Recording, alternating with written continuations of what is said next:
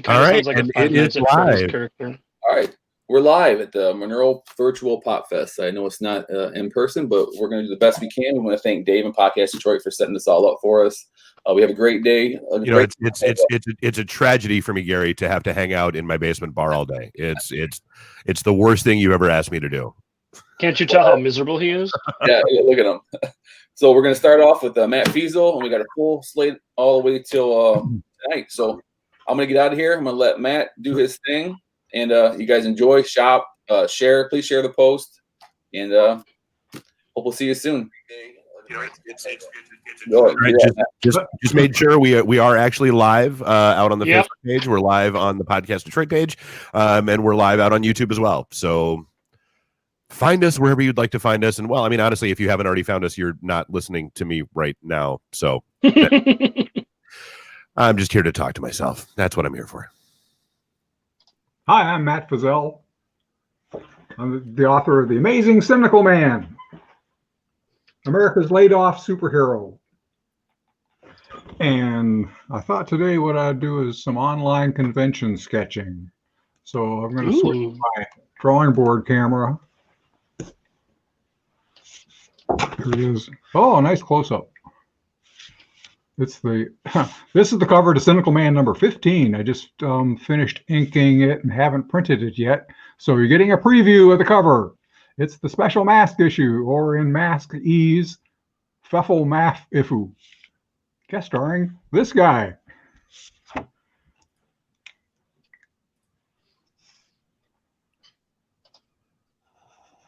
usually when I go to Monroe Pop Fest, I bring a big stack of trading card size hunks of Bristol board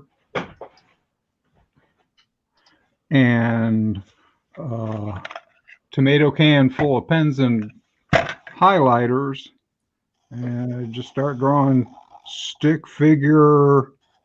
Well, yeah, I think actually that's where I first met you, was at the MonroeCon a few years ago. Yeah.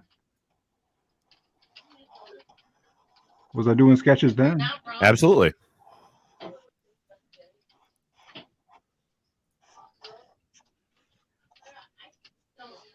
I love watching people draw, mostly because I have no ability to draw myself. Strangely enough, I'm really fascinated by videos of myself drawing. I've live streamed a couple half-hour episodes of drawing this new Cynical Man comic, and it's incredibly boring. It's like it'll put you to sleep every time. I can just sit there and watch it because I drew that. So if you have insomnia, you're saying you could start like a sleep channel on YouTube. Exactly. Yeah, it's perfect cure for insomnia. Well, so and obviously, I mean the obvious question here, I mean, for anybody who wants to dive in, is so how's this year been for you guys without cons? I've actually sold more mini comics mail order this year, really, than I ever have. I've done okay, but I think it's mostly because I released something new that people were waiting for, and it just sold well online. Still not great, but okay.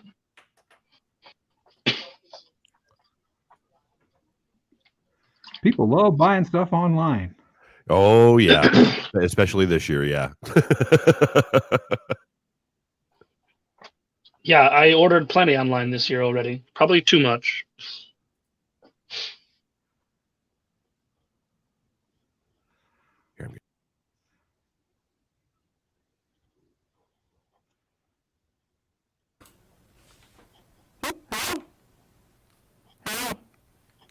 Emily's trying to say something.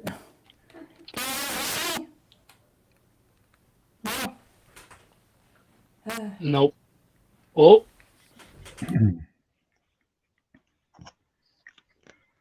Figure Spider-Man.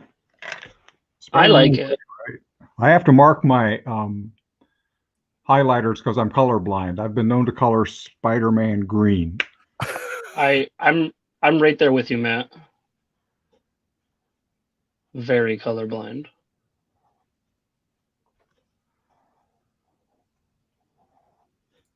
as a professional graphic artist, it's been a real stumbling block. It didn't used to make much difference when I started out. Everything was in black and white. I was just working on newspapers, and all that mattered was how big was the client's logo. Yeah. And now you got to change it from brown to burgundy. Oops, not that one. I'm stumped. It's a guy thing too. That colorblind. Can you hear thing. Yes, Emily, we can. Is it Hooray! staticky? No, you do Much, not much sound better. like a Five Nights at Freddy's monster anymore. Yeah, much cleaner. Oh, good. Okay, I fixed. Oop. Okay, I fixed it. So I'm gonna go. Oop, I'm still audio. Okay, bye.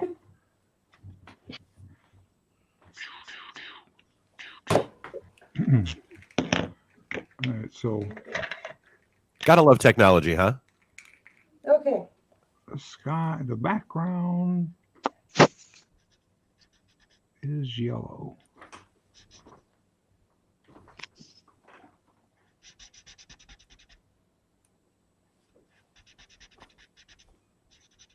So, what's the plan since I'm just now coherent? I guess I go first, Okay. and then somebody else gets 20 minutes. Who's Yeah, next? Emily, you go after Matt. Okay. My headphones disconnected. What?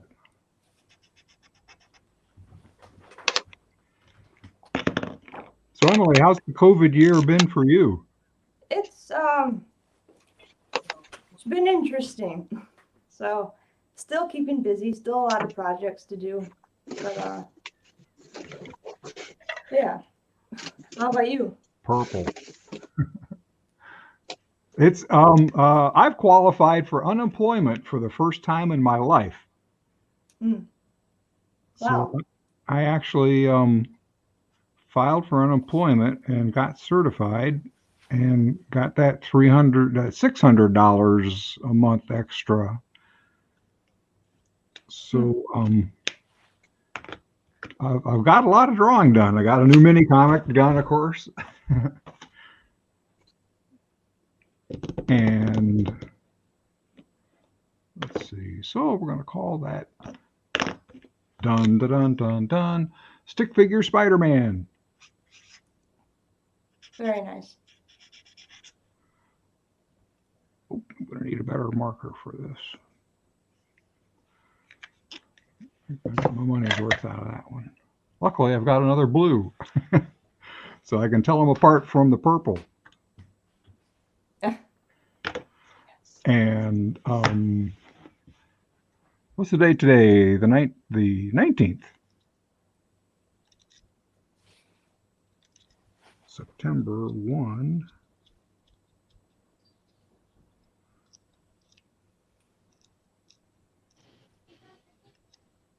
Can you still hear me? Yes. Mm-hmm. Okay, cool. My headphones disconnected for a minute there. Technology.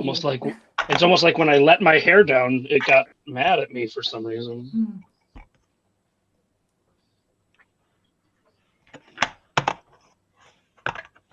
And that's how we do convention sketches. I love it. It's so cool. I realized early on that I think Wolverine was my first convention sketch. And I was astonished that somebody would want a stick figure Wolverine, but someone did, so I kept drawing it. You just got to find that thing that people like. And it turns out, if anybody can draw Batman, they can be a convention sketch artist. Because Batman is the coolest design of anybody.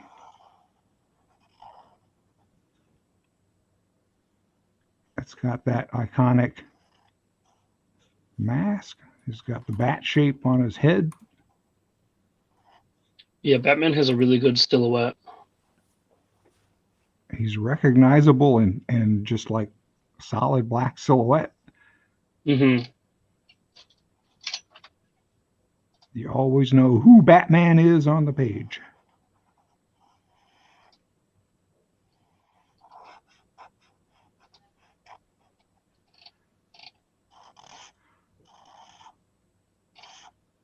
And then you fill in there all the black areas with a Sharpie and try and not breathe it too much. But kids, if you're watching, if you can draw this, you can be a comic book artist.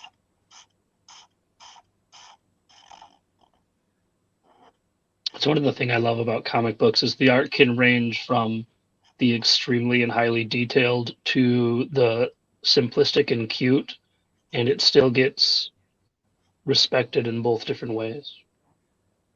Yeah, they all have their place. Mm-hmm. And the amazing thing is that the more simple the art is, the more simple and iconic the art goes, the more people have to use their imagination to fill in the details that aren't there. Like everybody can relate to Charlie Brown and Snoopy better than Superman or Mary Worth, because your imagination fills in all the details, and your imagination is way better than anything I could draw. So just doing a stick figure with two eyes and a line for a mouth, you have to fill in all the details yourself. And it turns into like the best movie, better than like any Marvel Universe movie you ever saw, because it's in your imagination.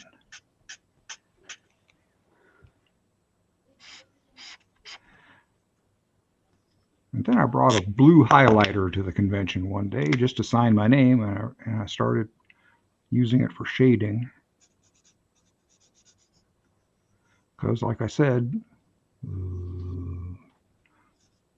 I'm oops, got that colorblind thing going. But if I keep my palette simple, blue, yellow, red, green, it's the same thing. Your imagination fills in all the colors in between. Patrick, I agree. It is fun watching drawings live. And then I got this, I date stamped them. And I got my little Cynical Man seal of grudging approval. Oh, Cynical Man seal of grudging approval. Could be worse. That's cool. This little stamp of authenticity. I got that idea from Bob Burden, who would date stamp and like put an authenticity stamp on all his convention sketches back in the 80s. Flaming Carrot. So I got Spider-Man, Superman, and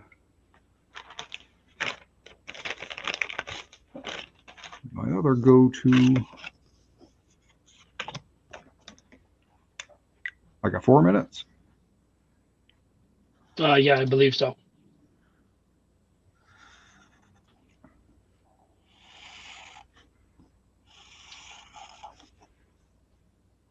I wouldn't have a problem if you wanted to keep drawing while I talked either, if you felt like it. Yeah, maybe he'll get inspired.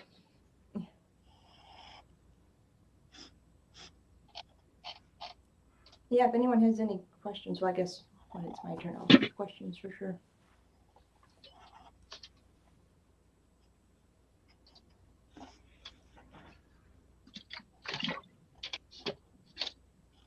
Anybody recognize this yet? It's a box. Oh, I was looking at the wrong side. I was looking at the actual stream, not us recording. It was just a box on the recording.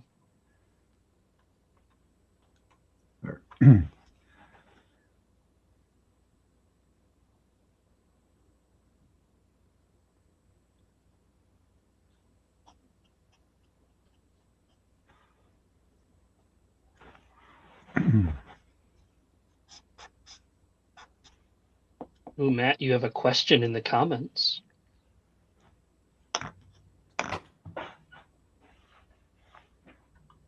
Yeah, Christine wants to know if you doodled a lot as a kid, or did the sketch thing just sort of evolve and happen later? I doodled a lot as a kid. I think I started drawing when I was like 8, but I didn't start doing it seriously until I was 13 and started doing comics. And I would like grid off my school notebook page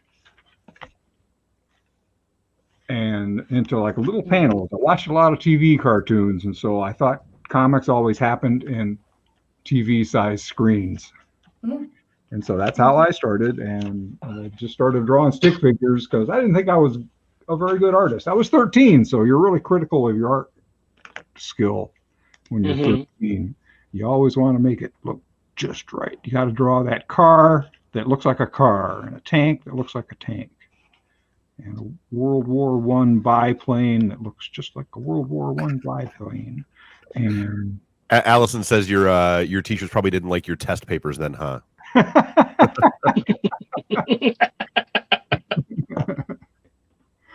didn't even draw that much, and mine didn't. So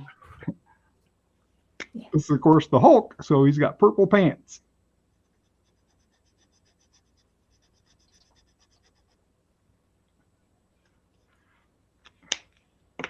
see, colorblind. I always thought Hulk's pants were blue.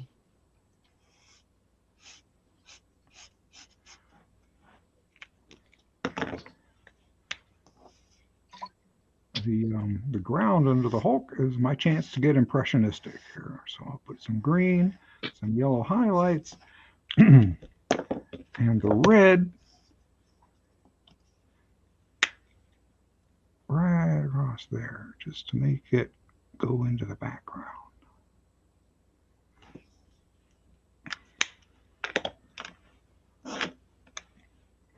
I love his little Hulk arms. He's just been showing up for leg day.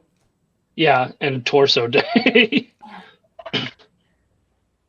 Leg and chest.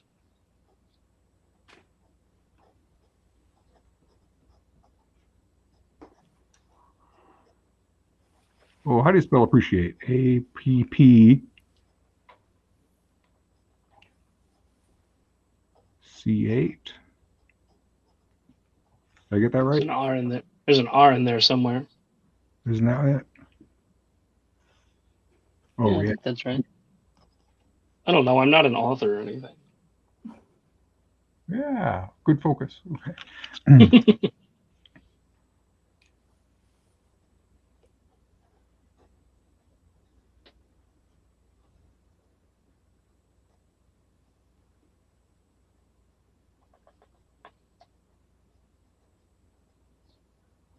Hulk says, Hulk not appreciate your sense of humor.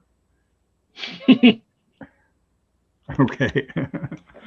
I'm sorry I talked about your little arms, Hulk.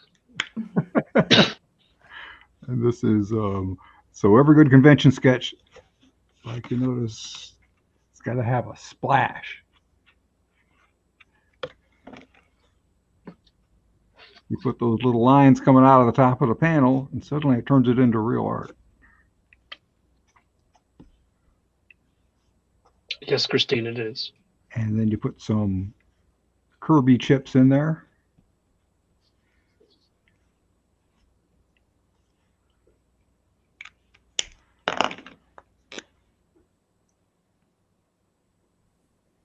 Some more blue in the background.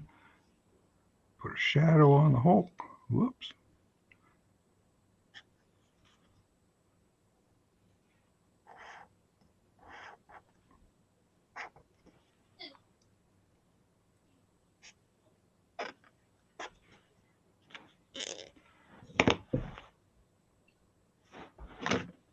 We'll call that done.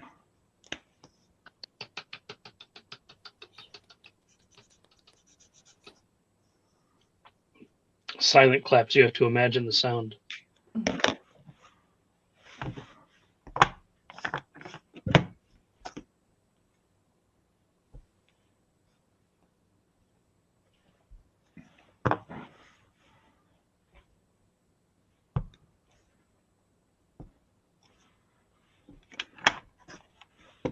3 sketches in 20 minutes. How about that? Very good. That's way better than I could do in 45 hours. So I definitely had a lot of fun watching you draw them. That's for sure. And it is the kind of thing that at a convention that I would definitely like pick up one. What do you charge for those? I sell these for $2. Yeah, I could see dropping $2 on a couple of those. Oh, for sure. I have a few. So, but the real payoff is getting to draw at a comic book convention. Yeah, that's always cool, and you can take requests and all that sort of stuff. That's super cool. I really like that idea. Yeah, very charming, I think. Your Thanks. drawings. Yeah, they're like I said before about just comics in general.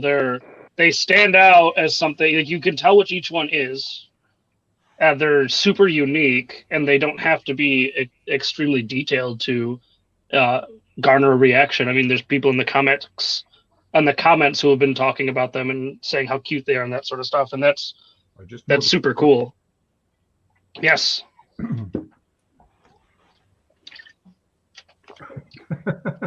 I guess I'll go into my spiel. Yes, I believe, Emily, you are next. Cool. Yeah, well, I am Emily Zelasco, a comic book creator and illustrator. And just so you know, my sister Maura is here to help me out, and there's also a dog in the room if anything happens. So, and I guess I'll tell you a little bit about my art. Well, I have some examples here, and I have my panicking dog. Some people might recognize. So in the last few years, I have been using mythology and folktale as inspiration for my art, and I find that Nice. the stories and the characters, there's like an unending supply of whimsy and inspiration, and it's also been interesting to learn about the different characters and stories that exist throughout the world and throughout history, and how sometimes they connect or not connect, but it's all I find very interesting, and so I like to use that in my art. And I found there are 3 main ways that I use the folk tales and fairy tales in my art, and it's the characters, the stories, and the symbols. So I'm just, if anyone's interested in how I do this. So the characters, obviously we have knights and dragons. Wow. So there's, St. George and the Dragon. Very So iconic good. character. Thank you. Mermaids, of course. Popular characters. Unicorns. This is the rampant unicorn, the animal of Scotland. Can we Yeah. put Emily? Sorry? Can we put Emily? Yeah, if you and I can turn off our camera so hers gets bigger so it's easier to see. I think that should work, right? Ooh, Nope, we would maybe it leave doesn't. I think Right. you just black out. Yeah, I thought we would disappear. It looks bigger on the computer screen. Okay, I'm not. Yeah, I love that unicorn. Thank you. This is a Selkie, and a Selkie I think is an Irish fairy, and she's like a lady that wears. Hey, Ah. there we go. Thank you. Beautiful. Thank you. Selkie wears the skins of a seal, or they're her skin, I guess. But she puts them on to turn into a seal and takes them off to be a lady. So, Yeah, I love Irish lore. yeah, a lot of neat Celtic stuff. lore is crazy. Yeah, they all get wacky. Oh man, that's a lot of depth. Thank you. This is a Japanese one. I forget what it's called, but it's some lady-faced serpent. So. Japanese myth and ghost stories are super interesting too. Mm-hmm. Yeah, they'll make a monster out of anything, like any inanimate object. There's a name for it. You know, it can come to Yeah. life if it's not treated right. So, My favorite one's the umbrella. yeah. It's really iconic. So those are the characters, and as you can imagine, there's an unending supplies of characters. Along with the characters are the stories, and a lot you would know the stories, such like Sleeping Beauty and Beauty and the Beast and all that. A lot of the stories have meanings, you're probably aware, and then a lot of them are just full of ridiculousness, which I think is fun, and I find the twisting and I find it ridiculous. Maybe it wasn't ridiculous at the time, but the absurdity and ridiculousness mixed with meaning and lessons, I find fun and interesting. So And of course, I like to tell stories with my illustrations. This is another, I think this is another Irish one. And I forget what he's called. He's a fairy that lives in a waterfall, and you can, so the story behind this is that you go to him to learn the violin, and you can make a sacrifice to learn the violin. And if your sacrifice, like you might sacrifice a goat, and if your sacrifice is okay, he'll teach you how to tune it really well. But if you sacrifice like a really good goat, or you put a lot of time and practice into learning, then you'll learn how to play the violin as good as he does, and you can make, you know, inanimate objects dance and such. There's another side of the story too, where his fiddle playing lures innocent people into his pond to be drowned. So, Well, of course. horror and meaning. So, and fun. What do we have here? This is inspired from the Holy Grail. Yes, the search for the Holy Grail. What you need most is where you over here, where you least want to go. And so into the woods. Oh, and then there's the dragon. Your challenge. I love that art style so much. That's beautiful. Thanks. Yeah, I would I really have enjoyed everything so far, but this one, if I saw this art style, I would pick this up off the table, and probably very difficultly buy it. after much debate and determining if I actually have money or not. But I love that art style. Thank you. Yeah, I'm trying to do, there's a comic I'm working on, I'll show that in a bit. This was originally done as a test for that comic. So it won't be as detailed as this, but hopefully it'll have the same feeling. Yeah, it's gorgeous. Thank you. What else? Oh, then the third aspects of the myth and folktales that I use is the symbols. And so, because a lot of the symbols they're already iconic and well understood, and I had a word, established. They have established meaning. And that is, you know, if I can work with something that's already well known and established, you know, I don't need to invent the wheel, and then I can communicate ideas with a language that's already kind of understood, you know, within our history and past. Yeah, you can add to the agency of the conversation. Mm-hmm. It provides a unifying theme to your work too. Mm-hmm. It's true. So like, this is a symbol, the phoenix that bursts into flame and then rises again from its own ashes, and, you know, death and rebirth, and a theme throughout life and maybe throughout our own lives. But everybody knows, or a lot of people know what a phoenix is. Looks like a tattoo. Yeah. Yeah, I think actually somebody asked me if they could get it done as a tattoo. I don't know if they ever did, but That'd be awesome. yeah, I wouldn't want to do it. Well, not yourself, no. That'd be a lot of work. What else do I have? This one has a lot of symbols. It's a collaboration of, I guess, Irish and Christian, and then some of my own. The Frog Prince. Oops, he's over here. Actually, so.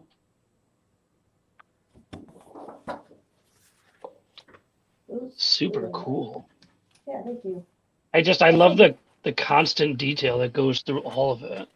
Thanks. Yeah, I like doing, so I do comics. I like doing illustrations too, though, because I can focus on, you know, this image, and because some people can. I can't make a whole book like this. So. That's a really I love that one. I love that one so much. Thank you. Yeah, this is Edme. This is another concept art for the comic I'm working on. Yeah. And anyone. Do you have any copies of a comic that she's in? Sorry? Do you have any copies of that comic book that that character is from? I'm still working. It's going to be like 100 pages when it's done. I'll pull up. Let's see. I have some right here. Some works in progress. The colors you used on her are really good too. I like the design with that little crown and the costume that she has. She's like instantly recognizable on the comics page. Yeah, well, like we were talking about with your stuff, Matt, earlier, she has a really nice silhouette. Yeah. So these aren't done. Her hair is actually not done in these pages, but if you can see that. Yeah, I Give like it the that a full lot. screen again, Gary. Yeah. Yeah, Yeah. I'm into that. Which way do I go? There we go. What? Yeah, so Oh. this is I thought you were holding up a piece of paper. magic. EdMe is, I'm still working on EdMe. You can follow the progress on any of my social medias. Everything can be found at my website, Gary's asking. So everything can be found at emilyzaleskaart.com, all my social media links, and then a link to my Etsy. And so a lot of these prints are on the Etsy. And if you ever see anything that's not available, you can always let me know. So there's more EdMe. Allison says that she loves your line work for the trees and depths, and it makes the character the focal point perfectly. Oh, cool. And Thank you. I would agree with her. Yeah, thanks. Oops, there's my room. Yeah, I will I'm definitely gonna follow you because I need this comic now in my life. Yeah, thank you. The art alone, like it really pulls me in. Oh, cool. Well, that's the Honestly, idea. probably not since I picked up Bone for the first time. Oh, wow. Well, that's an honorable comparison. Yeah. Here, and I can, I'll show some new things that are on Etsy. Some more examples of my work. I do a business animal series, and there will be. You said your Etsy's linked on your website, right? Right. Yep. Everything's on my website. Cool. So it just makes it easy. He's got the shoes on his fins. Yes. I didn't even notice that at first. That's awesome. I'm glad you like it. So I do a business man bun if anyone follows me, and man bun will have a book. It is written. I just got to draw it. Awesome. There's the unicorn again. Ta-da. This is. Oh, I love that one. Thank you. And there is, I won't tell you what happened, but there's this, everything's backwards on the screen. A skull, and then there's a gravestone. I can't point. And then the ghost. So something happened. Oh. Oops. What else do I have? Oh, a business toad. I like Business Toad. Oh, look at his little mustache. He got coffee. Umbrella. And then not enough pumpkins. Ooh, Halloween. So, yeah. I like that one too. And then this one was. Yay! Yeah. Oh, that's Picasso cool. Spider-Man. Yeah. And I love one looking at more. other people's art. Thank you. Hope it's not too boring. Me just showing things. This is a new piece. This is not inspired by anything particular, but kind of a story that's sort of just in the back of my head. I love that too. Is it he's got a tiger? Yes. Yep. There we go. Super sweet. That's awesome. Oh, there he is again. Business narwhal. Business narwhal is. I love the business animals. They're so Thank you. cute. I'm glad you like them. I like drawing them. I don't know. They're not the most popular thing to draw. But Yeah, I think it's a big hit. Wow. so this is Dance of the Macabre, and that saying came about. I don't know when. I don't want to give a date because I'm going to give the wrong date, but it may have been popular around the plague, or the idea. Yeah, it is was. It's definitely classic. Yeah, it's an old thing, but the idea is we're all equal in death, and so, but also kind of facing death in the eye. So I love that you have this really good balance of this like artistic illustrated cutesy style, like with the business animals and things like that, and then you can switch to this darker macabre stuff without it being too aggressively in your face. Thank you. Still pretty cute. Yeah, like it's still pretty cute, but it's also like it's dark. It's that kind of lemony snickety sort of thing where it's dark but still has an air of cuteness to it, which almost makes it darker. that is fine. Yeah, thank you. Like Victorian. There's that one again.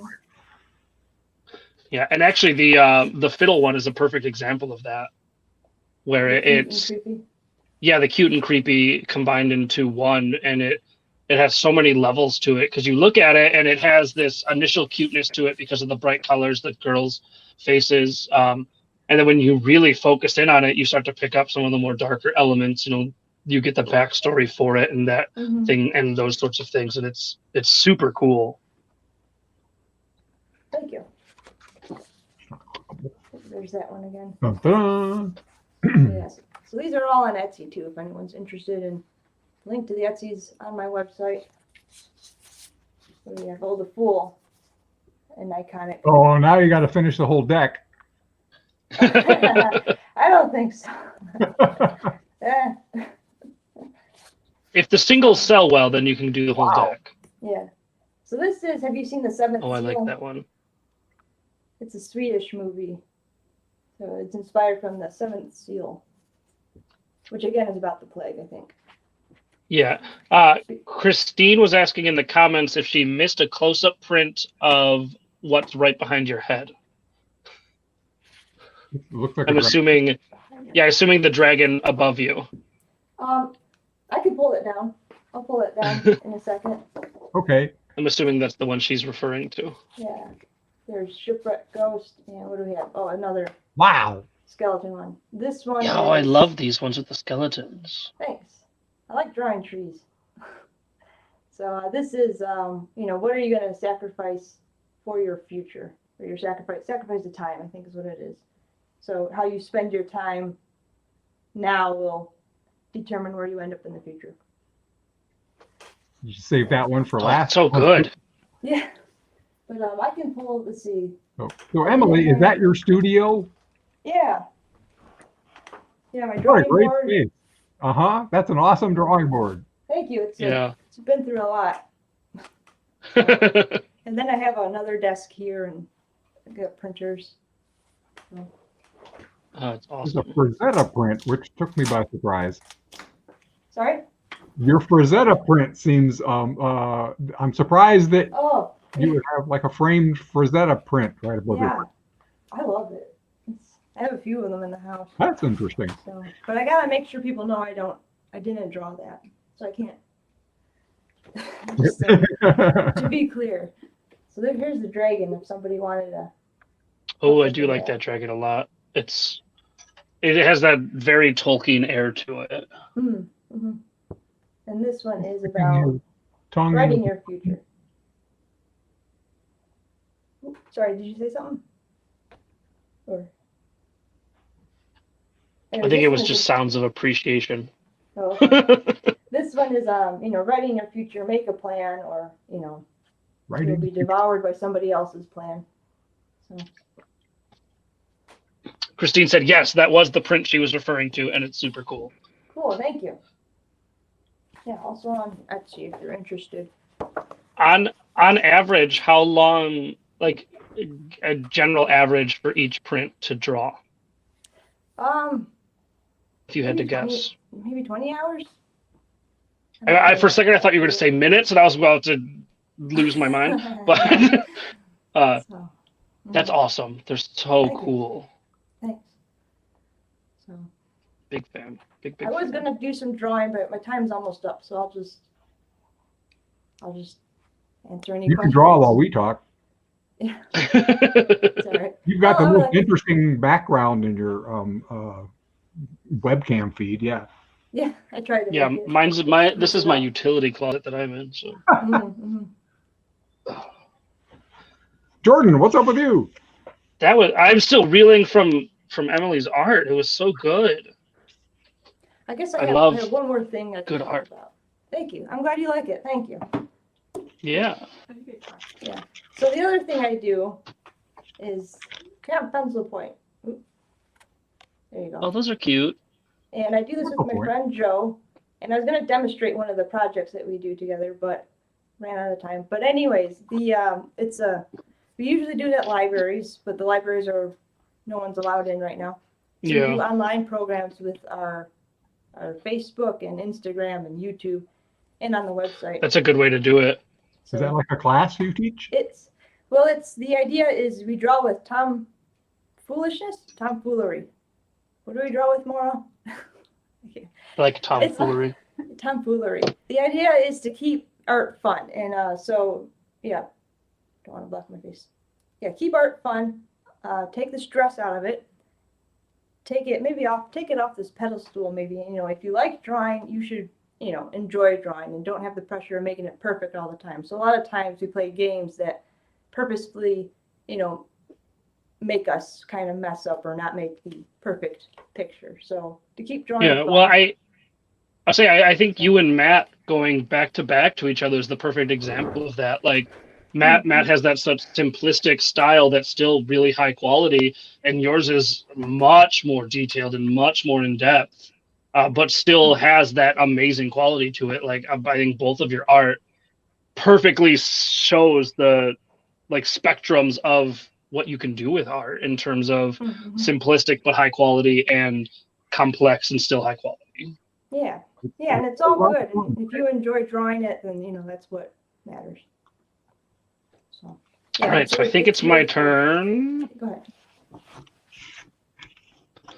So it's my turn. I'll start by so I'm a author, originally children's books, but I have been branching out into big kid books while still doing children's books because it's what I like to do the most. So I'll start by showing off all the books that I have, and then I'm actually going to read one of my picture books. I don't know which one yet. I haven't decided. So, and if you're lucky, I'll show you a baby picture of my 3-month-old. Christine is asking for baby pictures. If he's awake, I might grab him and he can come say hi. So this is my debut. It's called Mighty. It is about a 4-year-old girl starting school, and in order to overcome her fear of going to school, she becomes a superhero. Good for her. So that's my first one. It came out in late 2015. My second one is The Mud Princess. It's about a mud-covered princess named Georgia, who, after all of the other princesses who've been making fun of her get captured by a dragon, she has to decide if she wants to help them or not. My third one is called A Girl Named Adam, and it is about 2 4th-grade best friends named Adam and Annie, but when Adam changes their name to Addie and starts wearing dresses, their friendship gets put to the test. So it is a transgender text for children, and it was actually nominated for the Stonewall this year, which is super cool because that's one of the biggest awards within the LGBT community for books. My fourth children's book is called Turtle Day, and it is about a elementary classroom adopting a sea turtle, and it teaches kids about sea turtle conservation, animal conservation, and it actually follows from Noah adopting the turtle in his class, going all the way up to graduating college and working with sea turtles. Allison, my books can be bought on my website, which is on the ticker bar. It'll link you the link directly to Amazon. All of my books are published through Amazon. Yeah, cool. And then this is my most recent. This is my debut young adult novel. It's called Night Warrior, and it is about a wannabe fantasy author who, after some magical shenanigans happen, the characters from her books start to enter her world. So it's sword and shield fantasy with magic and stuff, but in an urban setting. And it has these really fun, let me find a chapter break. It has these cool chapter header illustrations, which are super simple, but really cool. Who did the art? What? Who's the artist on that? The artist on this one is one of my friends from college. Her name is Danielle. She also did this half of the cover. So half of the cover is illustrated and half of the cover is photographed. And then for my picture books, Mighty was done by Caitlin, who is now Notaro. She got married and has a super cute son. Mud Princess and Turtle Day were both done by Monica.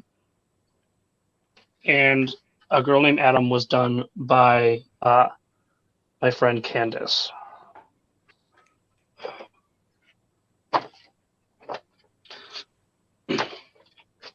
So I will leave it, actually, because the comments kind of come in slow. I'll leave it to Matt and Emily. Which book do you want to hear? Oh. Of the picture books. We don't have time to read this. Girl Named Adam. Ooh, you're going for that. That's good. I love this book. It's so much fun. One of the really cool things about this book is I actually had on the back, I have reviews from kids and parents. And one of the reviews was done by a 4-year-old child who's gender fluid and their mother.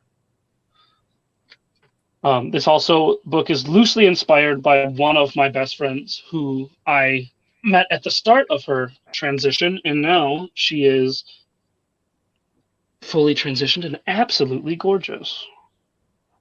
All right, so we'll read A Girl Named Adam. It's been a minute since I've read any of my books out loud because I can't do events. Seems like doing readings online. I've done a couple, yeah. I've done them on Facebook Live and whatnot. So this book starts with This Book Belongs To page, and it's all the characters that are either the two main characters or background characters in the book.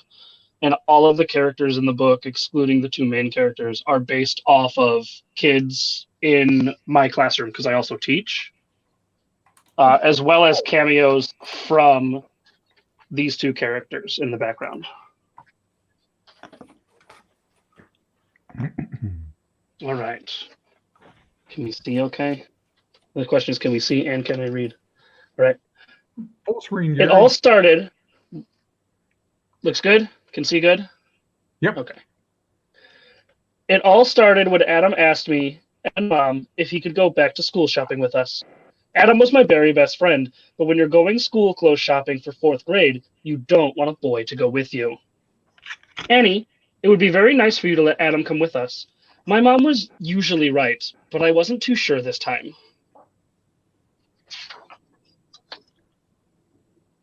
So Adam came with us. Adam came with us dress shopping. Annie, your dress is perfect for you. My mom was absolutely right this time. Purple was always my very best color. How does this look? Adam's voice came from outside my dressing room.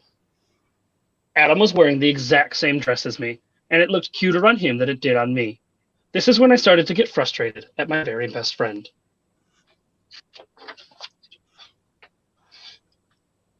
We drove home in silence, me with my new dresses and Adam with his. Annie, did you like it though? I think I might wear it the first day of school.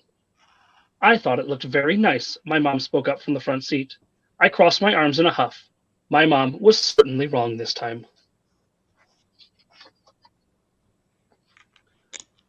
On the first day of school, I wore my new dress.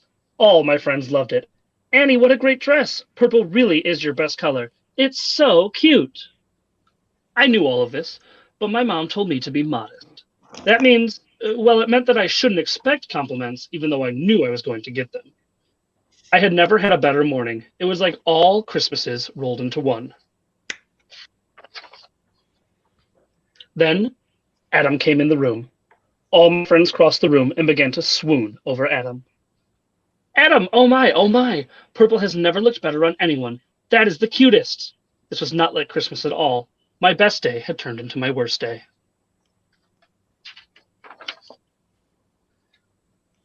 I ignored Adam when he tried to sit next to me in class, and when he tried to play hopscotch with me, and when he tried to eat lunch with me, even when he asked to walk home.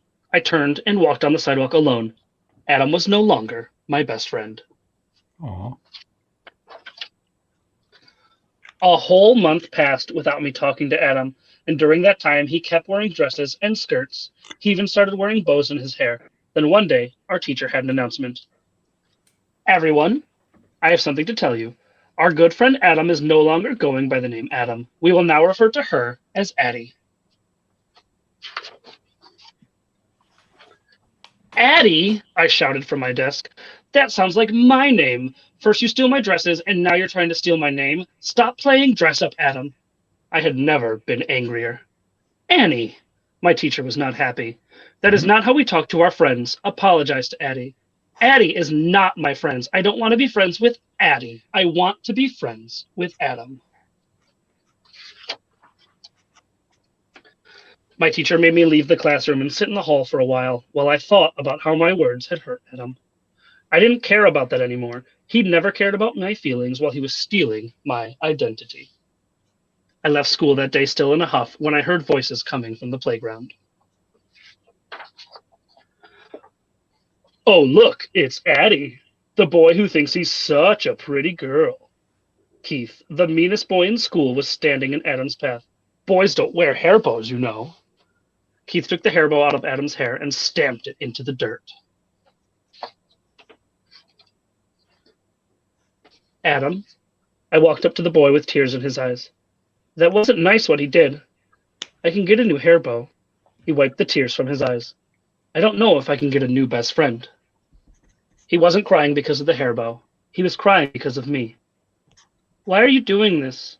Why are you wearing the same dress as me? I paused. Why did our teacher call you her?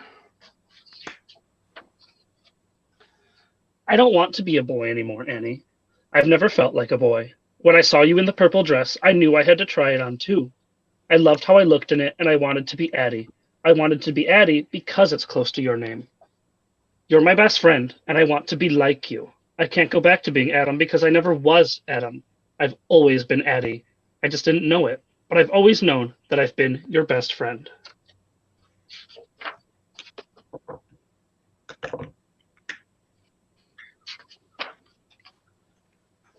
I wrapped my arms in a hug around Adam's neck and held him in the tightest hug I've ever given. We both cried as he hugged me back. I had always known that Adam was my very best friend, and it didn't matter if he was wearing blue jeans and sneakers or a purple dress with flats. Adam was always going to be my very best friend. The only difference now is that she goes by Addie. Yay, thanks.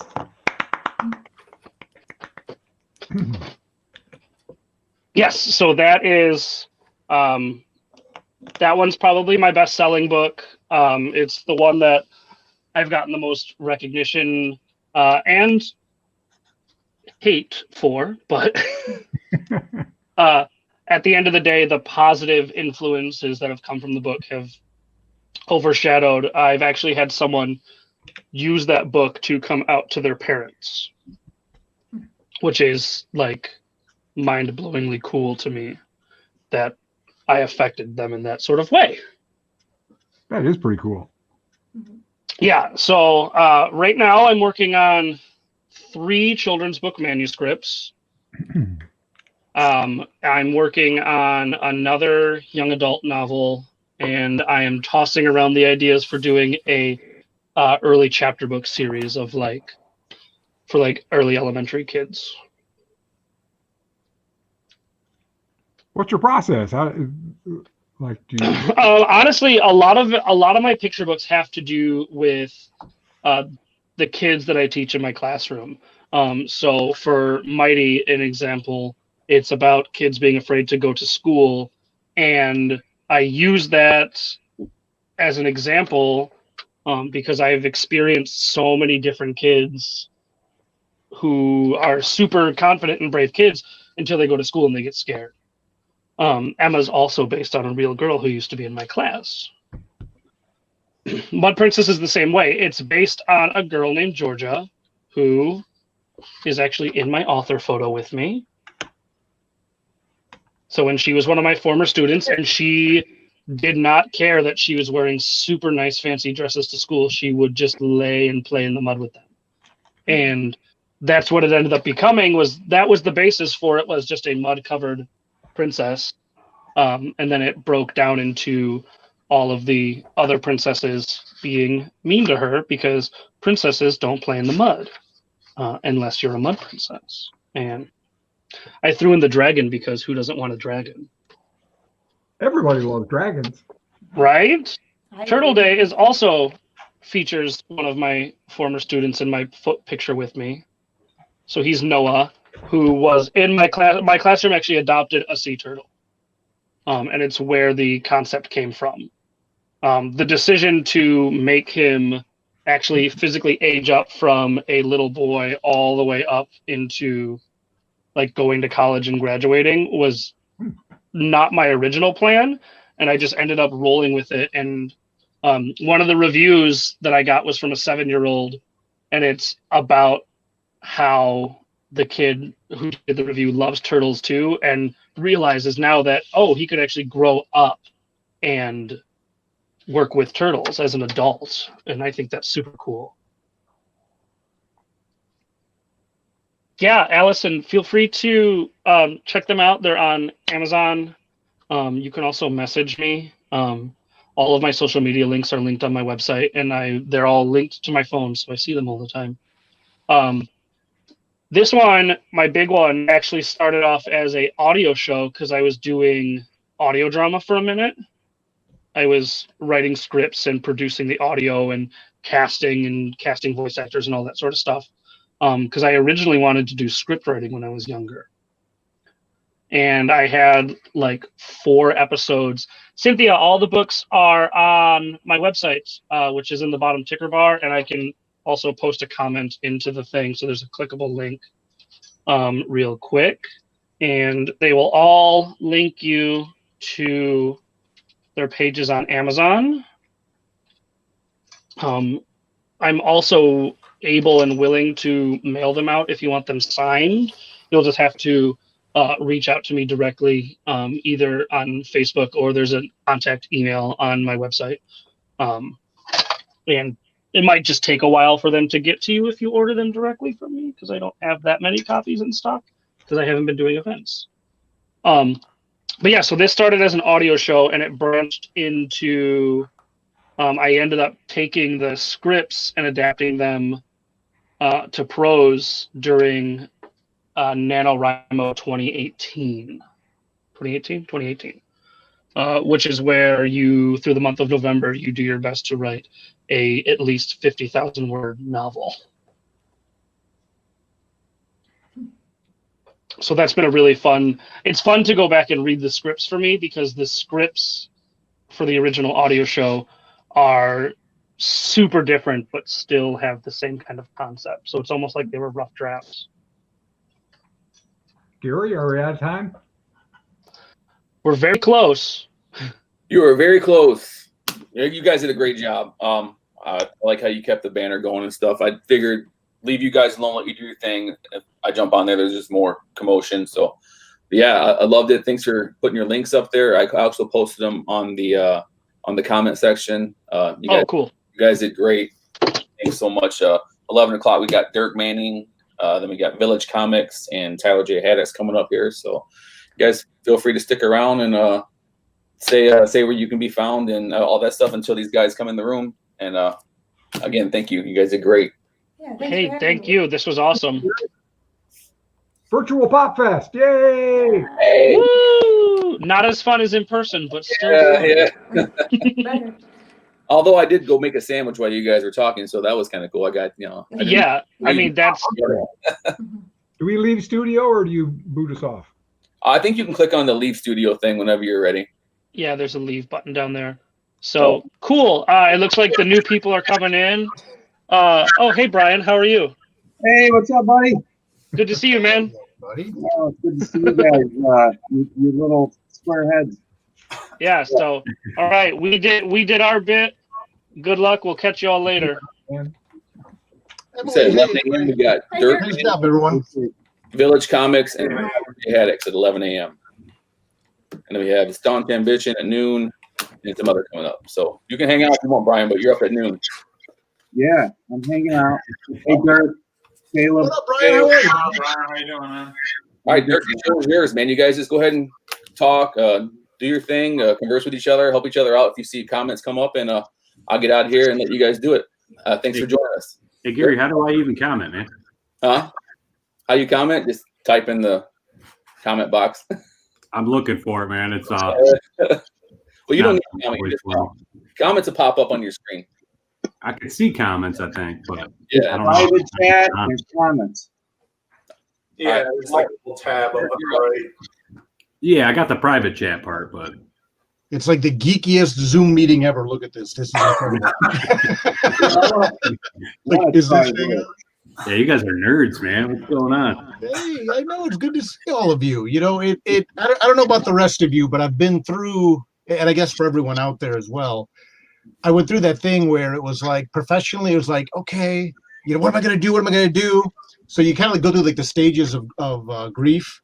First, it's like denial, and then it's, acceptance and things like that. At first, I was freaking out. Then I got to the point where I'm like, okay, it's nice to be home and focus on work and not be out and about every weekend. And now you get to the point where I'm like, but I'm really missing seeing everyone. Yeah. It's been a year. It's a long time, man. There's getting a chance to work, and then there's like just starting to get to the point where you're like, really, I need something else going on. I can't just be sitting in my room writing all the time. You starts to feel that shining moment where you're like, it's getting to the all work and no play. So right. Makes me go something. I don't know about you guys. I'm a nurse at the hospital for my other full-time job, and I've had nothing but social interaction this whole time. I don't know what you guys are. Okay, for later. Yeah. Well. You know what? Thank you for what you're doing. All right. That is not an easy gig to do. So. Oh, it's super easy. Well, you're made of tougher stuff than I, my friend. Like if I go to the grocery store, it's like I'm playing human Pac-Man. It's like, oh, there's someone in an aisle. It's like, go, boop, boop, boop, boop, boop, boop, boop, just go to another one. Oh yeah, it gets pretty bad when you go out and about. Right. Good morning, Diaz. How are you? So I think we got 20 minutes each here. So I guess we'll get this party started. I think what was it? Me? What's our order here? I have no idea what the actual order is. Have at it. We gotta do Rockstars. All right. Go 11:20. Got it. Get it started. So it's good to see you. It's good to see everyone else. My name is Dirk Manning.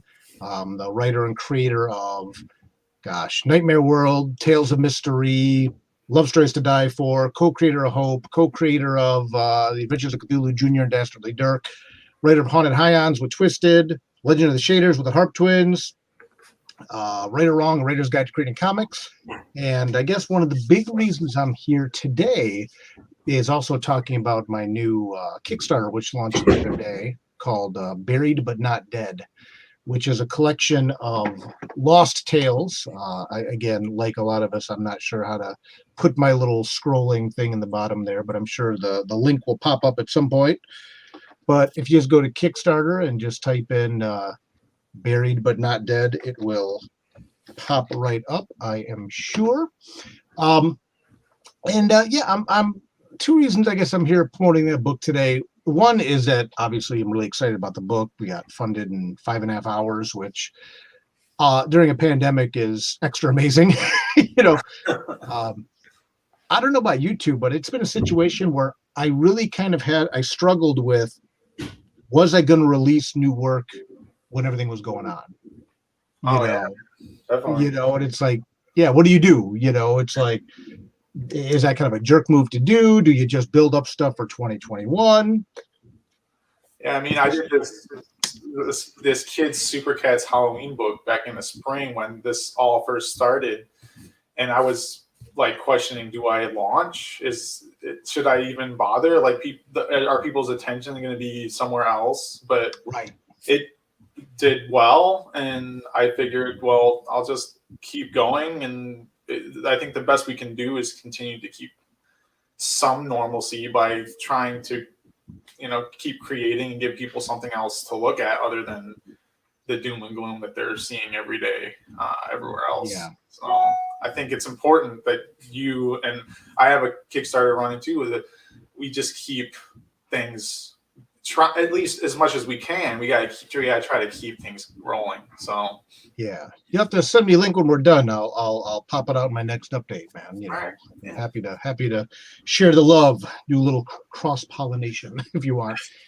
Very important, especially right now with all the big people doing comics now on there. You got like 4 or 5 different big graphic novels or comics that are pulling in over $100,000 right now. So it's good and it's bad. So it's good for bringing new people in, and it's bad for everybody else that's running right now because you got people only got so much money to give, especially right now. So that that was one of my biggest things I was worried about was, especially when this started, a lot of people were out of work and things like that. And I had like 3 book releases lined up for this year, 3 major releases, things like that.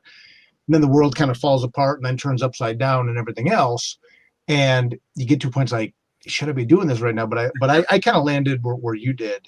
And Tyler, I don't know if you're in this position as well, where it was like, we have to put out things to help people get away from a lot of the doom and gloom that's out there. Sure. That was what my mentality was. No, I tried to do as much as I could. I did some charity giveaways and stuff like that. Just, man. Perk them up a bit. But yeah, but I've been busy. It's almost like everybody had a time to stop and focus on all kinds of different stuff. And I've been kind of overwhelmed lately. So, I mean, yeah, no, I'm with you there too, and that was it too. Part of it was, again, like I said, I think we started at first, it was like I had all these shows lined up and then everything just stopped. And it's like, what do you do? What do you do? It's like, I have all my stock for the year I bought already, and all this stuff, you have all these plans. But then that time to kind of stop and decompress became very valuable. And, I've been working on a ton of stuff for 2021, but in my case, and again, now that I see the link is scrolling, by the way, hi, Mike, I saw you in there. What's going on, dude? It has been too long.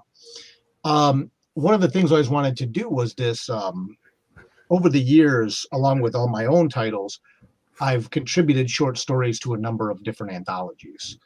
And it was one of those like one-day projects. Like one day I'm going to take like the story I did with Riley Rossmo and the story I did with Sally Scott and Jan Apple and, blah, blah, blah, and collect them all into one new book and just put it out there as like a convention exclusive book or something. Maybe not necessarily a book that would go through even a publisher per se, or maybe not even through Diamond and through Preview, but just, I did a story called Just Like You Imagined that was in a 9 Inch Nails anthology. And that anthology goes for up to like $1,000 on Amazon. And it's like, I actually found that out at a convention because someone came up and like tried to buy the stack, and I'm like, I asked him, and I'm like, I'm going to ask you a question.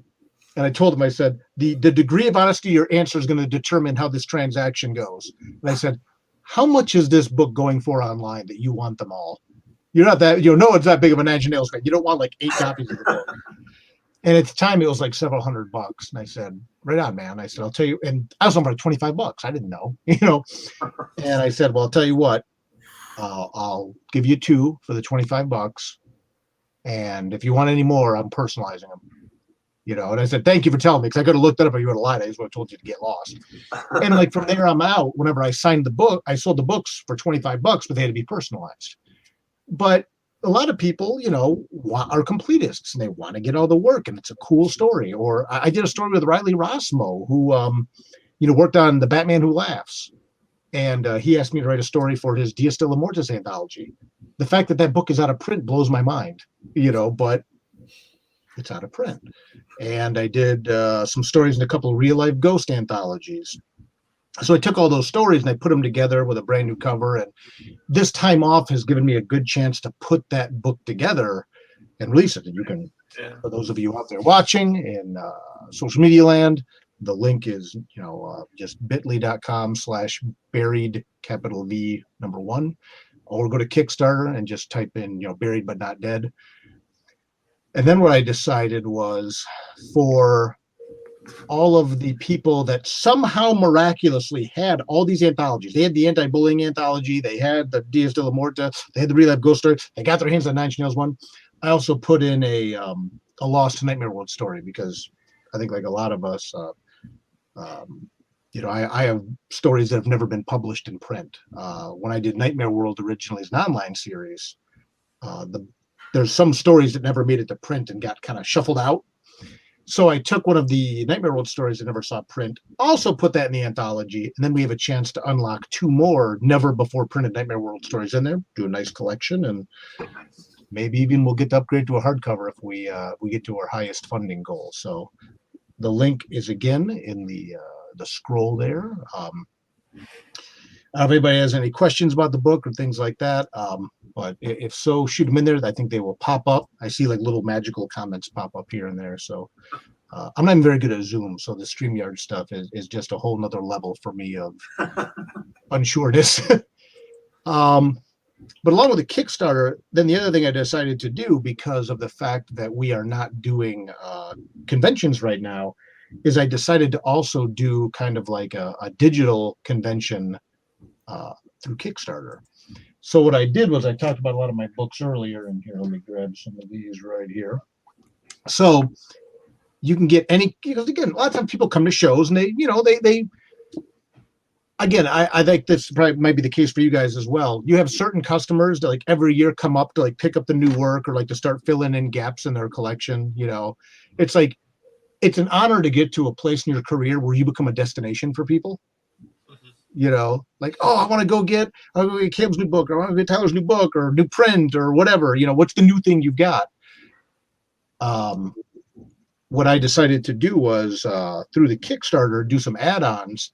If you're missing any copies of Nightmare World, like you wanted to get volume 4, volume 2, 2, 3, 4, whatever, you can add it on your pledge for $10. Because the Kickstarter book, Buried But Not Dead, I should have said this. They're like me burying the lead. The book's $20 free shipping. Poof. Nice. That which free shipping in the US. If you want to ship it to Zimbabwe or something, we have a pledge for that. By the way, if you ever do a Kickstarter, friends, check your shipping rates internationally before you go. 5 shipments to Canada can kill your profit margin. I hope you're laughing because that'll kill it. That'll kill your profit. I had when I did the Nightmare World Omnibus, the Nightmare World Bible, I had a backer in China, and to ship like this 5-pound book or whatever it was to China, it was like $90, and then it legitimately got lost in the mail.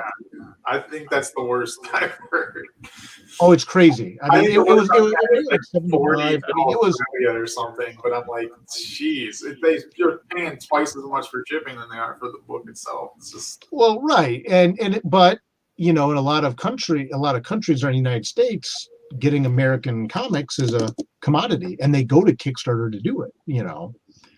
But so what I've done is for Buried But Not Dead, $20 free shipping, poof, out the door, done. And if you want to add on any books that you normally would at a convention, you can add on any copy of Nightmare World. Trying to avoid the glare. There it is.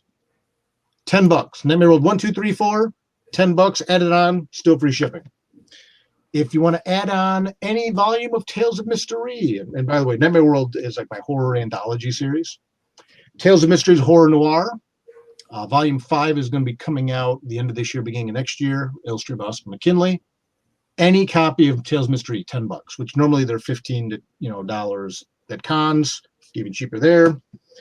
Or Right or Wrong, my book about writing and creating comics. Again, cheaper than cover for $10. You can add it on any pledge.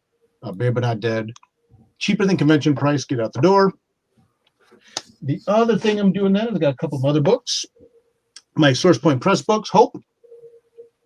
This was the free comic book day book in 2019. This is a book about a mom who moonlights as a superhero and gets outed and loses custody of her daughter. I did not spoil anything. That's only the first issue. Things get infinitely worse from there. But you can add on any copy, a copy of Hope if you want it for $15. Haunted Highons, book I did with Twisted for all my juggalos out there. Whoop whoop. It's early in the morning. I can't whoop properly. This book was just nominated for 3 Ring Awards, which is mind-blowing. We got nominated for Best Humor Comic of 2020. We got nominated for Best Illustrator, Mariana Pescosta, and Best Colorist, Alessandro De Fornassari, which well earned. Again, obviously here in Michigan, we are very familiar with the prevalence of like juggalo culture and things like that, and even the stigmas that sometimes come with that. But the fact that this book got look at that zoom, that's amazing. I mean, look at the art of this, just gorgeous. This isn't even available in comic shops anywhere yet, but you can get a copy of this for $15. And finally, probably one of my favorite books I've done I think this book doesn't get enough love because it's just a standalone book, but oh, look at that crazy zooming. Gary, you're the man back there, Gary, you're doing this. Love Stories to Die For. Amazing cover by Nia Ruffino.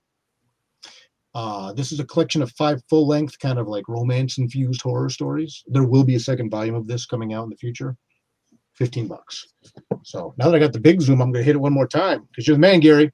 You can add on any Nightmare World 1 through 4, $10 to your pledge of Buried But Not Dead. You can add on any Tales of Mystery, $10. And just to show you the cover price on this, I don't know if you can see it or not. Let's see. The cover price on this book is $22, but through Kickstarter, no extra shipping, $10. You can add on a copy of Right or Wrong, A Writer's Guide to Creating Comics. Well, here, a lot of you haven't seen this in a while. Oh, now I recognize you. Yeah, there. I know that guy. Well, here. For those of you too that it's been a minute. There I am. See, I'm still here. $10. Or if you want to add on Hope from Source Point Press, $15, free shipping. 3-time thrice Ringo Award nominated this year, Haunted Highons. This is about fake ghost hunters who get called to a real haunted house. A lot of you may have heard this also recently entered a production partnership with Ken Levin, who's the executive producer of Preacher and The Boys on AMC and Amazon, respectively. We're looking at doing like an animated adaptation of the comic TV series. Not even in stores yet. $15 add-on to Buried But Not Dead. Boom, you got it. And again, probably my sentimental favorite, Love Stories to Die For. Amazing cover by Nia Ruffino. Add that on for $15. Still free shipping. I also have some pledge levels on the campaign. Again, the link is down there. That if you want to add on a few different books, there's even like a bundled deal. You can get Buried But Not Dead plus any other 2 books for $40 with free shipping, which a lot of people are actually doing that one. Did some retailer bundles. Or if you want everything, and again, this is like for people that maybe want to do some Christmas shopping, give the gift of comics to your friends and things like that. You can get Nightmare World 1 through 4, Tales of Mystery 1 through 4, Right or Wrong, Hope Volume 1, Haunted Highons Volume 1, Love Stories to Die For, and obviously Buried But Not Dead, including any stretch goals that we get for $125, which is, what is that? 4, 8, 9, 12, 13 books for $125, free shipping.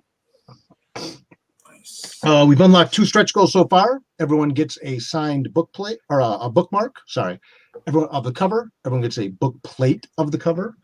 And we announced this the other day, and I'm going to push this out on social media. Anybody who pledges for the campaign now also is going to be entered into a drawing to get a Kickstarter exclusive hardcover. Gary, if I can get the zoom one more time just to see this. The Kickstarter exclusive hardcover of Hope, Volume 1. You'll be entered in. Any pledge with a book, you can get this for free. One person will get a copy of that. There you are, Gary. Sorry, I didn't mean to pull you away from your sandwich, brother. This is, it's a variant cover. It's a wraparound cover. Hardcover edition of Hope. This was Kickstarter exclusive, meaning you cannot get this anywhere. This is like from the vault. Or the Kickstarter exclusive of Haunted Highons, which again, I'll show you. Wraparound cover. These are going for crazy money online. 3-time Ring Award nominated. Everybody who pledges, 2 people. One will win a Hope or Haunted Highons hardcover, and one will win a Hope hardcover.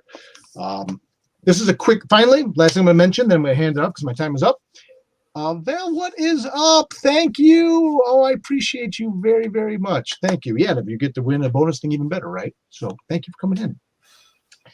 The final thing I want to mention with the Kickstarter is it ends October 1st. This is a quick starter campaign. 15 days.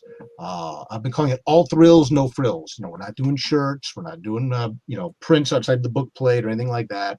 And our goal is to update and upgrade Buried But Not Dead to a Kickstarter exclusive hardcover. But right now, we've already unlocked 2 stretch goals so far, and more on the way. We're over $6,000 in 3 days, so we get to 9,999.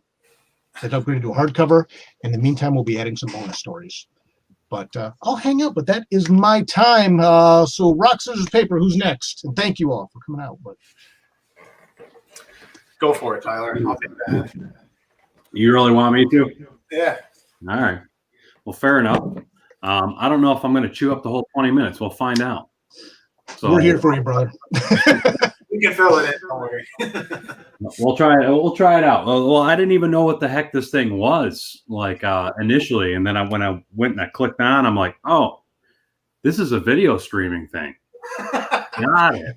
All right. So it's a little different. I thought I was just going to be posting up pictures like on the Facebook main page and stuff, and then selling. Maybe we'll see, we'll find out type of deal. But it is interesting because different virtual cons are doing it different ways. I haven't even seen one other than this one. So I was fortunate enough. I got one in right at the end, right before COVID got announced and everything that they're shutting everything down. So I had my fill up until that point. And realistically, Monroe Pop Fest was the next con that I had scheduled. I didn't have anything scheduled over the summer. I had a surgery and stuff. So just a little update on what's been happening.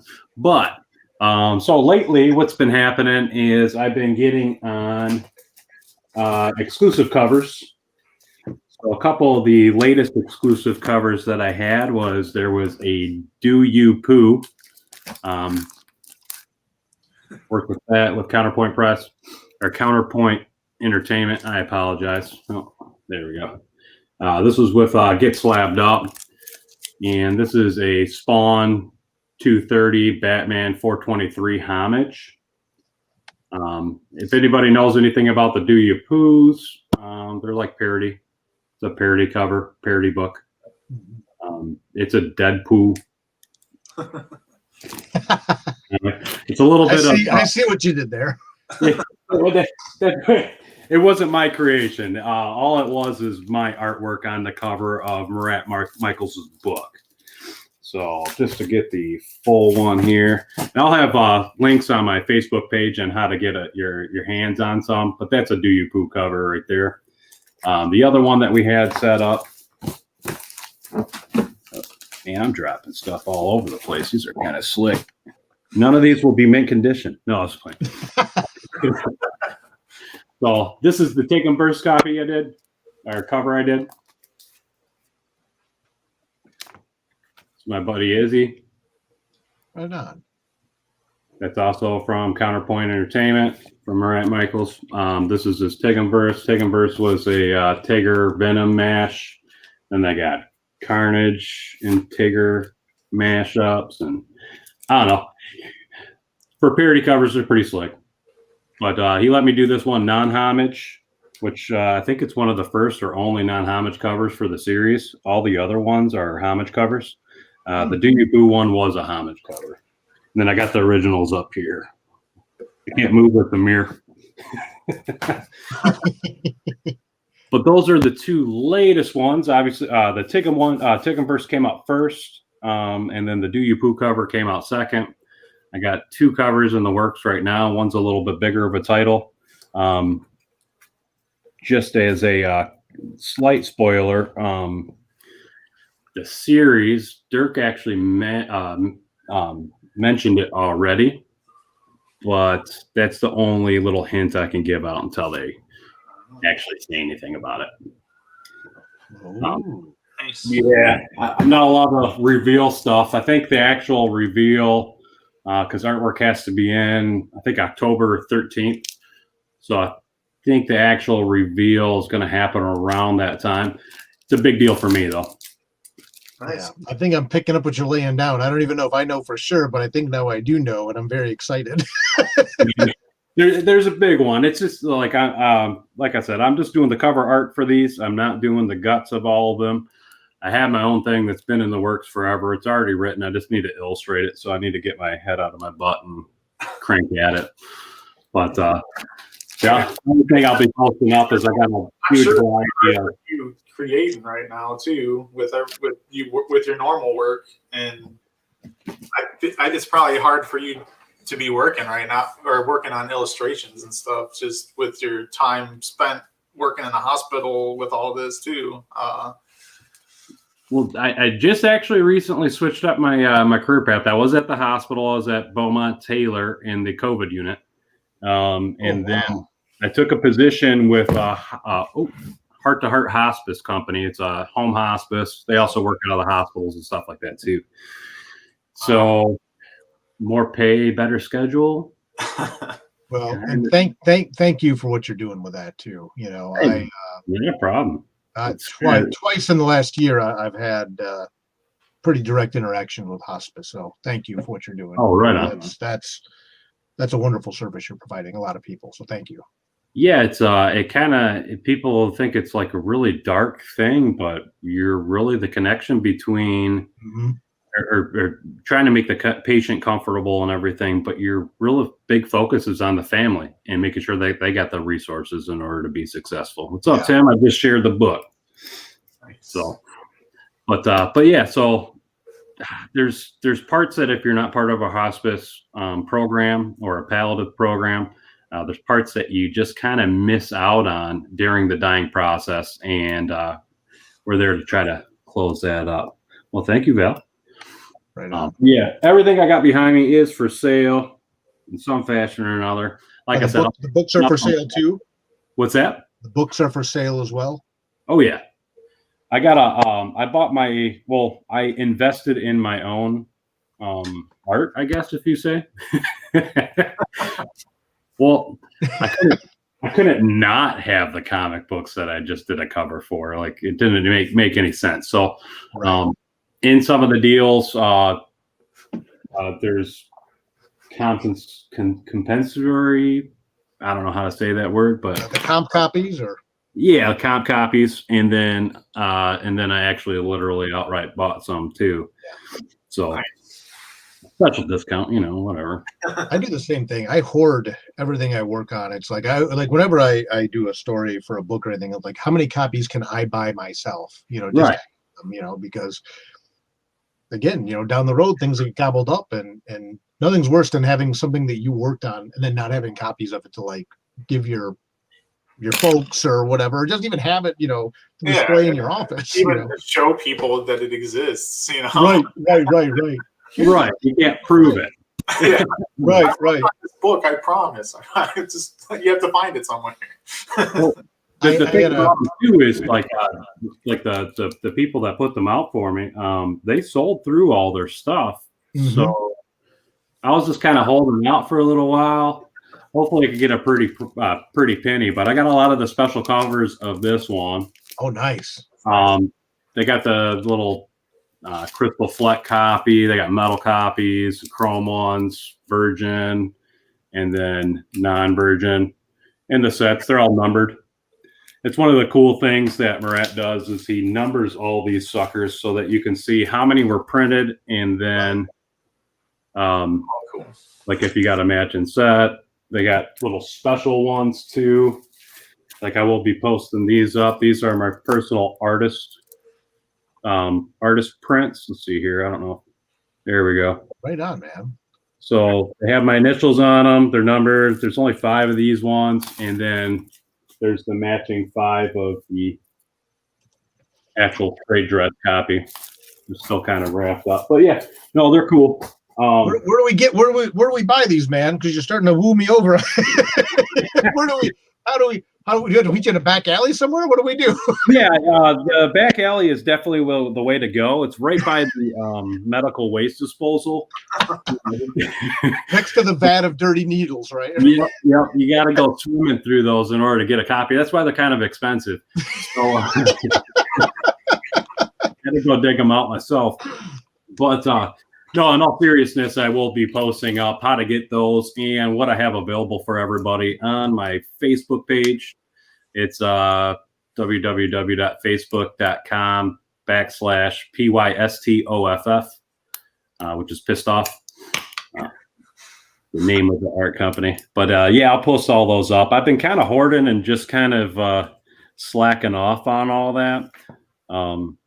That, and there's my own personal ones that I got to get sent and graded and all that kind of fancy jazz.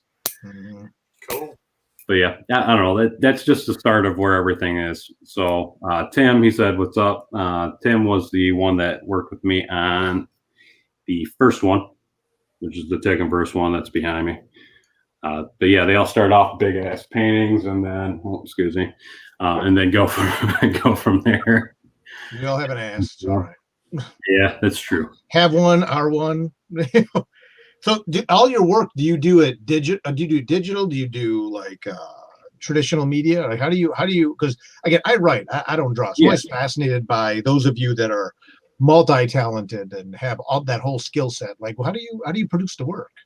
Oh, these are to be completely honest with you. This is the Do You Poo cover here. Oh wow! So it is a big old painting. Dang. And so that is like, I'm not trying to be cute. That you paint it like with like acrylics or what? Yeah, no, you're fine. It is an acrylic process. Acrylics don't mush together as cleanly as oils do. Oils can be really easy to blend things. Well, if you know how to work with them, anyways. But acrylic medium is really kind of where my brain is at and what I choose to work with. So I've been pretty fortunate. I haven't had to go outside of acrylic. Oh, what is that beep? I've been pretty fortunate lately. I haven't gone outside of the acrylic medium in over a year, which is really nice. I had people doing all kinds of various different stuff, ask me for Copic drawings and that kind of stuff. I really love working with acrylic paint. So I'll do the painting, snap a picture of it. The only digital is sometimes I have to adjust the lighting and stuff like that to get it to true color. I almost have to take it in sunlight, but it can't be in direct sunlight. There's all little kinds of tweaky rules that I get to get the true color on there. Yeah, that's what I was going to ask. Like, you scan it, but you actually just take like like with your cell phone or something? You just take a photo of it, or? Well, it's a digital camera, so more megapixels. The more megapixels, the better. Gotcha. So then it's just mainly just cropped into the size that's appropriate or whatever for these guys to use. So, wow, that's crazy. It's an actual acrylic cover. It's not like a digital lighting added or any of that kind of stuff. I try to choose the hard way for everything. Well, I was wondering, like, with seeing those big paintings, I'm like, just have like a giant like flatbed scanner the size of like, like a dinner table, or. There's only like one place in Michigan that even has a scanner big enough to scan some of my paintings. They can't even get them all. Wow. Don't want to give them a shout out because I haven't used them. They're a little pricey and everything. Right. And the final product, Right. I mean, really, knock down the price and you'll get the promo, you cheap, you prick. Well, the odd thing is like, if I want to show the grittiness and graininess of the painting, I can put it in different lighting in order to get that. But like a lot of the little brush strokes or little bumps that you wouldn't really notice, they pop up if you use a scanner. Oh, right. Because you're scanning it as is, right? Like when you look at like the artist edition books. Yeah. Like Scott, like where you see like every scritch and every scratch, and a comic cover, that's probably not ideal. Well, it depends on there is artists out there that will purposely put brushstrokes on things, and with the digital medium, you can actually literally take whatever drawing that you do in digital and hit a filter on it, and it'll add brushstrokes to the whole darn thing. Like you painted it. So yeah, the brushes and stuff for digital are crazy. That's like Photoshop, or it's mainly like a Photoshop app. You can with Adobe Photoshop, you can literally make whatever brushes that you want. So I can barely hold a pencil or marker. So yeah. When I post those books and stuff for sale, I will also include. It'll be shipping included. If you get multiples, obviously I'll deduct some pricing off of there. But I'm going to sign everything before I ship it out as well. I think that's really all I got. I got like 6 minutes, man. You want to cut into me? We can start my stuff, I suppose, and then we can wrap it up at the end with a little extra time. So. I mean, thank you for sharing about your process too, man. That is very cool. very cool. Even as a guy that writes a lot of comics and works with a lot of artists, it's fascinating to learn about how other people do it and things like that. And yeah, right. thank you. just No problem. my books here. That's all people use different tactics, and like this is all done digital, and this she does a lot of it with pencils and stuff, and then she'll go in and scan it, and then the rest of it's the color and everything. The details are all done in digital, so it's like just all the different processes are really cool. And actually, right now I'm running a Kickstarter for speaking about kind of where we've come from through this crazy year. I started the spring doing this Super Cats Halloween book because I started the series for my son. He's 3, and it's kind of like introduce him to comic books through a kid's book that's also actually in comic book style. So it's like a kid's picture book, but it's all done in, comic book cells, and it's really cool. Like, it's something different. He loves Halloween, so I wanted to make him a Halloween book this year. But I got into that thinking I didn't know if I wanted to run a Kickstarter this year with everything going on, and it was a pretty good success. It did better than my Super Cats book from last year. So, it's kind of building that audience base. And then my plan was to come into the fall and launch another Kickstarter for my time travel book that I just finished the script and I'm working on with Marcelo, who did the artwork for Nook. But I kind of got all delayed because I kind of hit a creative block with everything going on. I was just kind of distracted by everything. I had a hard time writing for a while, and I didn't really finish the book when I wanted to. So I was like, let's just take our time with it. And I'm going to launch that early next year. And I actually worked with an artist named Chris Mad.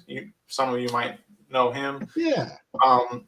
He's a really good guy. He's done some little pinups and stuff for me in the past, but I had him put together this crazy cool screen print.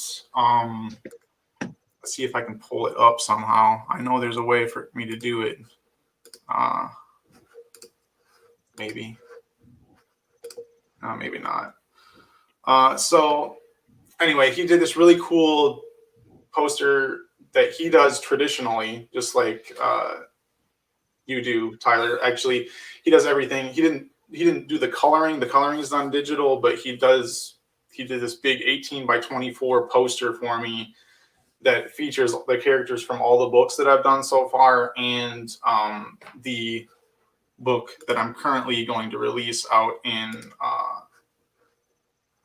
probably January or February on Kickstarter. But it's a fantastic print. You can check it out. If you go to villagecomicbooks.com, there's actually a link that takes you right to the Kickstarter, or you can go on Kickstarter and just punch in Village Comics and it'll come up. But it's just this really cool thing. I wanted to make like a vintagey poster. This is something I was going to use for conventions and stuff too, for like a banner. But I thought, why not make something that I would really like? And I collect, I don't have any right around me, but I collect like those vintage style like concert posters. Oh, here, he pulled it up for me. Right on. So there's the artwork by Chris. And yeah, it's just amazing. I gave him the idea and he kind of just went overboard with it. I had to tell him to stop at one point because he just keeps adding stuff. And I was like, I'm not giving you enough money to keep adding to this. So like we kind of scratched each other's back, like he needed some extra work and I wanted to get something rolling so we could run this campaign. And, just like you, Dirk, this is an opportunity to like give people a chance to catch up with my work that they might not have been able to afford before, maybe, or they just want something to read. So I put a lot of stuff in here that you can get my books at the cheapest prices that they're ever going to be. Like basically, it's like just like you, it's $10 to add any book. You can just get a book by itself. You don't even have to get the poster. You can throw in just to get like I have the number.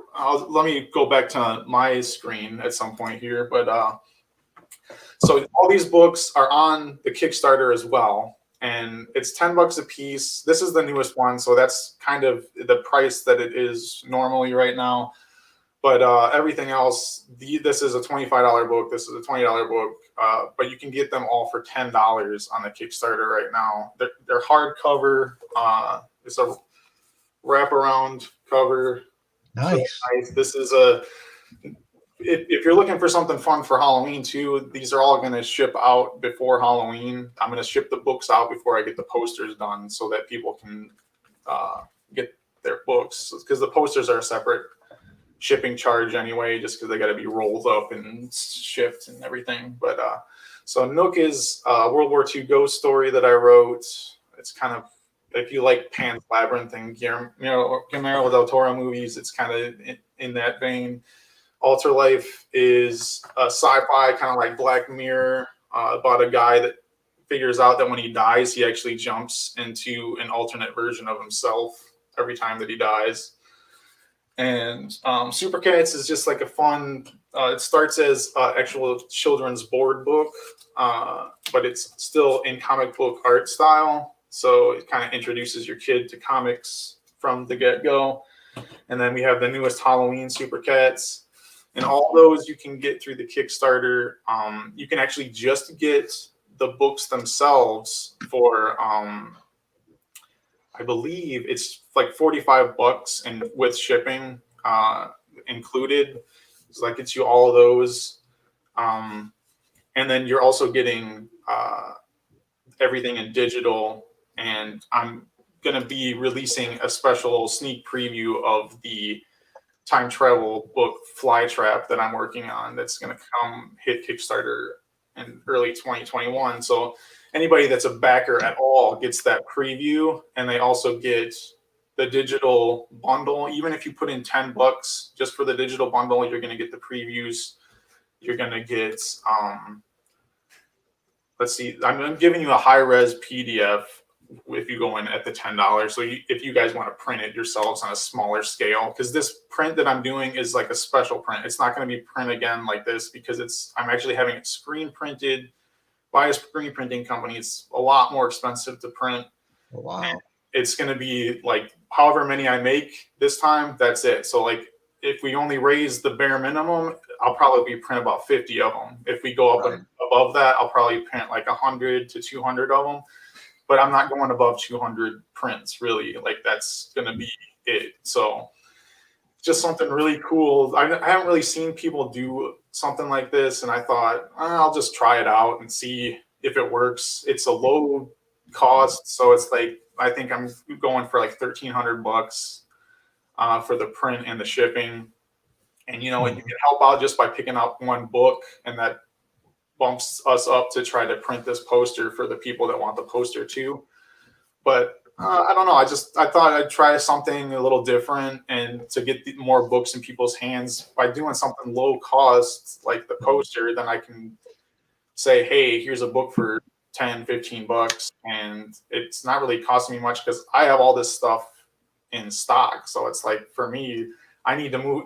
It's probably you are in the same boat. The reason we're trying to give these books to you so cheap, not only to help you have something to do, but we don't have any other way to move into inventory this year. So like, we want to get books out of our house. I have like, since I printed these hardcovers myself, I did these through Kickstarter over the past few years, and I have hundreds of these books. And I had like 20 shows planned for this year to get these moving. Like this was my year to go.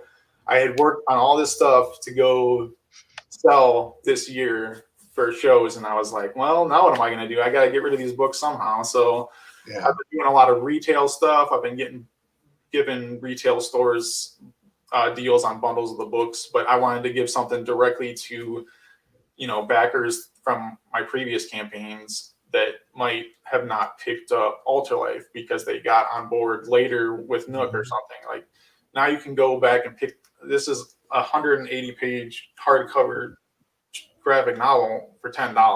So I mean, I think if you were on the fence about picking it up before, I think right now is a good way to get caught up on my stuff. And then when we go into 2021, you can be confident that I have some pretty good stuff, and maybe you'll want to get that new.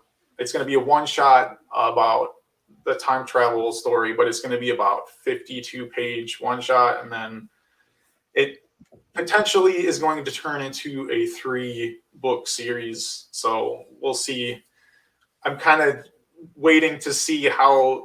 I'm in talks with it getting picked up by a publisher as well. So I'm kind of waiting to see what happens there, and we'll see. But it's exciting. I love time travel stories, and I wanted to write something that has kind of like the feel of it, the goofiness of like Bill and Ted, where you're almost like you don't really need to be diving too much into the intricacies of time travel, but also I love movies like Looper, and where it just has a crazy time loop that wraps back in on itself, and this is something that if we go into book 2, it's going to like reveal another loop within the loop, and book 3 is going to be another loop within that. So it's like I love stories that go back in on themselves, which Alter Life does, and as well. So it's gonna be a fun story, and I hope if you pick up these books now, you can check them out and see how my writing is, because this, especially Alter Life with the science fiction, it's very similar to that style. And just for $10, you can pick up all the digitals and read them. I send the link to the digital as soon as you back, so you can check them out. And then, if you end up liking one of the books, you can still up your backer pledge and pick up one of the books while it's still cheap, because it's 12 days left, and I'm not going to be selling these hardcovers for $10 again after this, not anytime soon at least. So I mean, that's what I'm trying to tell people is like, if you like these types of stories for $10, you really can't go wrong right now. So and for $25 you get the poster, that's with shipping included, and then you can add, if you do $25, basically it's like $35 gets you the poster and a book, $45 gets you poster and 2 books. So it's there's no bells and whistles. It's like books and poster. That's basically just like what you're doing with yours, Dirk. It's like not doing all the crazy extra prints and extra little add-on things. Let's just make it easy. If you haven't got a book yet, you can get one. If you want the cool poster, you can grab that. I know some of the people that have been following me from the beginning are, of course, just buying the poster, or they're just throwing in to help, during all this craziness. So it's nice to see people coming back, of course. And it was a weird thing to launch. So I'm glad to see that there's some people on board with this crazy idea. So I don't know. I joke with people too. It's like, see all those boxes back there? That's my con stock for this year. It's like that side of the office. It's like, oh yeah, there's the book. That's the other thing. This pandemic actually changed the way I was going to do these books, because I was actually going to do a 3-book series of the board books, but I just didn't want to deal with shipping from China, and because I work with a printer directly from China to get these books to make sense to sell myself.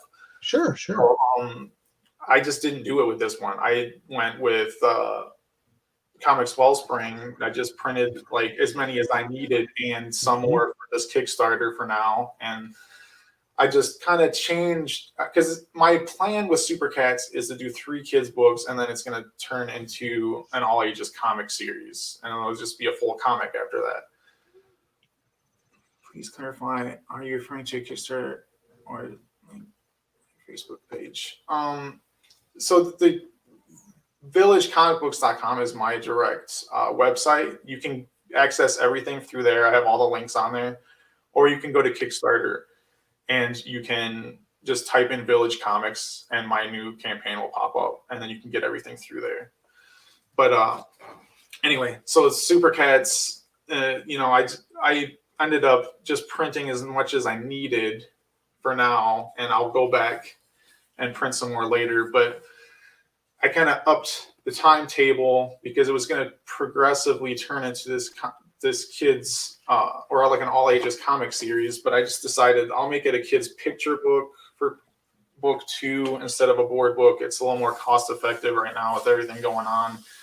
And then maybe book 3 will be like still the same type of thing, but I'm making them more complex as they go, so your kid can actually kind of grow with the series and then want to continue reading the same characters when they're older. So it's just a weird idea I had since I started with a 2-year-old with this Super Cats book, and I wanted him to be able to read a comic book with me, and I just couldn't, like, he gets too distracted to actually sit down and try to read him like even an all ages comic books. But to make like a sing-songy rhyme comic book, I thought, well, that actually, he'll sit there. He actually knows, like, he can't read, but he already knows all the words to it, like a song, basically. So it's just a fun way to introduce comics to kids and, you know, give them something that you get them involved in something that you love. If you love comic books, get them a book that teaches them to like comic books too, hopefully.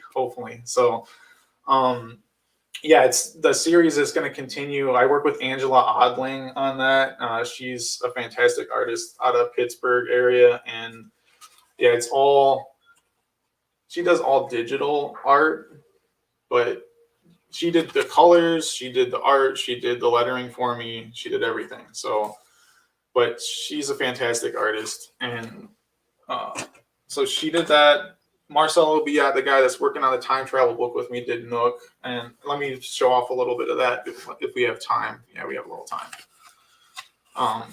Because this is black and white, but it just blows me away that he does this all digital. Oh, wow. That's one of my favorite pages, just the perspective of looking down at the house. And it's just, he took what I wrote to another level. I gave him I love to give the artists freedom to kind of show things in a different way if they see it a better way to do it than me, because I'm like you said, Dirk, we're writers. We don't always see the art the way that an artist might see it. So like this was originally a few different cells that went down and showed her walking down the stairs, but he did that, and it just blew me away. So it's all digital. Amazingly enough, this is all digital art, and Marcel is going to be working on the next book with me too. I actually have some teaser pages on the Kickstarter right now for Flytrap, but we're going to get them fully colored. It's going to be full color. Robert, I don't know how to say his last name, Nugent, I think. He does a lot of books for Source Point Press. He's doing Yeah, he's doing he's going to do the coloring for Flytrap. So I'm really excited about that because Marcel's art mixed with his coloring is just going to be amazing. So get excited just to get you excited about that. And then Katrina, this was the first book I did, and it's Katrina Kunstman did the artwork for it. It's full color, 180 pages. I got Walter Osley, who does people might be familiar with too. He actually did chapter art for this. We unlocked during the Kickstarter, and it's just a really beautiful hardcover book too. It's got the UV coating that makes it kind of sparkle too, and then try to make it. Not a lot of self-publisher people are doing hardcover trades, but I think there's something to be said about going for better quality. So I spent the time to figure it out, and I've learned things about publishing and distribution I never thought I would be dealing with like getting the books through customs and all that stuff. So it's been a wild ride for these few years, but I'm excited about where we are now. So that's why I kind of did that big poster to say, hey, look at all the stuff we've done so far. And then I added the new character, Albert from the Flytrap, that's in there too, in the poster. So you kind of get a little tease of that even in the poster. But Chris Madd did some crazy stuff with that poster, man. Like he put details in there that if you go back and look at it again, you'll see things you didn't see before. It's just like nice little fun things that are hidden in there. So I'm really excited about getting that and seeing it in real life too, because I don't have the physical print of it yet, but it's very cool. He's done, if you look in, I don't have many prints of it left, so I'm kind of holding on to them, but I did a zombie series called Zed that he did some stuff for too. He did some pinups and stuff in the double issue special edition. All that stuff's in the back, and man, like some of that, he's a fantastic artist, and the fact that he worked on that with me kind of at a discount in a sense, because it's just a massive amount of work for someone to take on, but I have to thank him very much for working on that, and he might be working on something else with me pretty soon. We're in talks with something, so if you want to check that out one more time, villagecomicbooks.com, scrolling down at the bottom, everything's right there. But we can wrap things up. We're about 5 minutes out, so yeah. Oh no, you got 5 more minutes. You got to keep going. Yeah. Well, now we do the once more with feeling, Gary, where you bring up all of our links and show all of our websites. Well, see, now I want to make sure Dave gets credit for that. He's doing all the links back at the podcast studios. So, okay. So there's the man. I am not in studio. Do not. No. I'm my happy little basement bar doing my thing. The Dave Phillips bar. Right on. What up, Dave? Been too long, man. Yeah. How you doing? Good. No, that's cool. And it's funny too, because Caleb, you're talking about like the synergy and stuff like that. Like Robert doing the colors. He's coloring, if I'm not mistaken, Broken Gargoyles for Source Point, and then like the editor of that book was here in the chat, and again, the whole comic industry is so interconnected, and it's so cool, man. And I'm gonna check out some of that stuff too. That looks really awesome. So thanks. Well, you guys make sure when you get a chance, check out the comments. If you had any questions you want to get answered, if you want to post any links, we did post some links in the comment sections for you. I just learned the comments are here, and I could have seen them the whole time. So hello to everyone that was saying hi earlier. Yeah. Special shout out to Val and Drana. Sorry, I missed it when it was going. Yeah, I saw Heather in here, Adrena and Val and Brian, and I'm like, oh, there's all those people in there right now. Look at these chats. Hello, William. Hello, everyone. But I want to thank you guys for joining us. It was you guys did great. I love the banner. A lot of information. Hopefully, and Tyler was entertaining as all get out. So. Hello, huh? Emily. What happened? Yeah, thanks for I'm gonna try to bring up the cover on my screen to Buried But Not Dead, because this is a cover I've sat on for years. I don't know, like if I hit share screen, does that work, Dave? Or you? Yeah, it should. Oh gosh, here we go. Oh man, here we go. You gotta get off of OnlyFans first. Yeah, exactly. Hey, you know what? You have to. You got to brand yourself wherever you can, right? Yeah. Oh yeah, you find it out. Just not TikTok. I don't know if it's working or not. Let's see. Can you guys see my screen? Oh, see, no, I'm on a browser that's unsupported. You gotta be on Google. My Netscape apparently does not allow me to do that. Yeah, Mosaic isn't really fully supported by a lot of things these days. Yeah. God, I'm old. Next thing you gotta knock on my Angel Fire website. Come on, bro. Right, here's my link to my GeoCities page. Yeah. But yeah, the link is on there. It's on my Facebook page. Just go to Kickstarter, Buried But Not Dead. The cover by Jan Apple is just ridiculous. Fantastic cover. So big props to her. Been something I've been sitting on for a while. But yeah, appreciate everyone taking the time to check it out. And Gary and Dave, huge props to both of you for doing this. Just such a cool opportunity. I think we're all the point. We all just miss seeing everyone, right? In person. Oh, the struggle is real. Yeah. Yeah, like I said, you go through those stages of grief and things like that, and it's like, first it's like, oh my God, you panic, and that's like the break is nice, and now it's like it just continues to stretch out. It's like, well, I think cons are pretty much like a battery recharge for a lot of people. I mean, I know they are for me, and just being around people and that kind of stuff, and it's rough not having that this year. It just ended up costing me more money. That too. That's see the boxes. No, it was, but you're right, David. Been an interesting chance to recharge batteries and things like that. But I'm fully charged. I'm 100%. I'm ready to go. So thank you all for this opportunity very much. Wait for you guys real soon in person. So thanks for joining us, Dirk, Caleb, Tyler. We got another crew coming on at noon with Brian Lau, Launch Ambition, author Carla Jean Davis, and My Nirvana Toys will be up here pretty shortly. We do have an announcement to make at 6 o'clock p.m. We're going to have to take a short intermission because we got to reset the link. So at 6 o'clock, we'll have technology. Yeah, technology. We're only allowed to stream 8 hours straight, so the last 2 hours will be on a different link. But we'll still be live on all the pages. It's just going to take, what do you think, 5-10 minutes? If that, yeah. If that. So, but yeah, thanks for staying with us. Staunch Ambition's up first, then Darla, and then My Nirvana. All right, guys, I'm going to get out of here. Do your thing. Thank you, guys. Thanks, everyone. Thanks for coming in. And stay in touch. See ya. There's Brian. Hey, You guys. can you hear me? Oh, yeah. Okay. How you guys doing? Good. Yeah, gee, I haven't met you, I don't think. Do you do the Monroe Con? Have you done it? I have not done it yet. Oh, okay. So I've done it a few times. I love it. It's my favorite one-day show of the year. So Gary just doesn't. You can tell he cares about his guests.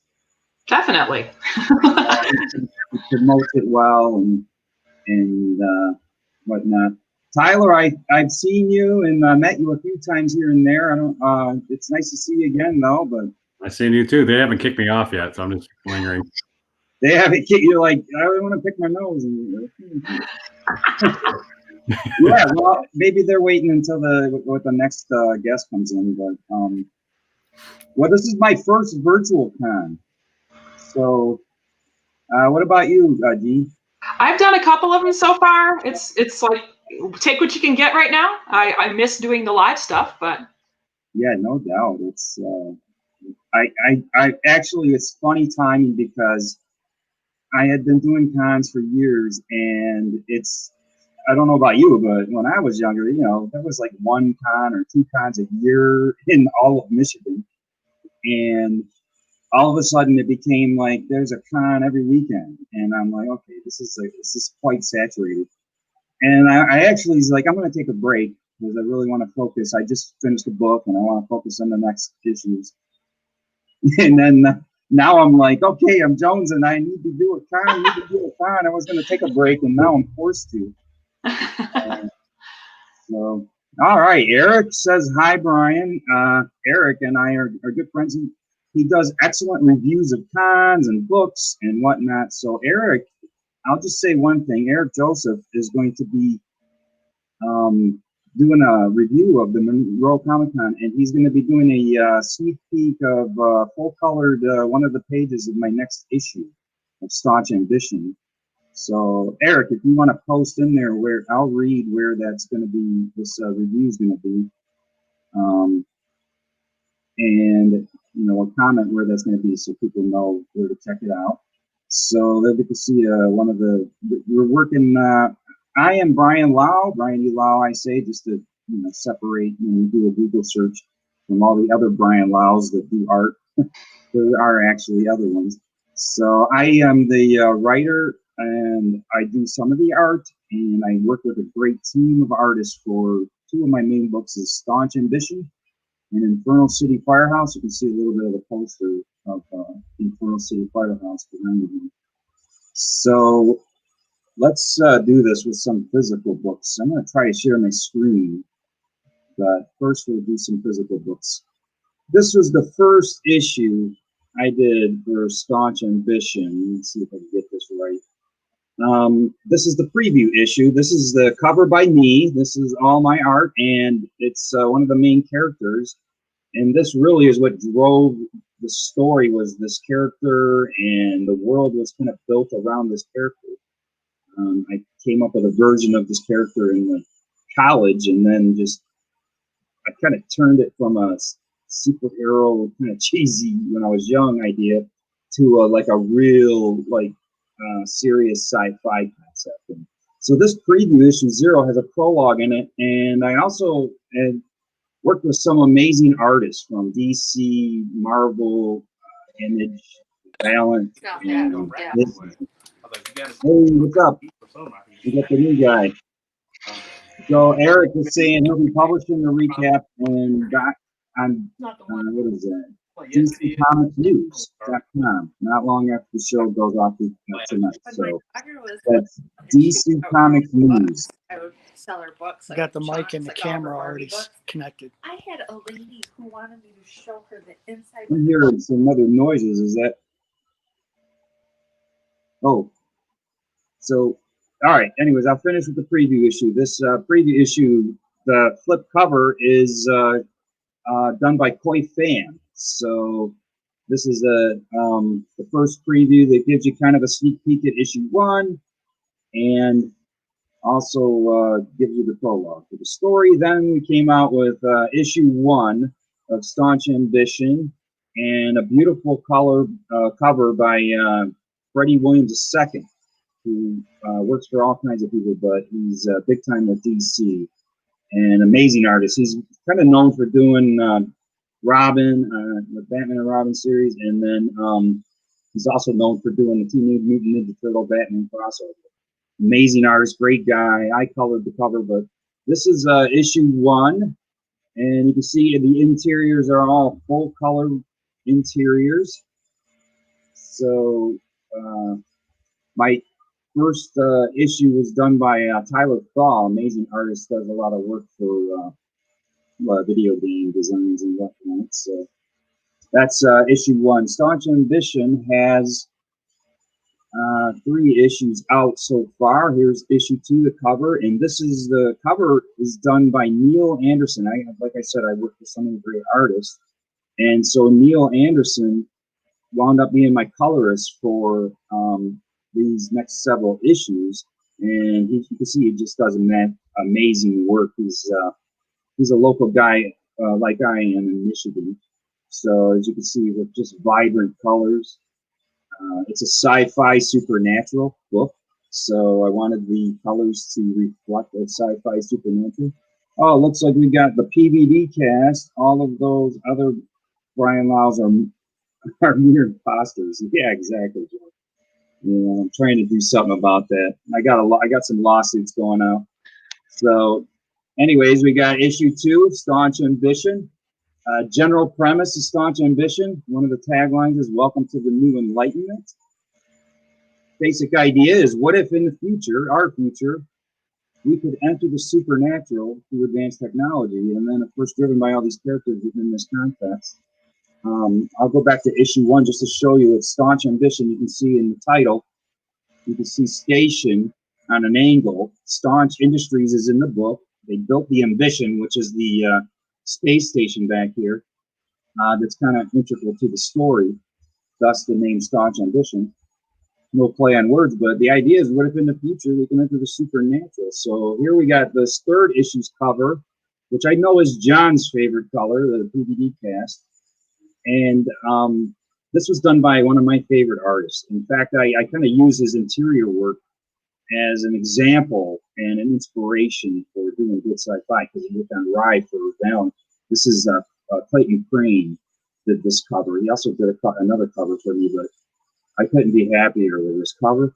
And then, of course, the interiors, I think, are just as nice. Yeah, just full color, vibrant, detailed, and the pencils that are being colored over are done by Erwin Arosa. And I love Erwin Arosa. He's a good friend of mine and an amazing artist.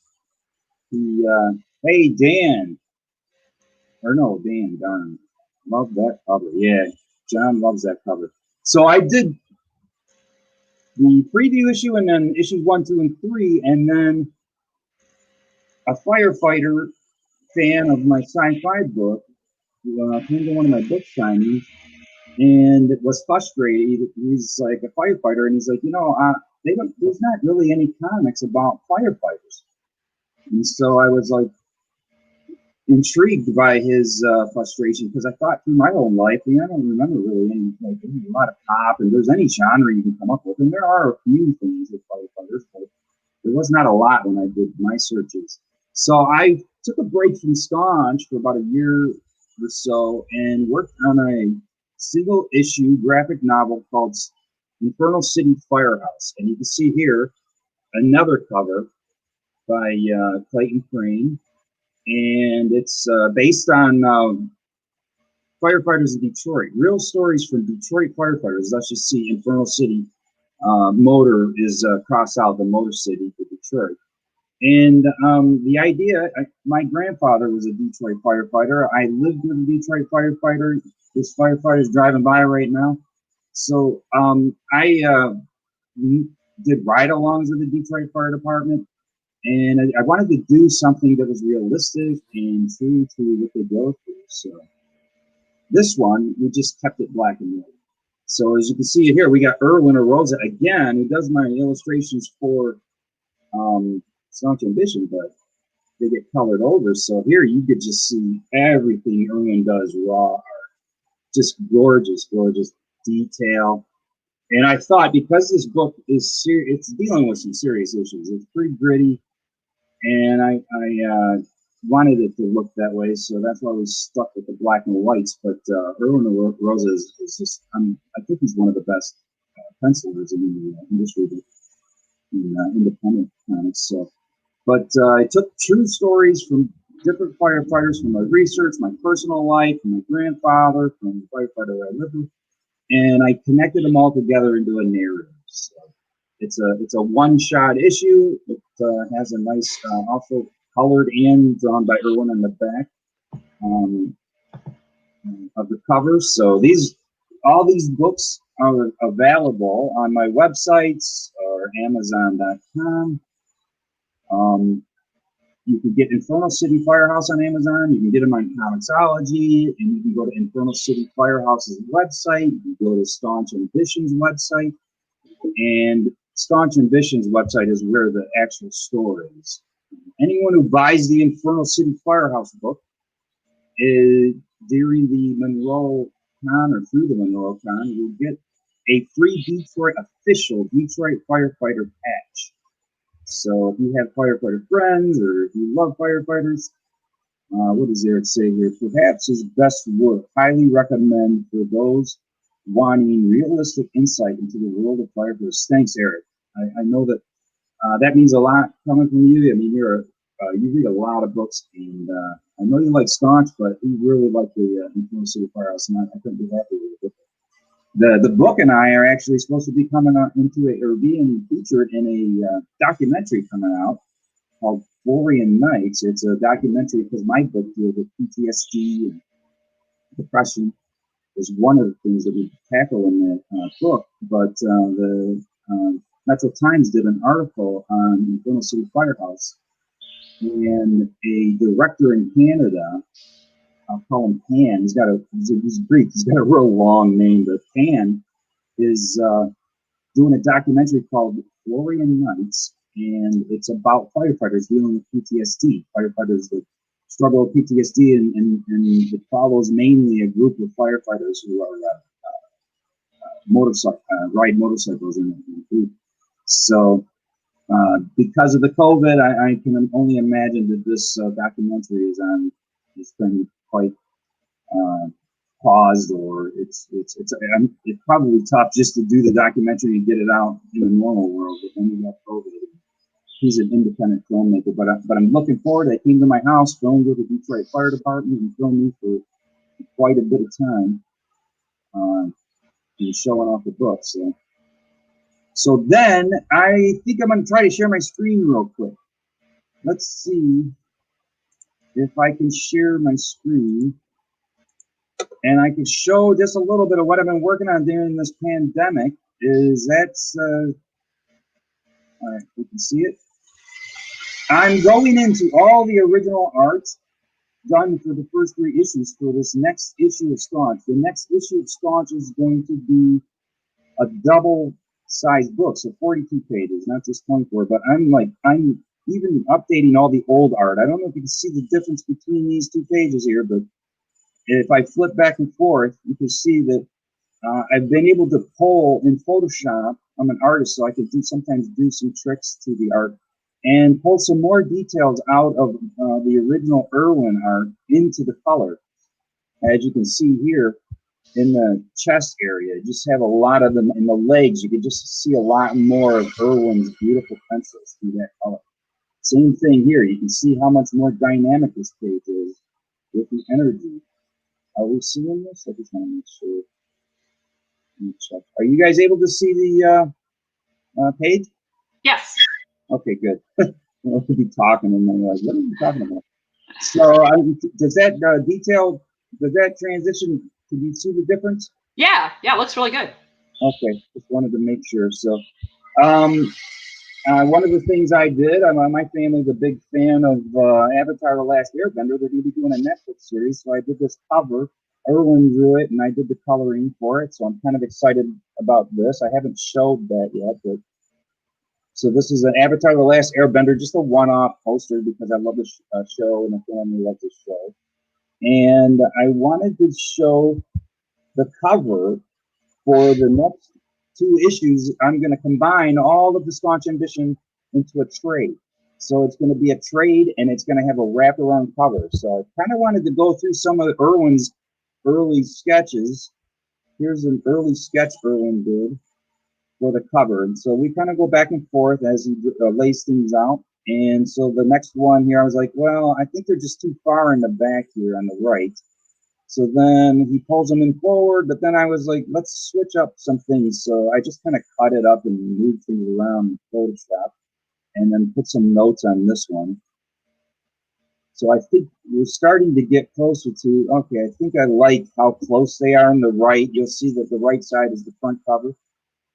And then here we get to one of the first detailed drawings, and I still want to make a few changes, but now we can see the difference here. We got so much more drama going on in the faces, and the energies on them are have so much more detail. So this is That looks great. Oh, thanks. Yeah, Irwin is a master. So then I have news. We have original music for the books. So Irwin, or I was invited to be on a podcast of a show that I love. It's Lock and Key, and one of the actresses from Lock and Key, Halia Jones, is on here, and she does music. So I'm going to be collaborating with Halia Jones on some new music for the book. In fact, I think I could play her in the background while we. Let's see. So that, I don't know if we could hear that well, but this is some Halia Jones demos. And the next song coming up is going to be for the book. So we spliced Halia in there, as you can see on the left, with the female character, Riel. We put Halia Jones in there, starring as the female character. And then we got, this is a sneak peek at some of the coloring for the book. So I didn't want to show that off yet, but I got a zoomed in part of Father Collins. So we look at a lot on different things for the book. I think I got 2 more minutes. Let's see. Here's a CD cover to show that this is serious original music that we do for the book. Excuse me. So this is like, I don't sell CDs, but I wanted to just put something together to show the original music is professionally made. It's awesome. Anyone who buys a book gets original music for every book you get. So neat. Yeah, so that's some of the things going on. So I got 42 issues. We've got them all penciled, and coloring is coming along. I'll be working the Kickstarter up soon, and I'm really excited about this. You're going to get now with the next 2 issues coming out of Staunch, we're going to have all the issues together. You're going to get a full arc. It's like season 1. So you can binge it all at once. Thank you for the compliment on the Avatar art. It's beautiful. Our family loves that show so much, and so we're hoping Netflix doesn't screw it up. So I just wanted to get an Avatar poster. Allison, thank you, Allison, and John could see it. And Gene, I think you're right on time. We're at 12:20. So. All right. Well, I am an author. I've been writing kind of about 30 some years, seriously for about 15. And I have 7 books. Can I turn the music off? I can still hear music. Do you want me to shut it off here? I don't know how loud it is. It's just kind of mumbly in the background. Okay, I got it off. So my first book that I had published is this one. It's called A Broken Race. It's a dystopian novel. It's just one novel. So that one is available on, all my books are available on Amazon. And you can also, if you contact me directly through Facebook or my website, I do ship them locally throughout Michigan as well. So you can contact me if you want to bypass Amazon, because some people are not fans. So I have A Broken Race. My next book out was Samara, and that's a fantasy story, also a standalone story. I like to write strong female characters, so this is a book about a female character who does all the rescuing and saving. So this is one of my favorites. I also have Last God. This is a science fiction romance story. See, I write kind of a wide selection of sci-fi and fantasy. I like to just say I write speculative fiction, but a lot of people don't know what that is, which is the umbrella that encompasses all sci-fi, fantasy, paranormal, horror, all those kind of things. So I also have Last God here. That one is a story about a female god of war, and she has to go help save a planet. I have a short story collection. When I first started writing, I started writing novels, and then I went off and I started writing short stories for quite a long time. So for several years, I was out submitting short stories. And this collection of short stories that were all published in different magazines and anthologies for, I think, about 8 years worth of stories that were out there. And I finally got the rights back on everything. So I put it all in one collection of my own. So this is a wide variety, kind of lighthearted, some of it's a little dark, but I like to say it's young adult friendly, so there's nothing totally untoward or adult situations in it, but it does cover a lot of things that I do write. So it has dragons, wizards, mermaids, an angry cat story, video games that come alive, thieves off in faraway worlds, all kinds of fun things in it. This is an older one. I did just republish during this whole COVID time, since we weren't out doing events. I took the time to refresh all 4 of those books that I just showed you. So all these books here, they are all republished out again, and they in a refreshed format. So they have Destiny Pulse has some new artwork inside of it, and if I could find one right here, there it is. I just got these the other day. So it's got some new fun little artwork in it. So each story starts with a little artwork there, just to lighten it up a little bit. So all of those books, those 4 books are currently on sale as ebooks for 99 cents on Amazon. So for a limited time, so get your copies now. My most recent one is called Dreams of Stars and Lies, which is also a short story collection, but it's all more serious science fiction short stories. These ones I wrote more recently. They have not been previously published. They are a little more make you think kind of stories, and they are all sci-fi and a little longer. Destiny Pills, I think, is 15 short stories. This one is only 5, and it is the same length as Destiny Pills. So they're a little more involved, kind of more intended for an adult audience, just because they're a little more involved than the other ones are. Then I have a space opera series. Now this series is the one I actually started writing 30 plus years ago. Began as a short story collection, or a short story by itself. Which is just throwing me off being backwards. So this is the short story. I'm on a short story thing here. This started as a short story, and then over the years kind of grew into a novella, and then it became a really awful novel. That was my beginning novel, and I put it away for a long time, didn't touch it, went and wrote 3 or 4 other novels, and then came back and kind of rewrote it completely by a different whole point of view. And so it doesn't really resemble the original novel at all. But so this one was published a couple years ago, and through a small press that has, as many small presses have done, gone under, and got the rights back, and so I have republished it on my own again.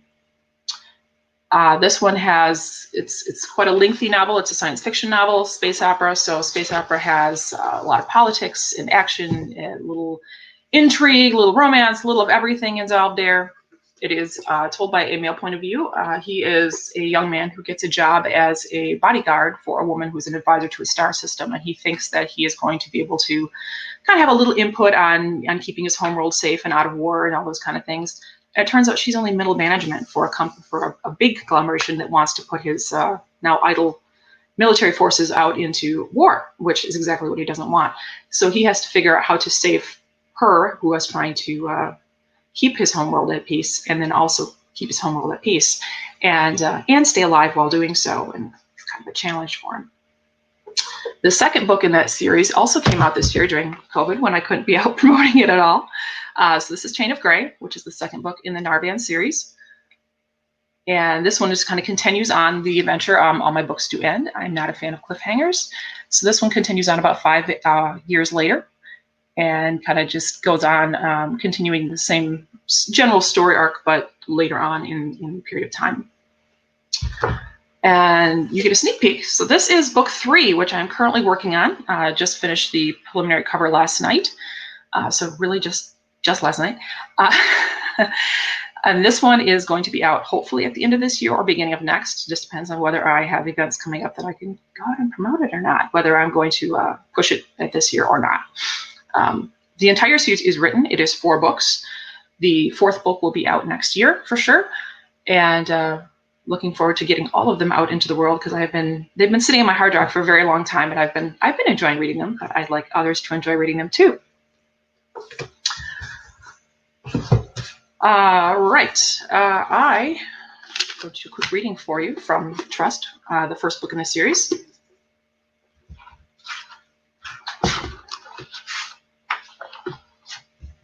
So, like Jordan earlier, a little rusty. Haven't been out doing a lot of readings since everything's been canceled. So this is the prologue. I think it's a good place to start. Loud voices inside the house brought me to a pause on the front step. One belonged to my brother, the other to a woman likely the one he'd been seeing that I'd never met. My hand hovered above the door controls. Staying outside and out of their argument would be wise. The last time we two brothers had gotten into it, the neighbors had called the enforcers. I hoped they didn't feel so inclined this time around. I didn't need any additional questionable behavior, tainting my otherwise commendable record. I glanced up at the sky. A few fluffy white clouds dotted the vast blueness, giving no indication of a war raging outside the atmosphere. There hadn't been any ground attacks in a couple weeks. I prayed that Artur was finally making some progress against Joe. The war had already taken my parents and so many others, and we needed this to end soon, before I lost my brother too. I'm school early thanks to a canceled class. Chester would not have expected me to be home yet. Did he bring Anastasia here often when I was gone? He was only on leave for another 2 days, her too for that matter, since she'd recruited her to his team. It would be a month or more before I saw him again. His time off was supposed to be our time together, to pretend we were still family for a few days. A little dose of what I vaguely remembered as normal. But since he'd met her, they were inseparable, elsewhere. They were together the whole time he was on duty. Wasn't that enough? I wasn't opposed to him seeing anyone, and I'd made that quite clear, but he still made no effort to get the two of us together in the same room. Maybe she was ugly. But it sure didn't sound like his friends gave him any grief. The argument inside elevated to an all-out shouting. I leaned in closer to the door. Why would you want children? Chester asked. Why would I? I'm not about to give up my life to sit around here and personally replenish your homeworld's population. Besides, who knows if we're even compatible that way? We are. I received confirmation from the inquiry I had submitted to the university. You made an inquiry? Her voice rose, breaking from the steady malice she'd been slinging at my brother. Something hit the wall next to the door and thudded into the floor. Great. One of them was throwing things. At least it didn't sound like anything breakable. Bearing children is an honor. It's not some little rustic utopia like Varia Prime where everyone reproduces on a whim. I'm cleared to continue my family line, and I'd rather not see it end with me and Van. My teeth ground together. He didn't even see fit to introduce me to this woman, and yet he intended to join with her, and they were talking about children already? That meant he bonded with her, and that wasn't something that could be undone. She wasn't even Arturian, for goodness sake. Similar and naturally telepathic like us, but not the same. My mother would have had a fit about him even considering bringing half-breed children into our line. If any of what he had told me about his missions were true, he probably had gained a few favors fairly high up in the chain of command. But I rather doubted that even that was enough to get the government to overlook her genetics.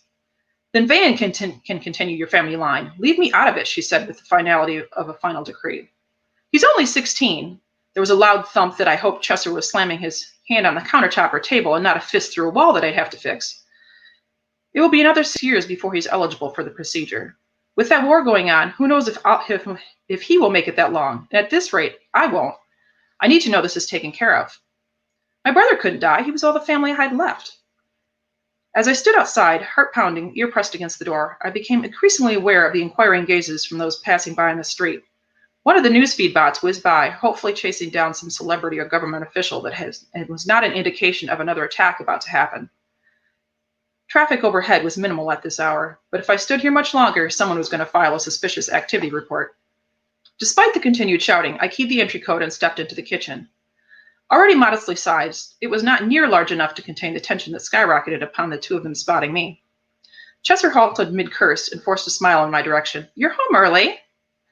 My mind raced, debating whether to join in the fray or escape to my room. The red-faced woman with narrowed green eyes, gripping the countertop as though she wanted to tear it from the wall, decided for me. If this went any further beyond shouting, someone would be calling the enforcers, and it might even be me. I slid the bag off my shoulder and dropped it onto the table in the middle of the room. "You're supposed to be ending this war, not dying in it," I said. "How can you even consider having a kid right now? Half the cities in Artois are running at half power thanks to the last round of ground attacks. Ours is one of them, by the way. Not that you've probably even noticed, with power rationing on the dingy hole of the bar, that you'd rather be hanging out than being here." The subtle smile that spread across Anastasia's lips was interrupted. The venting spray I was just getting started on. She wasn't ugly, but she wasn't exactly stunning either. Not being familiar with her kind, I could only guess that her age, based on her appearance, was somewhere between Chester and I. Now that she appeared calmer, it became clear her skin was naturally pale, a stark contrast to our coloring. Chester had mentioned finding her in Varia Prime, but she didn't appear to be related to them either.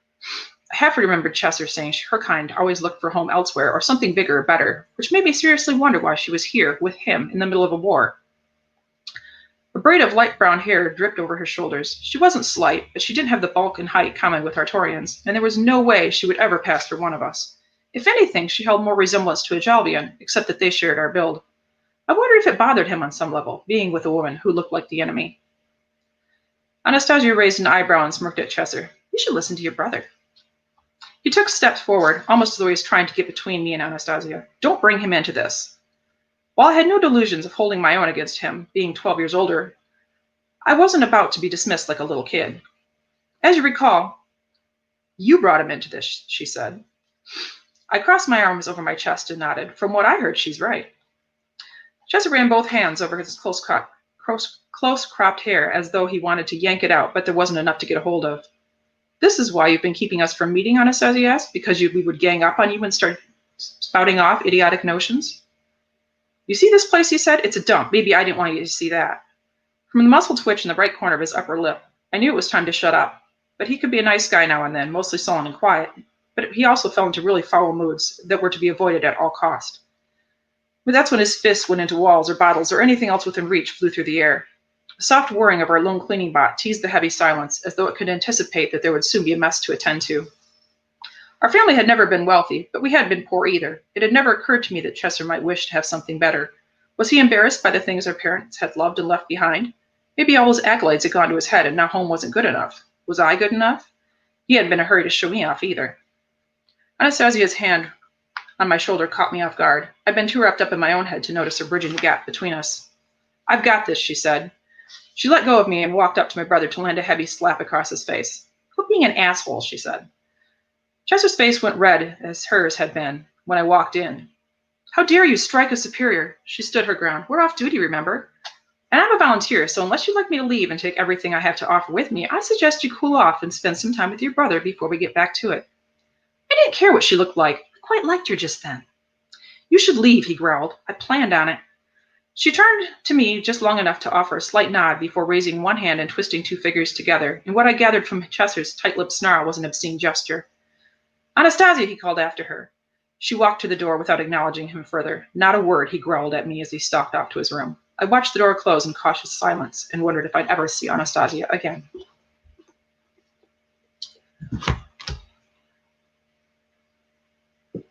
So that's my lovely little reading there.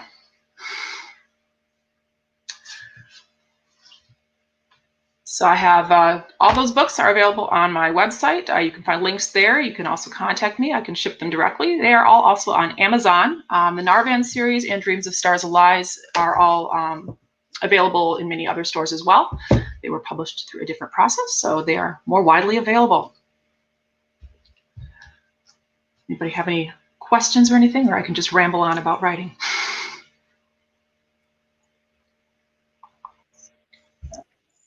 I like your covers are make or break your novels, and very professional looking. Any ideas or thoughts on when you put the cover? It is very so important to a important novel.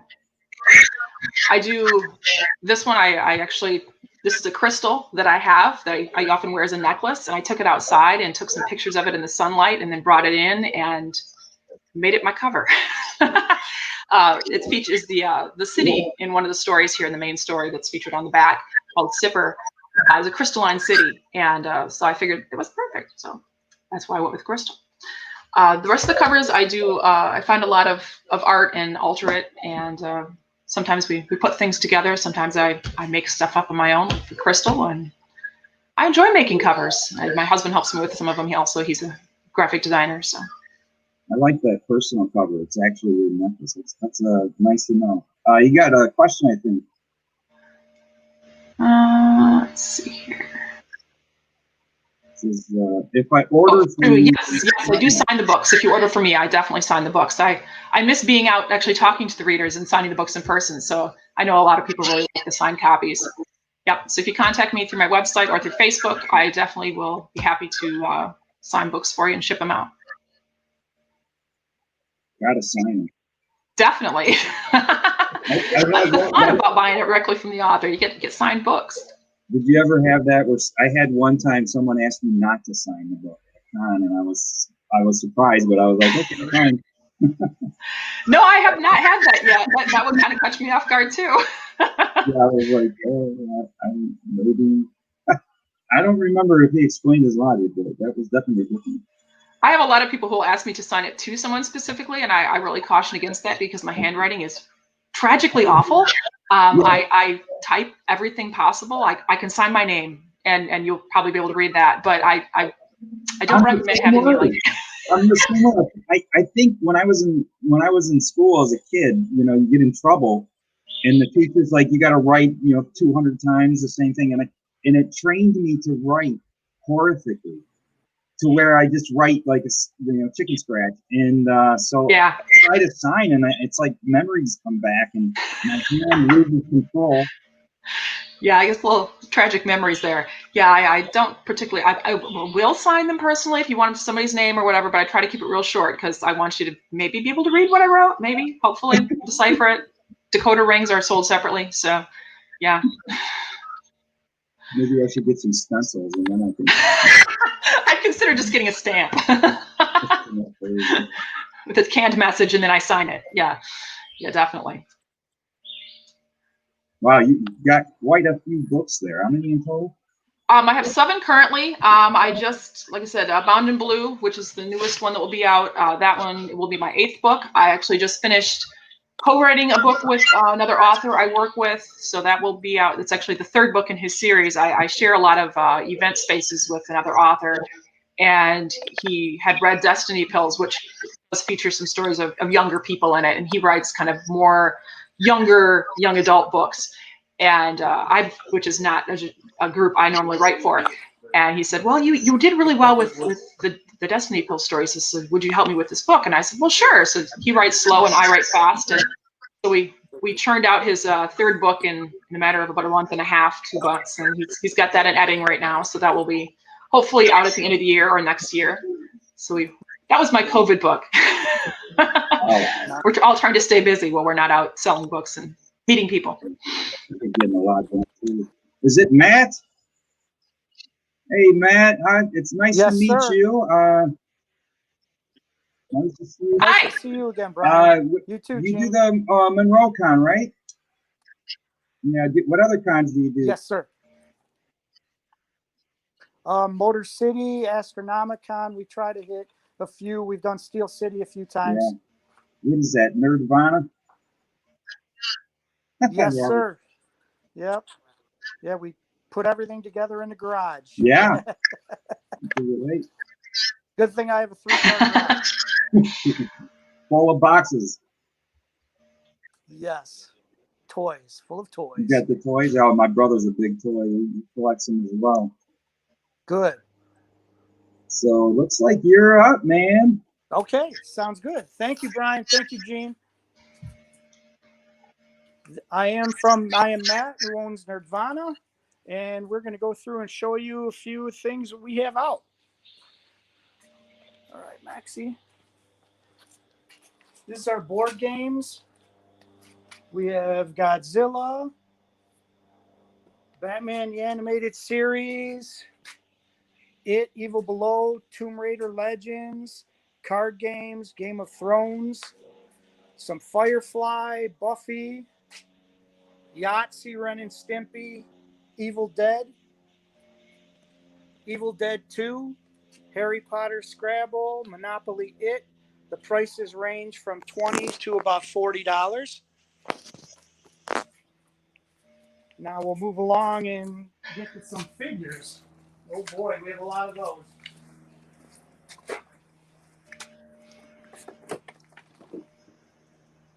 Giant Cthulhu, piece 60. We have the anniversary, the Disneyland 65th anniversary figures. Those are $10 each. We have Spawn, Bruce Lee, Sandman, and Carnage. The Marvel Selects are $20 each. Clamshell horror figures. They range from $15 each up to $35. Godzilla, a ton of Godzilla figures. The little ones are $10. The bigger ones, $30, $25 to $30. We do have a few Power Ranger figures left. Most of them have been picked through. Some Fig Arts, Joker and Wonder Woman. Those would be $50 each. And I do have the first wave of the Super 7 Teenage Mutant Ninja Turtles. The figures are $65 each. I have one complete set, and those will go fast. A ton of Marvel Legends.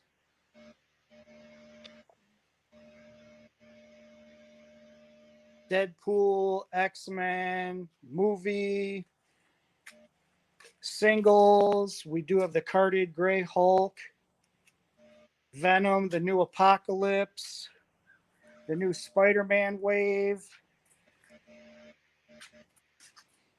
the new Beast, and most of those run about $25. The 2-packs would be more, of course. Mystique, Stan Lee, Domino, Deadpool.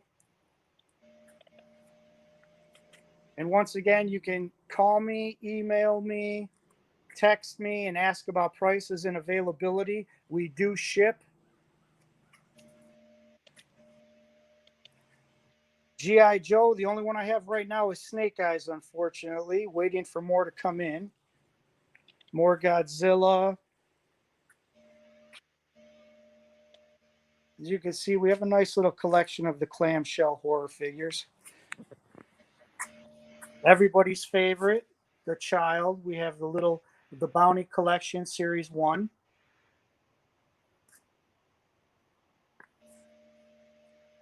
On this table, these are our chases and special pops that are a little bit more expensive than your regular ones. We usually say when we go do a show, happy hunting, that you get to look through them and try to find the ones you're looking for. I do have last year's Fortnite calendar and Harry Potter. Those would be $30. I have this year's Dragon Ball Z and Nightmare Before Christmas. Those would be $35. And here is our clearance table. The single pops are all $5. The 2-packs are $10. The figures would be half off, so the Buckbeak would be $15.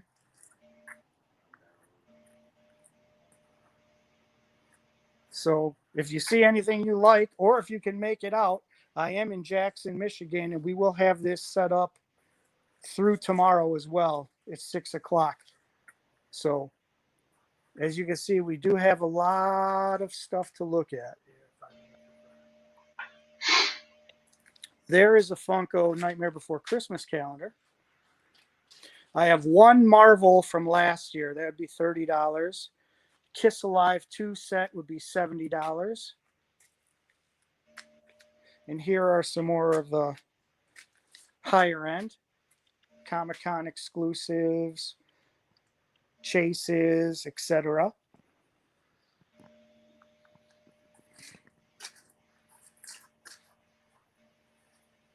Some cute poskets we have, and some more higher end chases and Funko Pops. If you see one you like, once again, just shoot me a message, an email, and I will pull it for you.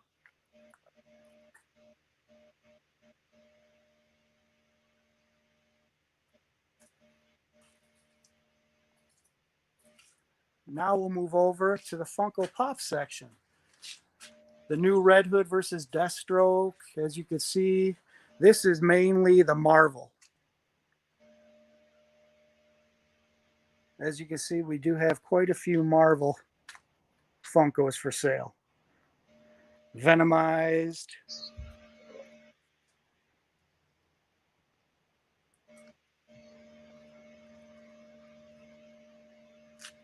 Going forward says hello.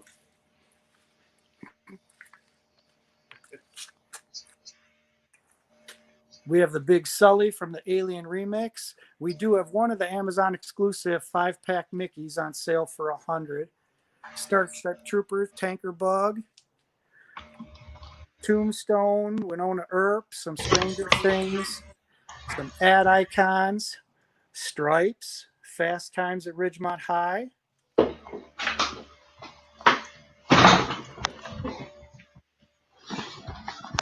Ronald McDonald. He's the only one who has shipped so far, but if you're a Ronald McDonald fan, we do have the whole set ordered.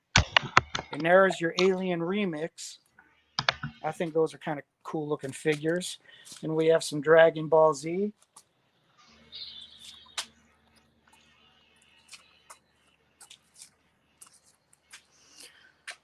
Valkyrie, the big Albus Dumbledore, the big Voldemort.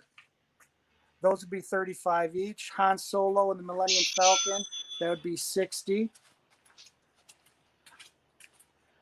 And then we have some Game of Thrones.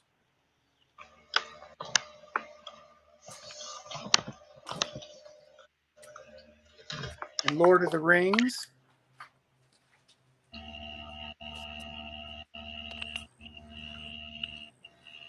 Comic Moment, Venom versus Spider-Man. I have one Megazord left.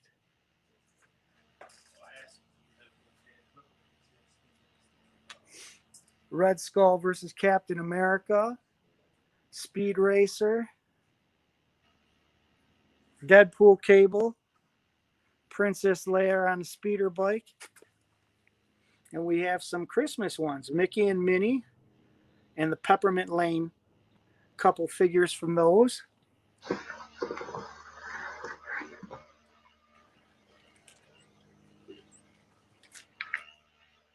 Harry Potter. Ghostbusters. More Game of Thrones. The Spider-Man Imposter. And here we have, I have one large group. 4 came in. This is the only one I have left. One Harry Potter left. And 2 Batman left. Those are the big 18 inches.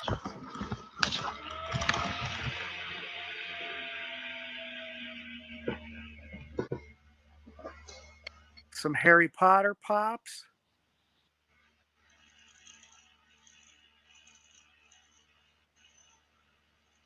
Some Birds of Prey. The ones with the sticker on it, they're Entertainment Earth exclusives. You get an exclusive trading card with those pops as well. And the regular pops are $10 each. If you buy 5 or more, they go down to $9. If you buy 8 or more, they go down to $8 a piece. Some more Birds of Prey. Major League. Terminator, Dark Fate. Some Dungeons and Dragons. Some Game of Thrones, the regular pops.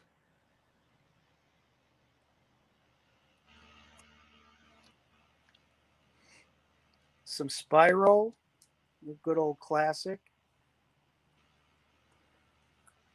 For the breast cancer awareness, I have 1 Wonder Woman left and 2 Superman. That is it. I have 2 of the Jack Skellington artist series. Those look fairly cool. The newest wave of Nightmare Before Christmas. Couple Bugs Bunny. Mad Men. And then a few more Christmas. Yes, I know Christmas is not even Halloween. We have some bigger Batman and Robin 2-pack, the 1950 Batmobile, the Alfred and Pennyworth with Wayne Manor, the Hall of Justice, and the Batman and Commissioner Gordon, which actually the bat signal lights up. All of those would be $25 each. We have the Umbrella Academy. Yes, I did watch the 2nd season. It's kind of a guilty pleasure. I do love that program.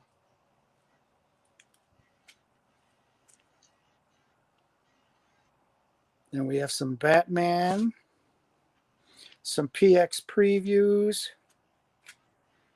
And now we get to our little music pops. Notorious Big with Jersey and Fedora, Migos, Duran Duran,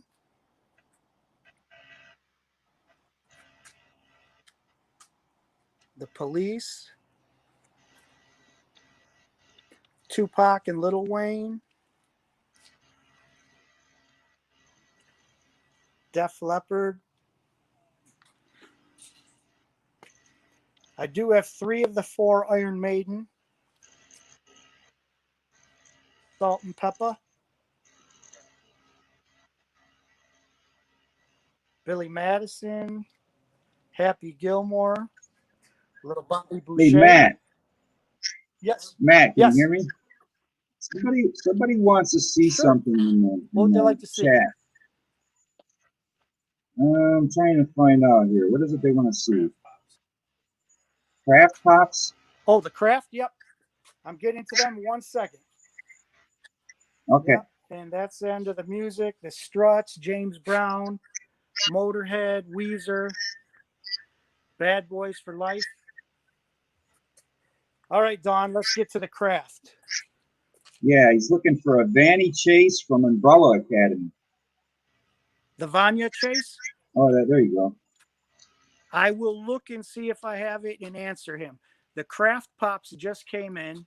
This is basically our horror shelf of pops, where we have Black Mirror, the Halloween Mickey and Minnie, the Minions, Hocus Pocus set. We have Corpse Bride, Edward Scissorhands, the latest 2 Beetlejuice ones. The only one that's come in so far has been the Grim Reaper Homer from the new Treehouse of Horror. We do have the Zombieland in.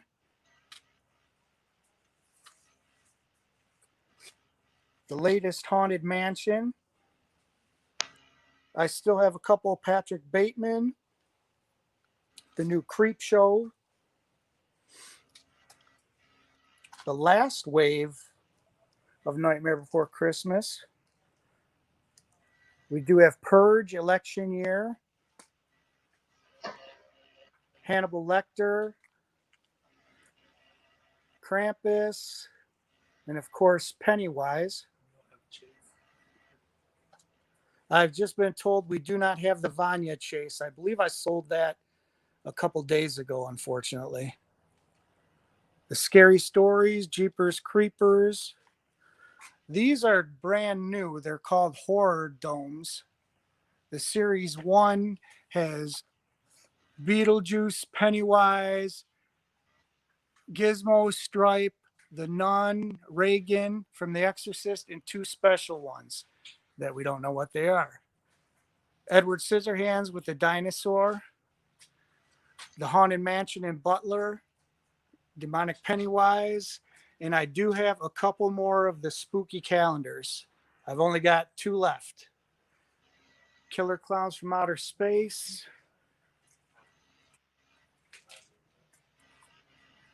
Godzilla figure,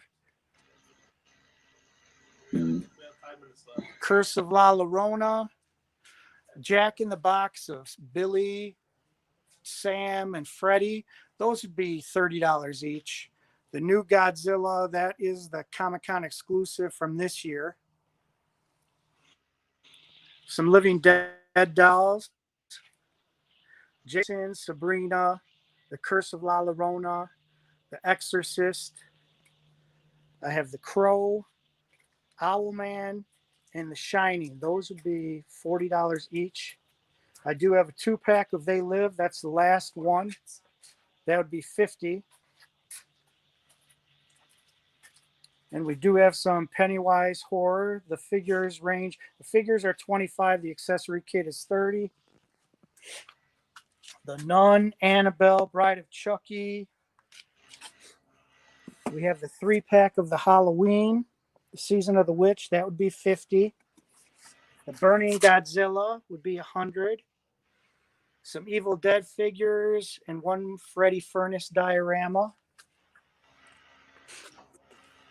We have the Alien Mafex for $100. The new King Kong figure from NECA. Pinhead from NECA. Jason mask. And a couple Guillermo del Toro figures. The Predator, Unmasked Predator, that's a Comic-Con exclusive from this year. And then we have some statues. I know I'm running out of time, so I'm going to try to go as slow as possible. Once again, if you message me about these, I'll give you a discount on the prices. Just mention the Monroe Virtual Comic-Con, and I will set you up definitely. As you can see, we do have quite a few things to go. I do have some play arts, more statues, Batman and Robin figures.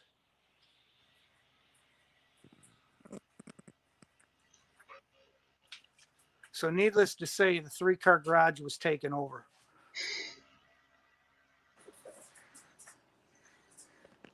I do have a couple Catwoman Living Dead dolls and 1 Joker left. Those would be $40 as well.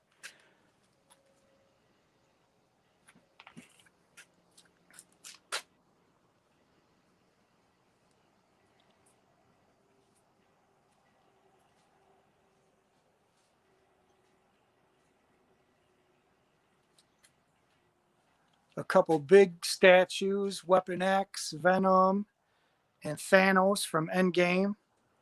We do have some fig arts.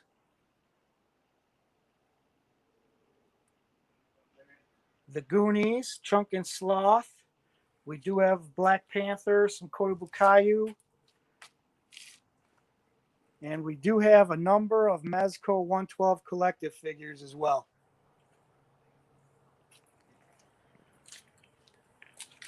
So we do have quite a bit of stuff.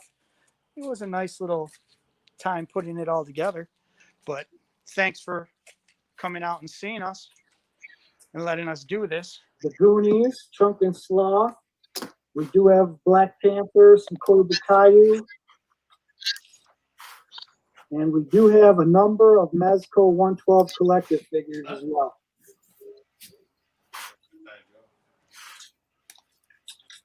So we do have quite a bit of stuff. It was a nice little time putting it all together. But thanks for coming out and seeing us. Here, you got your phone on? Yep. You can hear it coming through the stream. Oh, no, it's not me. Black Panthers, some Kotobu Kaiju. And we do have a number of Magical 112 selector figures as well.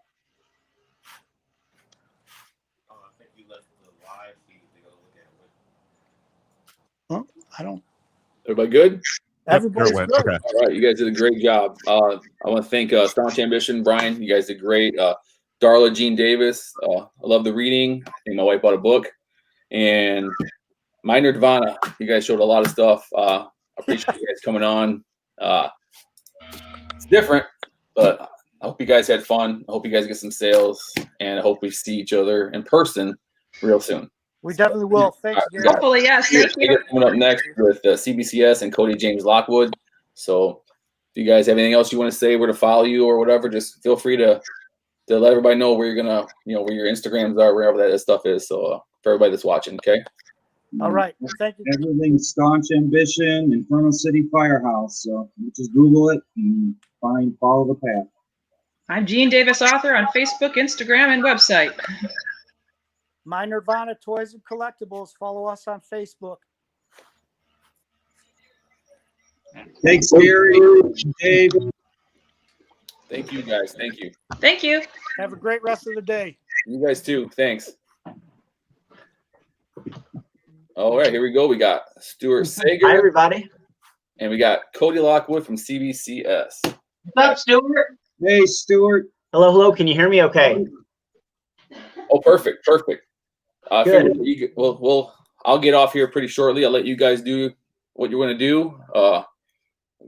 You got the screen, Stuart. Thank you for coming in. Introduce yourself. Everybody know what you've got going on. And Cody will help you with all the book submissions. And I'll be watching in the background in case anything, you guys need anything. That sounds great. Okay. Thanks for joining us. Thanks for joining us, guys. Yeah, thanks for having me on board. Let's see. This is the first time I even used this interface, so I hope everything works out okay. If you guys can't hear me or anything, just give me a wave at me and say, hey, fix that. But for those who haven't met me, I'm Stuart Sayger. We're talking about comic books today, aren't we? I draw them for a living. I've worked on probably a lot of things you may have heard of. Recently, I've done, we're going to be offering some of these things for sale. I've done a couple variant covers for the DC Joker You're the Villain comic book. I've got 3 of those. I drew the Lego Bionicle comic book for Lego Toys and DC Comics for about 2 years. I have worked on, I've done about 20 covers for the Kiss, Gene Simmons rock and roll band. They've had several comics. I've done G.I. Joe, Transformers. I'm trying to think of everything I have here. I've done Walking Dead, Micronauts, ROM, you name it. Your Deja Thoris. I love your Deja Thoris. I've done some Deja Thorises too. Let's see. We're gonna offer some of those here. This as well. This is the Deja Thoris. Yeah, that's my favorite. Well, thanks, man. You're okay. Have you been getting some submissions today?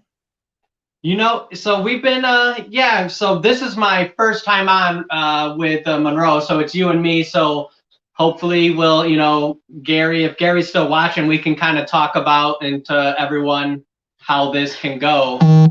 Basically, I'm, my name is Cody Lockwood. I work with CBCS for those that don't know me. So I do a lot of the conventions and the shows, but right now, obviously there aren't conventions or shows going on. So we're doing what we can. We're doing some signing, but this is a really cool event right now. I'm a fan of Stuart Sayger. I know CBCS in general is a big fan of Stuart. And so hopefully all those people out there, that are already fans of yours, they can buy from the show. So we'll have to talk and see how to do this. But so if they buy from you today, anything that they buy can be sent in for yellow label grading, and basically everything will just be sent to me, Stuart, and then we'll do the paperwork.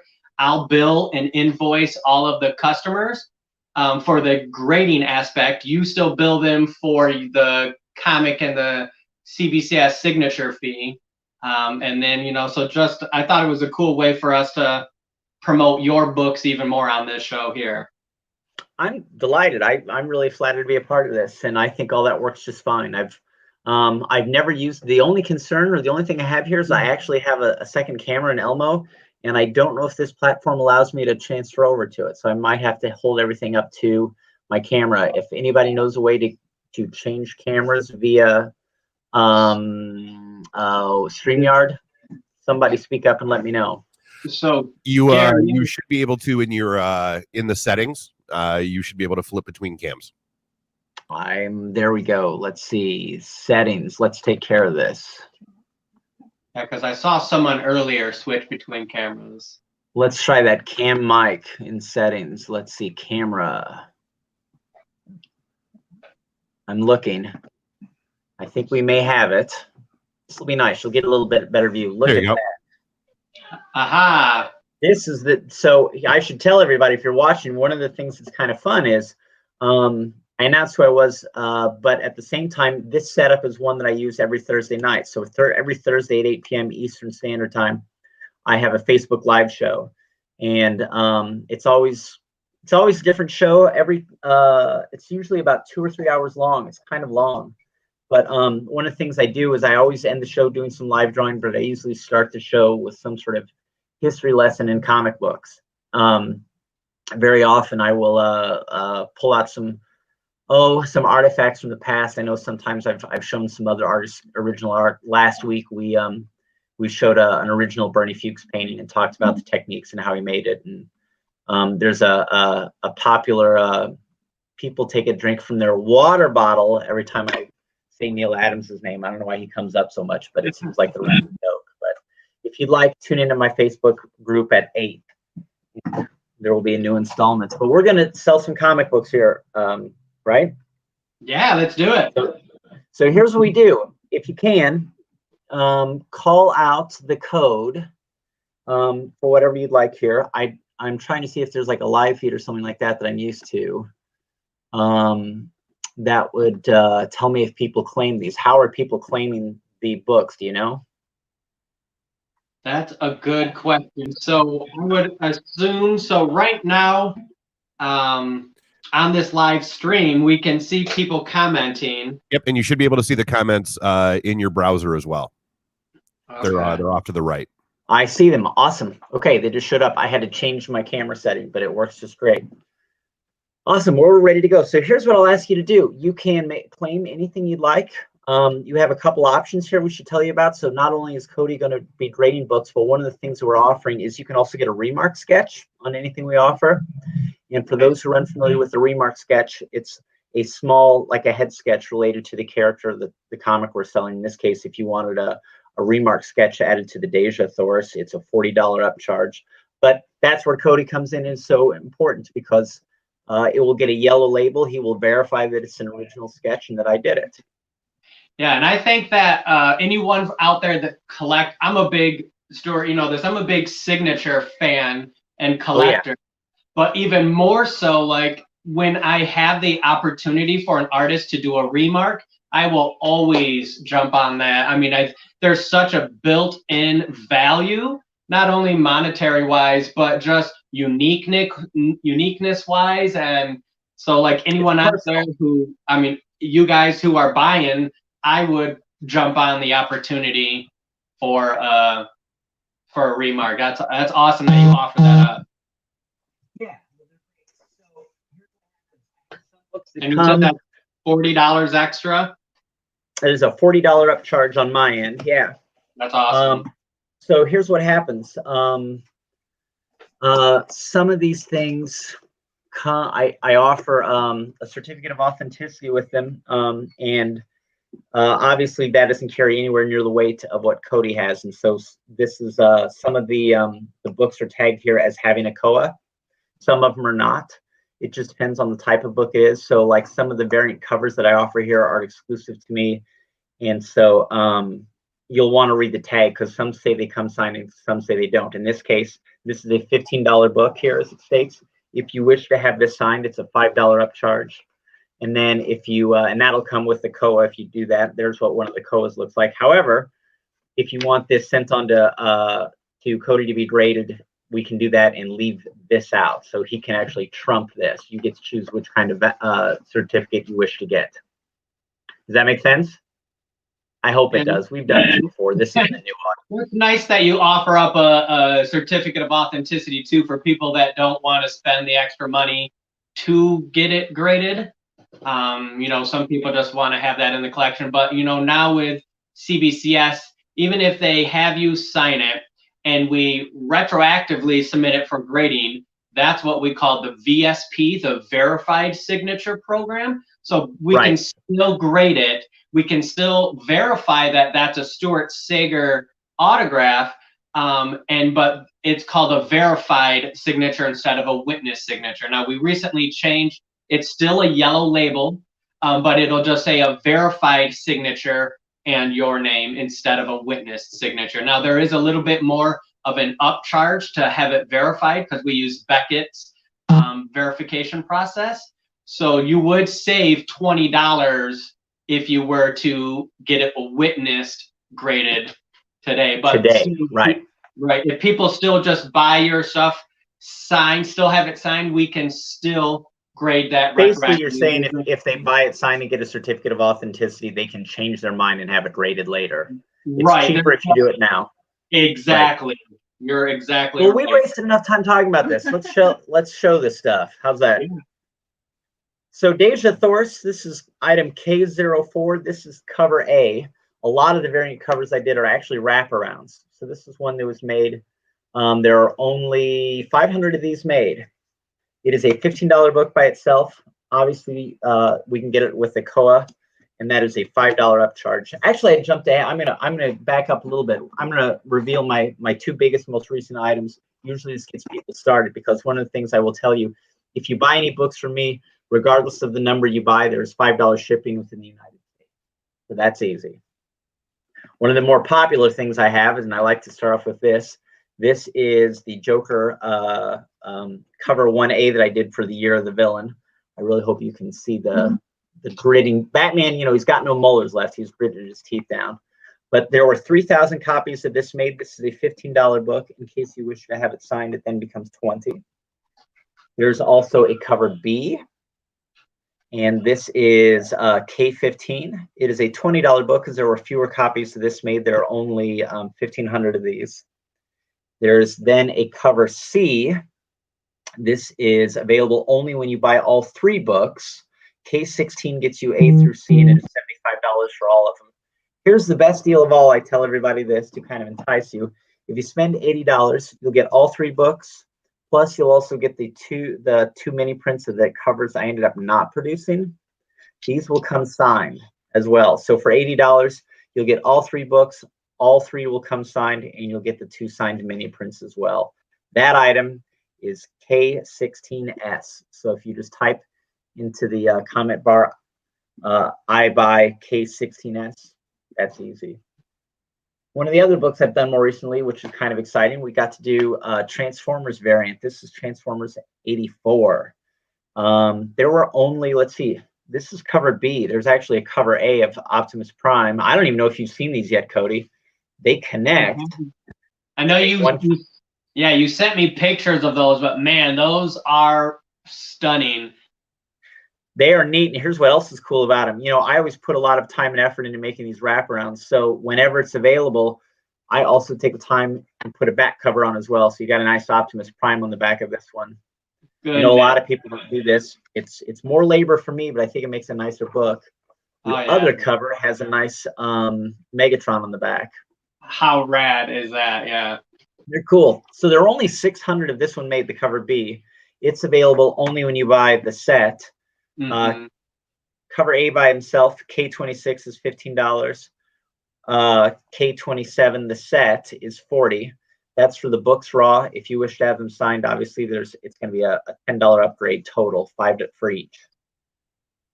We're moving on. When you do a remark on the Transformers, do you do the corresponding character remark, or? Yeah, I typically do. So, you know, you'd get an Optimus Prime on this one. On this one, if you said, you know, I'd rather have a Megatron or another well-known Transformer, I'm happy to do that. But most of the people who've gotten them, a lot of people have asked me for like a Prime and then a matching Soundwave when they've gotten this one. But, you know, I'm pretty flexible. I'm not going to put, you know, Superman on this. Right. Yeah. Oh, yeah. Yeah. I think I'm going to have I will tell you when I said there's a $40 upcharge for a remark, That comes with the signature, so it's not as though you'd be paying $5 for the signature plus the $40 for the remark. Once you buy the remark, the signature comes with it. Perfect. Moving on, this is one I want to show, and a lot of people don't even know this exists. So this is a comic book that I did for IDW. This is Death Ship #1. There was a little bit of a snafu with the production of this, so this book was never actually distributed. I got one case of them. They were going to destroy them because what had happened was there was a misshipment. All of my covers were shipped to the artist who drew the alternate cover, and all of his were shipped to me. And so what happened was they decided to pare everything down and just go with cover A, which is his cover. And then at the last minute before destroying all these, I said, you know, I kind of like to have some. So they sent me one case. There were 200 of these made. So if you want this variant cover, it's that limited. It is K00. It is $20. And that, because this was a thing that's exclusive only for me, it does come with the certificate of authenticity. That's a rare one. I already told you about the Deja Thoris cover A. There's a cover B to Deja Thoris #0, and this is it. It also is a wraparound, and it is K05. It is a $20 book, unless you wish to have it signed, and then it becomes $25. There's also a cover C. There were only 100 of these made. Also, I'm happy to zoom in if you guys need a better look at any of these. Just speak up in the comment section. This is K06. This is a three comic set for $75, or I give you a break, as I did on the Jokers. If you want, all three will come signed with Koas. That is $80 total. That was Deja Thoris #0. I also had to make a variant for Deja Thoris #1. This is cover A, $15 for this one. Say it with me. You knew I was going to make it a wraparound, right? Got to do that. That is Deja Thoris 1A is $15. It is K07. There's a B cover. There were only 300 of this one made, 500 of A, 300 of B. It is a wraparound like the rest. And $20 for this one by himself, $25 if you wish to have it signed. You know there has to be a C, right? 100 of these made. The set is $75, or as I offered previously, $80 for all gets them signed with Koas. You get all three covers for that, and it is a wraparound. I don't have a ton of either of these made, particularly the A, B, and C sets, because there were only 100 to begin with. But if you need one, speak up. This is one of my more loved covers. This one takes a little bit of explaining here. So this is a G.I. Joe #1 from IDW. It actually is a commemorative issue. It reprints the Marvel #1. It is a wraparound as well. There were only 500 of these made, and this was made exclusively with in conjunction with the Gem City Comic Con, which I think, Cody, you were there. Oh yeah. There, so there aren't a ton left of this. One of the cool things about this was I was stunned they let me put a Cobra logo over the G.I. Joe logo. I grew up a G.I. Joe fan, and I know that the original cover #1 was all the regular Joes. But if you're a Joe guy like me, so many of the cool characters are the Cobra characters. I thought that if we're going to represent #1, they should sort of take over. And this is cool as well. If you look closely in the background, there's the Cobra logo sneaked in. A lot of people don't see it when they just see the front. So if you want that one, that is K10. G.I. Joe #1 is $15 or $20 if it's signed. I also did a G.I. Joe #250. This is the issue where Don Moreno officially becomes the new Snake Eyes. It too is a wraparound, so you get the classic Snake Eyes on the back. Only 500 of this one made. $15 for this book, unless you want it signed, in which case it's $20. It is K11. And then probably, maybe my most popular Joe is this one. This is a variant for G.I. Joe 252. 750 of these made. It is a $15 variant. Also a wraparound, exclusive to me and my website. If you're a G.I. Joe guy, one of the cool things here is it not only is the origin of the Baroness, but I have her with the Scarlet file card here, and then taped or strapped to her gun on the back. It has Lady J and CoverGirl, so it's sort of this all cat fight cover, we'll call it that. But it is the origin of the Baroness, and that's kind of neat too. I love that you have the file card on that cover. I'm a big vintage toy collector, so I mean that's just a huge throwback to have the file cards on there. So props to you there. Well, I'm a fan. I wanted to include them. You know, I'm a Joe guy too, and it's kind of funny because I've had some people ask me, what is that she's holding? And I just kind of felt like, come on. You know, yeah. Have you been paying attention to the Joe universe? There's very often I'll have that book at my table at a convention or something like that, and you know, there will be two guys shopping who are fans, and one of them is a Joe guy, and his buddy will ask him, "What's that?" And you can see that the true Joe diehard like look over and knock, you know, hit him in the ribs, elbows. Like, come on, man, don't do that. Yeah. Anyway, this is a cool offering I have here. So I did 3 covers for Jeepers Creepers. This is the first one I did, and actually I was commissioned to only do one for Dynamite. And they wanted to see how it turned out, and they liked it so well they said, well, you can just finish the series. So they had me do 3. This is a $40 price for all 3 books. So you get all 3 books and all of them come signed. So there's no additional signing price. That's issue 4, and there's issue 5. So if you're a horror movie fan, or if you want something for Halloween coming up, this is pretty great. It is $40 for all 3. It is K13. The S tells you it comes signed. Moving on.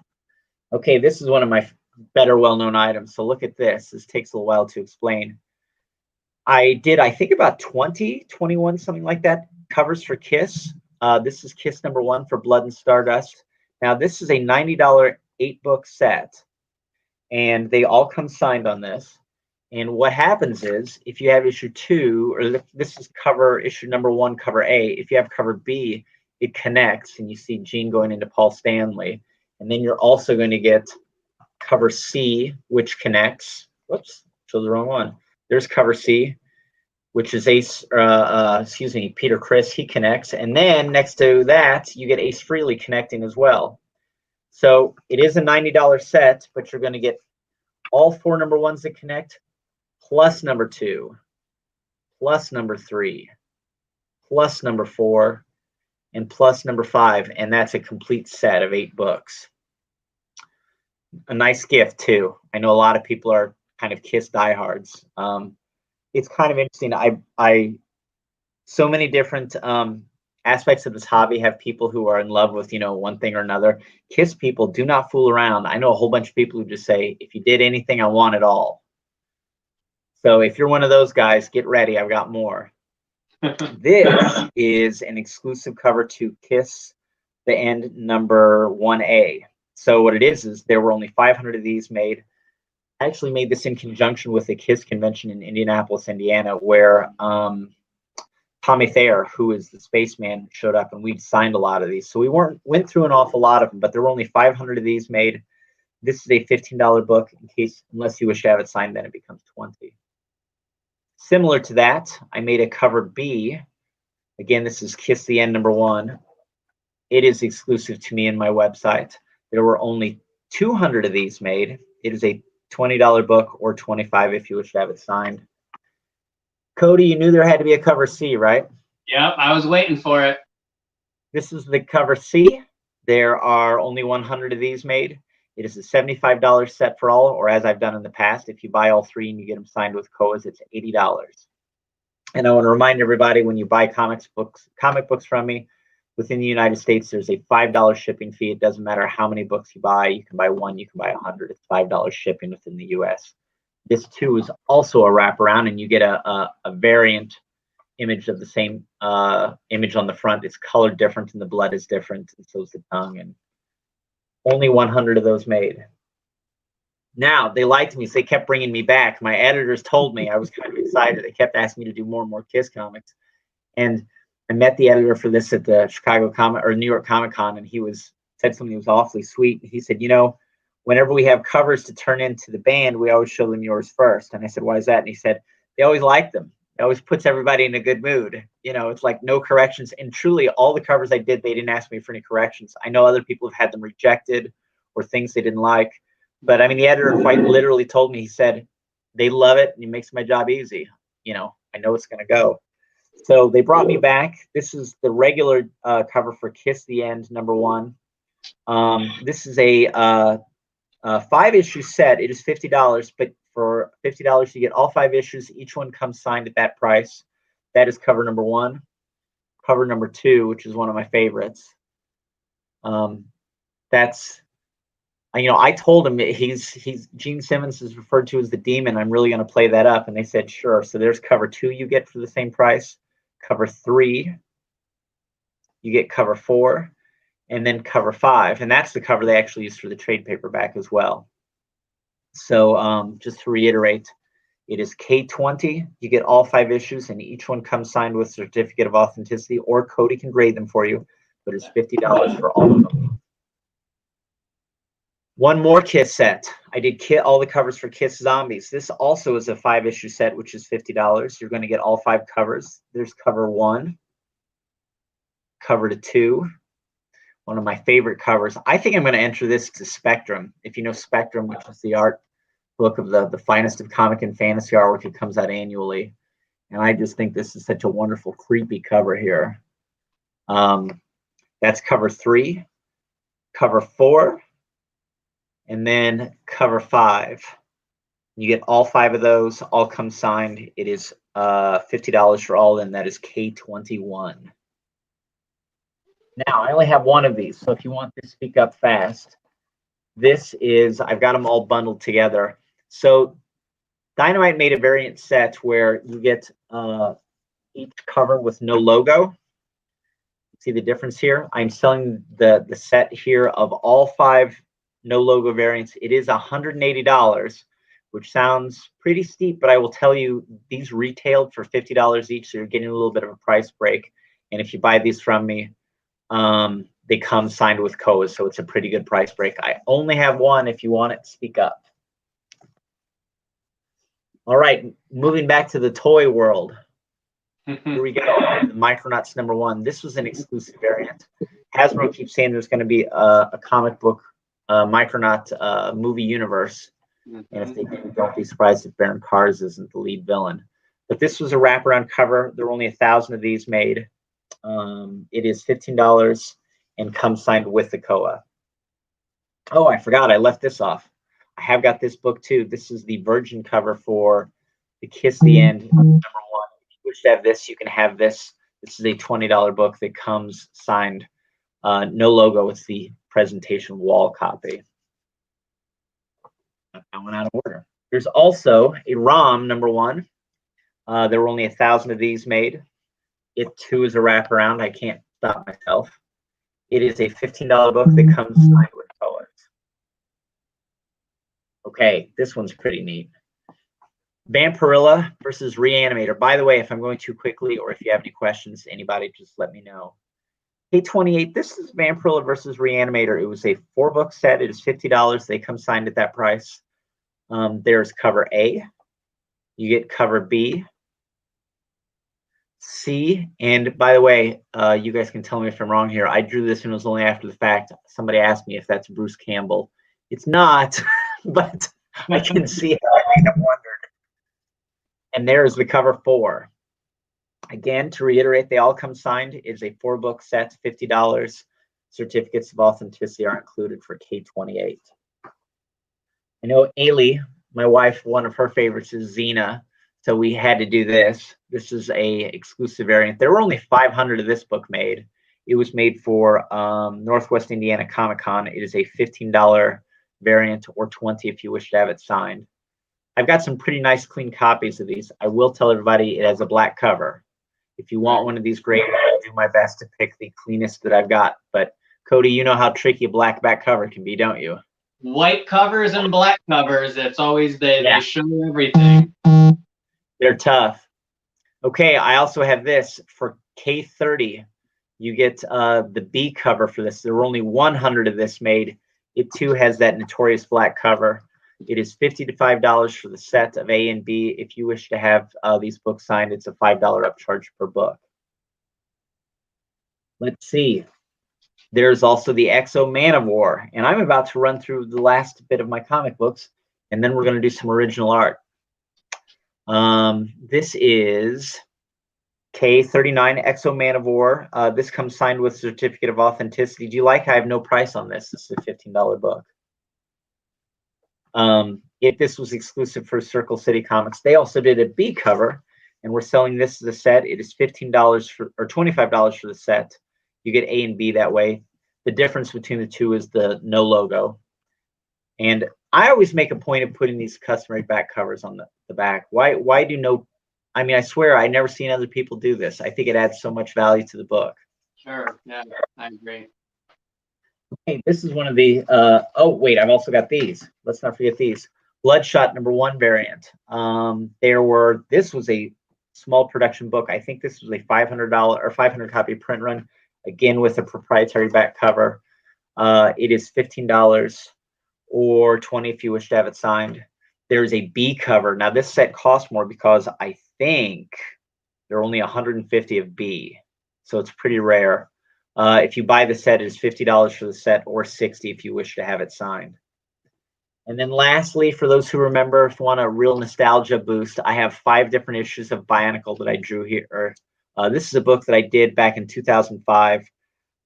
If you want, you can buy the set of all 5 different books for $35, or I give you a little bit of a price break. If you buy all 5 signed with certificates of authenticity, it is $55. Bionicles. Okay, so I got to show you this. Here, can I switch cams pretty easily? Because I'm gonna go back to the other camera in just a second. But we're gonna show some original art here, and I want to some of these things that I have to offer are comic book size. And Cody, I think that means that you could probably encapsulate them. Is that correct? Yeah. So as long as it's golden age or smaller, we can fit it in our slabs. We can even something like this. Sorry, this one. Say if it's just a piece of art paper and you can't technically grade it, we have the art label. I don't know if you can see that very well, but instead of putting a grade, it would just be art. So it would still be a witnessed signature of your art. So yes, it can still be encased and can still be on display. And then I got a question real quick. Some people are asking here. Yeah. So we're live right now. There's X amount of people watching us. So there's going to be a lot of people later in the day, tomorrow, watching this live feed. People are asking if they can still buy from you and if we can still do the grading thing. And I'm okay with that. For you, I'm absolutely okay with that. What I would do is I would say I'm going to gather everything up. I'm going to make sure everything's signed. I'll probably wait just a couple days so that I can send it to you all at once. Perfect. But realistically, even so, after the fact, if you see this, yes, I'm sure we can work it out. I'd love, I'll tell you what, the pandemic is hard on everybody. Collecting is one of the things that we're clinging to get us through it. And, if you watch this after the fact and you want these comics, absolutely, let's keep the hobby going. Yeah, and Stuart, you and I, we've known each other for quite a while. You can always offer my services up to any of your clients that want stuff graded, and I can take care of all basically. So what I can do right now too, let's do a breakdown of CBCS prices, and then we'll look at the original artwork. That's great. So it's super simple. Everything that you have out right now is a modern book, 1975 to current. That's modern, under $250 of value. That's $18 to grade the book. Bada boom, bada bing. That's the grading fee. Now there is a $5, we call it the ASP, the Authorized Signature Program. So that's any book that's signed, there's that $5 fee. So that's 18 plus 5, that's $23 plus your return shipping. And now that starts at $25, people. So if you get one book graded, that's the 23 plus the 25. That's your total fees. But now if you get 2 books graded, your shipping only goes up to by $1. So it's $26. So it behooves everyone to grade more than 1 book at a time. I'm just throwing that out there. So that works great. Cost of grading, everyone, it's $23 per book plus your return shipping. And all you're going to have to do if you want something graded through Stuart, you can contact Stuart. Stuart will just send the books to me. You'll pay Stuart, and then I'll invoice you the grading fee. So you don't have to worry about any of the grading prices or forms or anything. Stuart, you can just send me the books and I'll do That's all. easy. Yeah. Yeah, you make it easy, and that's ultimately what we're going for here. So thank you.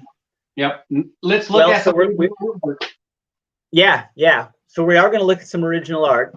I'm going to start off awfully high. You can't rate this, I don't think, but I want to give her a second plug again to the live show that I do on 8 p.m. Thursdays on Facebook, because, as I said, one of the things I do is live drawing, and so this is a piece that you could actually have that I drew live. If you guys are a fan of the Crow, this was a piece I did live during my show. I am offering it for sale. This is an $800 piece, but it is fully inked and rendered. Let's see if I can really get you a good view here. Oh, yeah. It is big too. This is a 14 by 17 on Bristol board. And so if you're an artist or you like seeing me make art, we sometimes sell art on there just right on the spot. I'll make something and we'll sell it off that night. This was a little bit bigger than I do. Often they're a little bit smaller, closer to 11 by 14. Well, we got carried away and made a big one, and it didn't find a home the night that I made it. So I'm offering it here. But if you said, geez, I like a piece that might be a little bit bigger than I expected, well, I have a stack of some that are a little smaller, a little bit more accessible and approachable. So I'm going to switch cameras again, and let's see how this works here. And then we can get a good shot of a lot of the other pieces I've got. And I will tell you if they are of a gradable size. Awesome. Yeah, let's see what we got here. We're back to this side, this view. So we had some people responding to the G.I. Joe, so I'll show you these. This is a $250 full color Snake Eyes I did. So I actually did covers for G.I. Joe's $6 Million Man, and my Snake Eyes was very similar to this. That one is comic size. Cody could grade it. Any piece of art you wish to buy from me, if you don't want to grade it, or even if you do want it sent to Cody, there's a $10 shipping fee within the United States. Let's see. Here's a color Joker that I did. These are in Mylar too, so if the glare is a problem, I can pull them out. That's right, not a polypropylene bag. These are proper Mylar. But there's a original color Joker. It is Y3 at $200. I'm kind of gets Joker crazy, so you might look at a few of them. This was a sketch cover I did. This was on a let's see, Batman City of Bane cover. Look at this. This is a $350 original, fully painted, art edge to edge on that one. I've also got, oh, this is one that's really cool. Now, this one cost a little bit more, but I got to show it. This is a $500 cover. Wow. It is a Bat Who Laughs. It is also wraparound. As you see, he's got his arm swinging a bloody crowbar. And it's hard to see here as well, but do you see how glossy this is? This has been varnished. So I know a lot of people draw on these things, but they never varnish it like an oil painting, but I have. So this is a really, really, and you can kind of, I don't know if you can see the depth in the paint there. Does it stand out? Yeah, it does. That's beautiful, man. It's kind of a one-of-a-kind thing. If you're interested in that, that is E05. It is a $500 piece. Yeah, well, I'll tell you what. So this is one of the things we didn't talk about, Cody, but you guys know that I'm a bit of a mad scientist. I sometimes make it hard for you to grade things. Yes. I'm notorious for taking original comics and like cutting pieces out of them. You know, I had a Human Torch cover that I actually burned part of as part of the art. And then it's like, okay, now go get that graded. Well, I don't, you know, I can make the art. You guys get to wrestle with how to grade it when I do shenanigans like that. This is another Grim Knight Batman piece here. It is actually the Joker, the regular Joker, but he's holding the mask from the Bat Who Laughs. This is a $300 full piece front cover. It is Y2. I do usually sign them and put my copyright on the back so you know that it's mine. But nonetheless, you really want it nice to display, Cody can help you with that. Let's see. This is one, I don't even know what I want to call this. I've been referring to it as the Bride of Pinbot. It's just this kind of robotic girl that I made. This is a $300 piece. Typically, when I take color commissions that are comic book sized, They are around $300. And I think that's got some really, really nice lighting on it. It's what I'm known for. There's that one. If I go too fast, you guys have any questions, just let me know. This is S14. This is another snake eyes. I actually sometimes do these that are this size as sort of nice warm-ups or ways to test different art supplies I've got. This is a $200 N5. This is a comic book sized Batman. This can be slabbed as well if Cody likes it. But by working in this size and trying new materials out, I can produce these quick color pieces, get a little bit more loose and expressive. They're spontaneous. Okay, let's see. Here's another one. This is Q16. As I said, I had to do that G.I. Joe cover, and I did a lot of these as warm-ups. So Q16 is $250. Here's another snake eyes. Here is a cool looking N6. This is a full color Joker. And I really hope you can see the illumination on the teeth on this. It's pretty spooky. We're still going. What else have I got? I have got, so I thought I had this one sold on my live feed last Thursday. I offered it up there. Somebody thought this was on a blank sketch cover, and it's not. It's a loose board. But that is a nice color Spawn. And so I'm old enough that I remember Spawn when he carried a lot more guns, right? He doesn't do that quite as much as he used to. But so when I draw Spawn, I often include the gun. This one is E01. It is $350, and the reason it costs a little bit more is it was printed in an art book I did. Cool.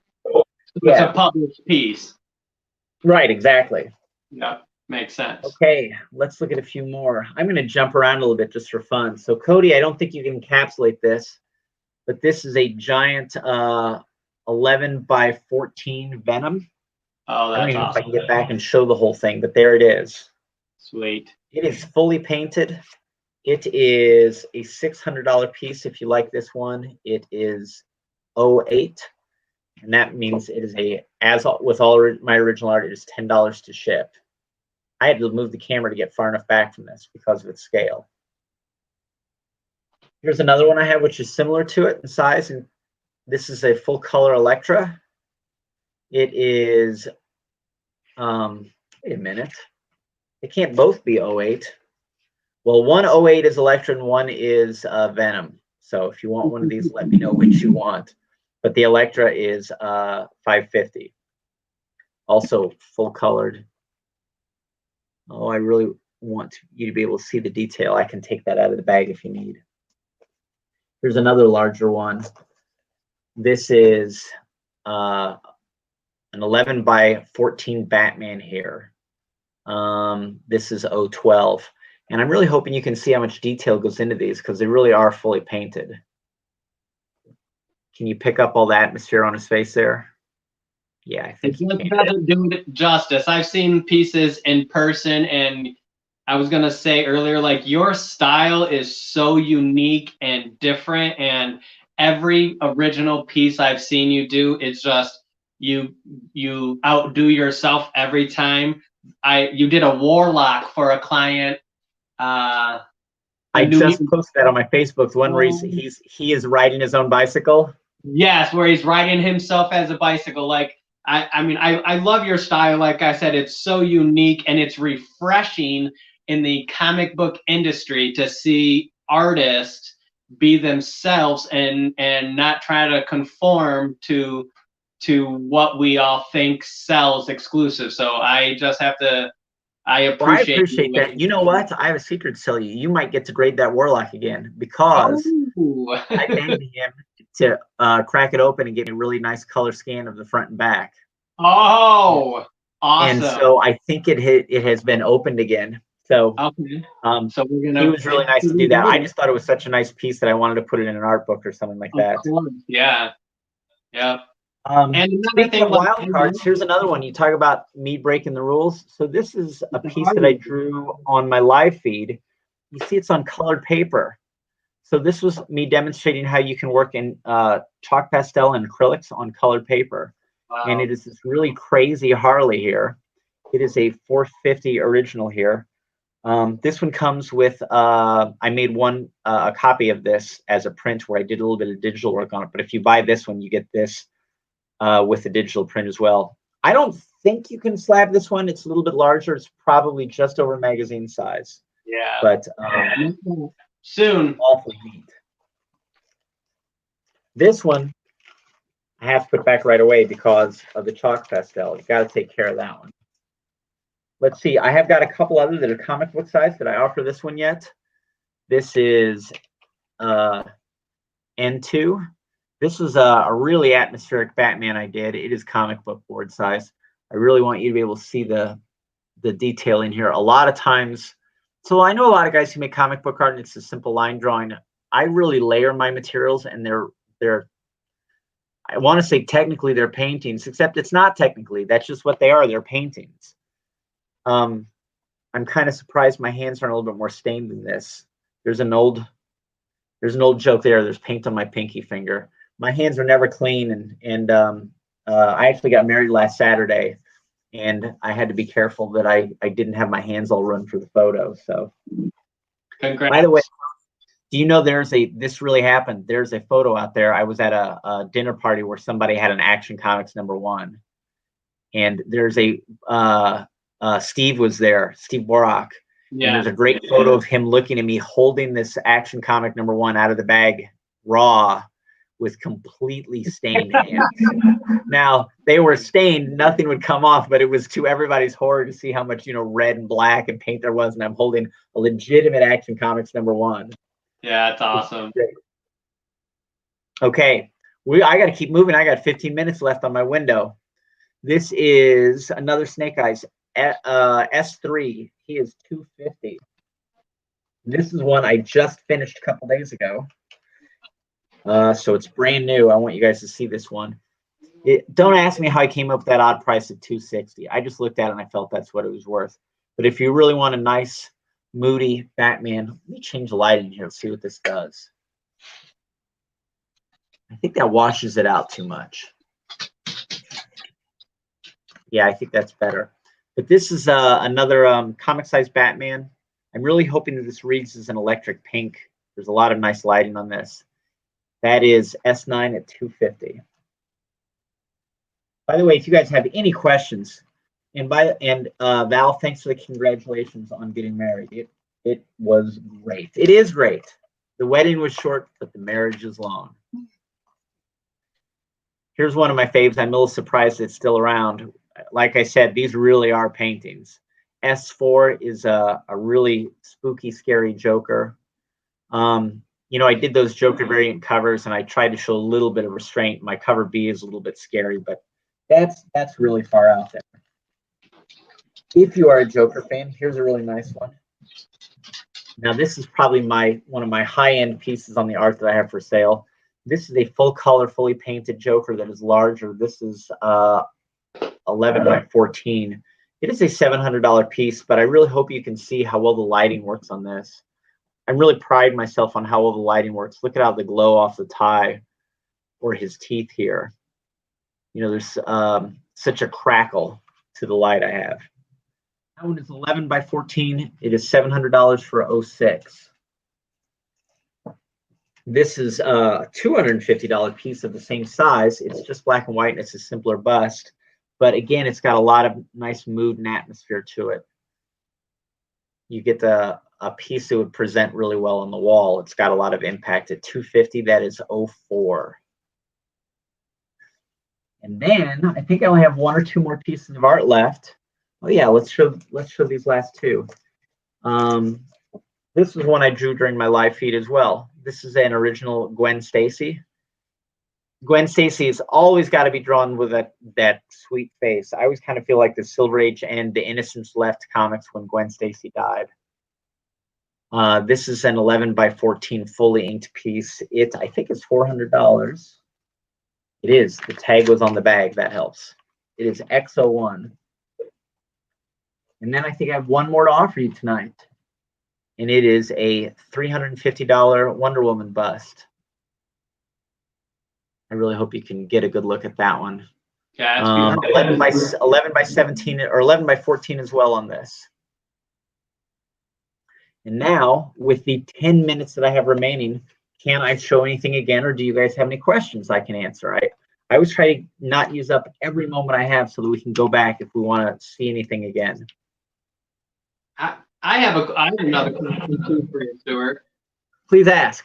So, so right now with obviously the shows being down, I have converted to a lot of my Lockwoods loot. That's I guess it's a side hustle. So during convention season, I would advertise that I'm seeing Stuart at Gem City. I would collect books, or I would be able to get books signed or commissions for clients. Now, is that something that would still be available in a time such as this? So say someone who's not a Lockwoods looter, but they want to go and they want to get a commission. Can they go to your website and contact you, or go to Facebook and say, hey, I would love a commission? Is that something that you do? Yeah, I do them all the time. Okay. In fact, one of the things that's pretty great that I do on my my Thursday live feed is I show all the commissions I got done that week. So it's kind of this great reveal. A lot of people who are my fans who get commissions tune in at the show. And so it'll be very similar to this. I'll say, okay, so here's one of the ones I got done, and I'll show and announce it. I never reveal the people's name, but you know, there are a lot of people who get maybe Batman or Joker, and they have to sort of wait till the end and write me a private message to find out if it's theirs. But realistically, if you say got a Danny Moonstar and I hold up a Danny Moonstar, you're pretty certain it's yours. So that it's yours. It's awful fun when I do that because all these people light up and they say that's got to be mine. And I can see it in the comments, and I try not to give it away because you know someone is allowed their privacy. They shouldn't have to have me reveal necessarily what they bought.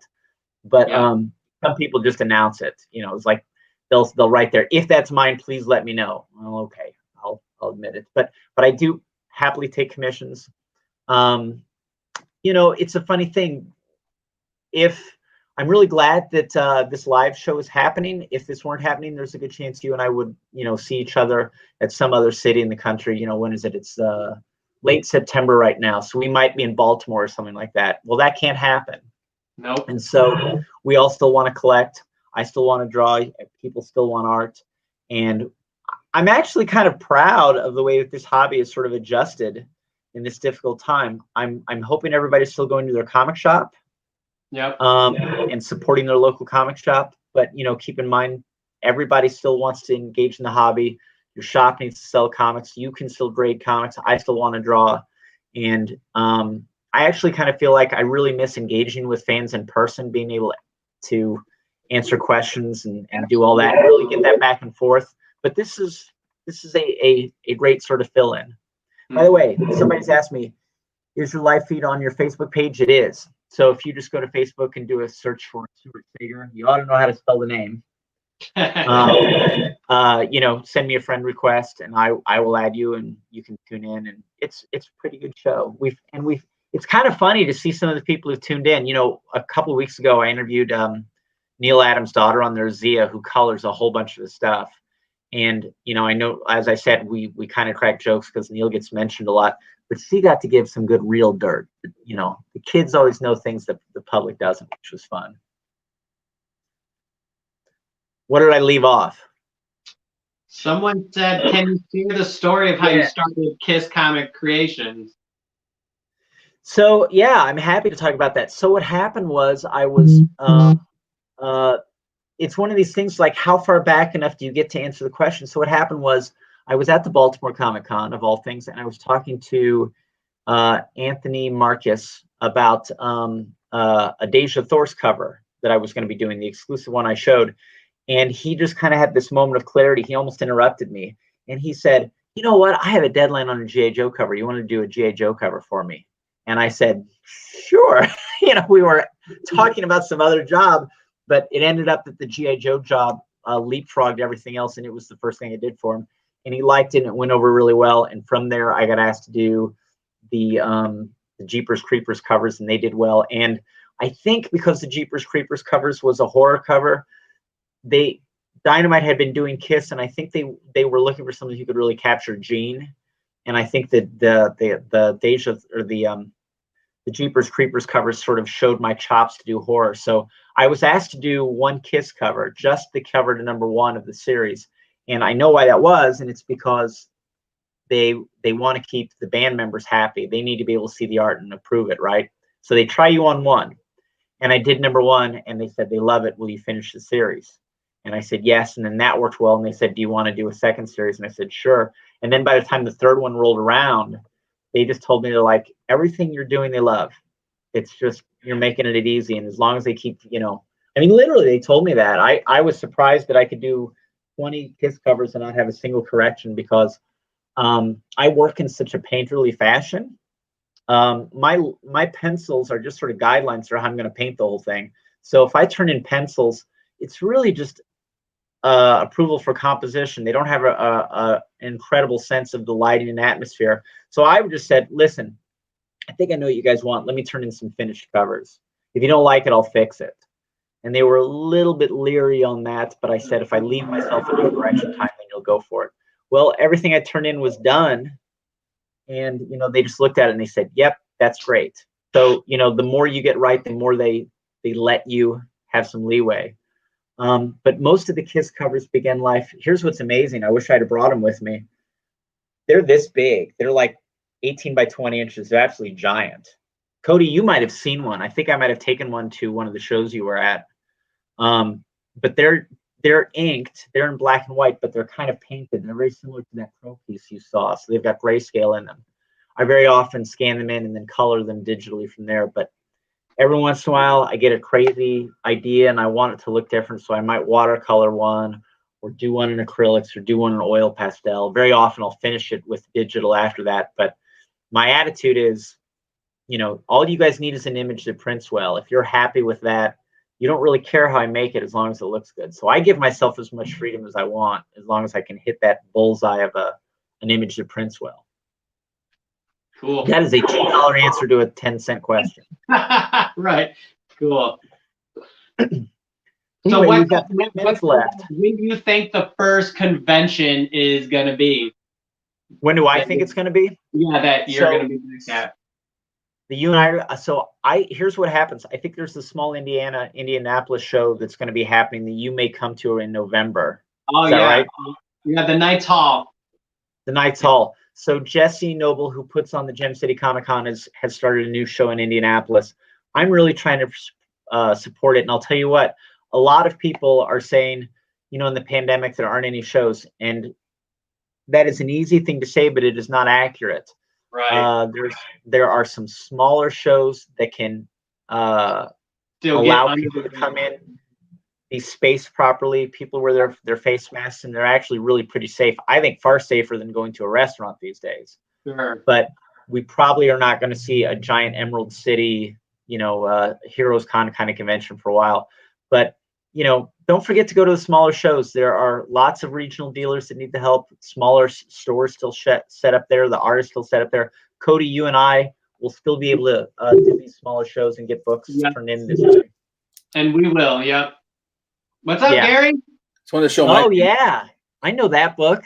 So that's one that I drew for Gary here. That was a Spider-Man. You claimed that on when I first started to do my live show. I think you were one of the first people who climbed aboard. No, it was too good not to buy. I just love Spider-Man, so you know, it's perfect. You made it easy.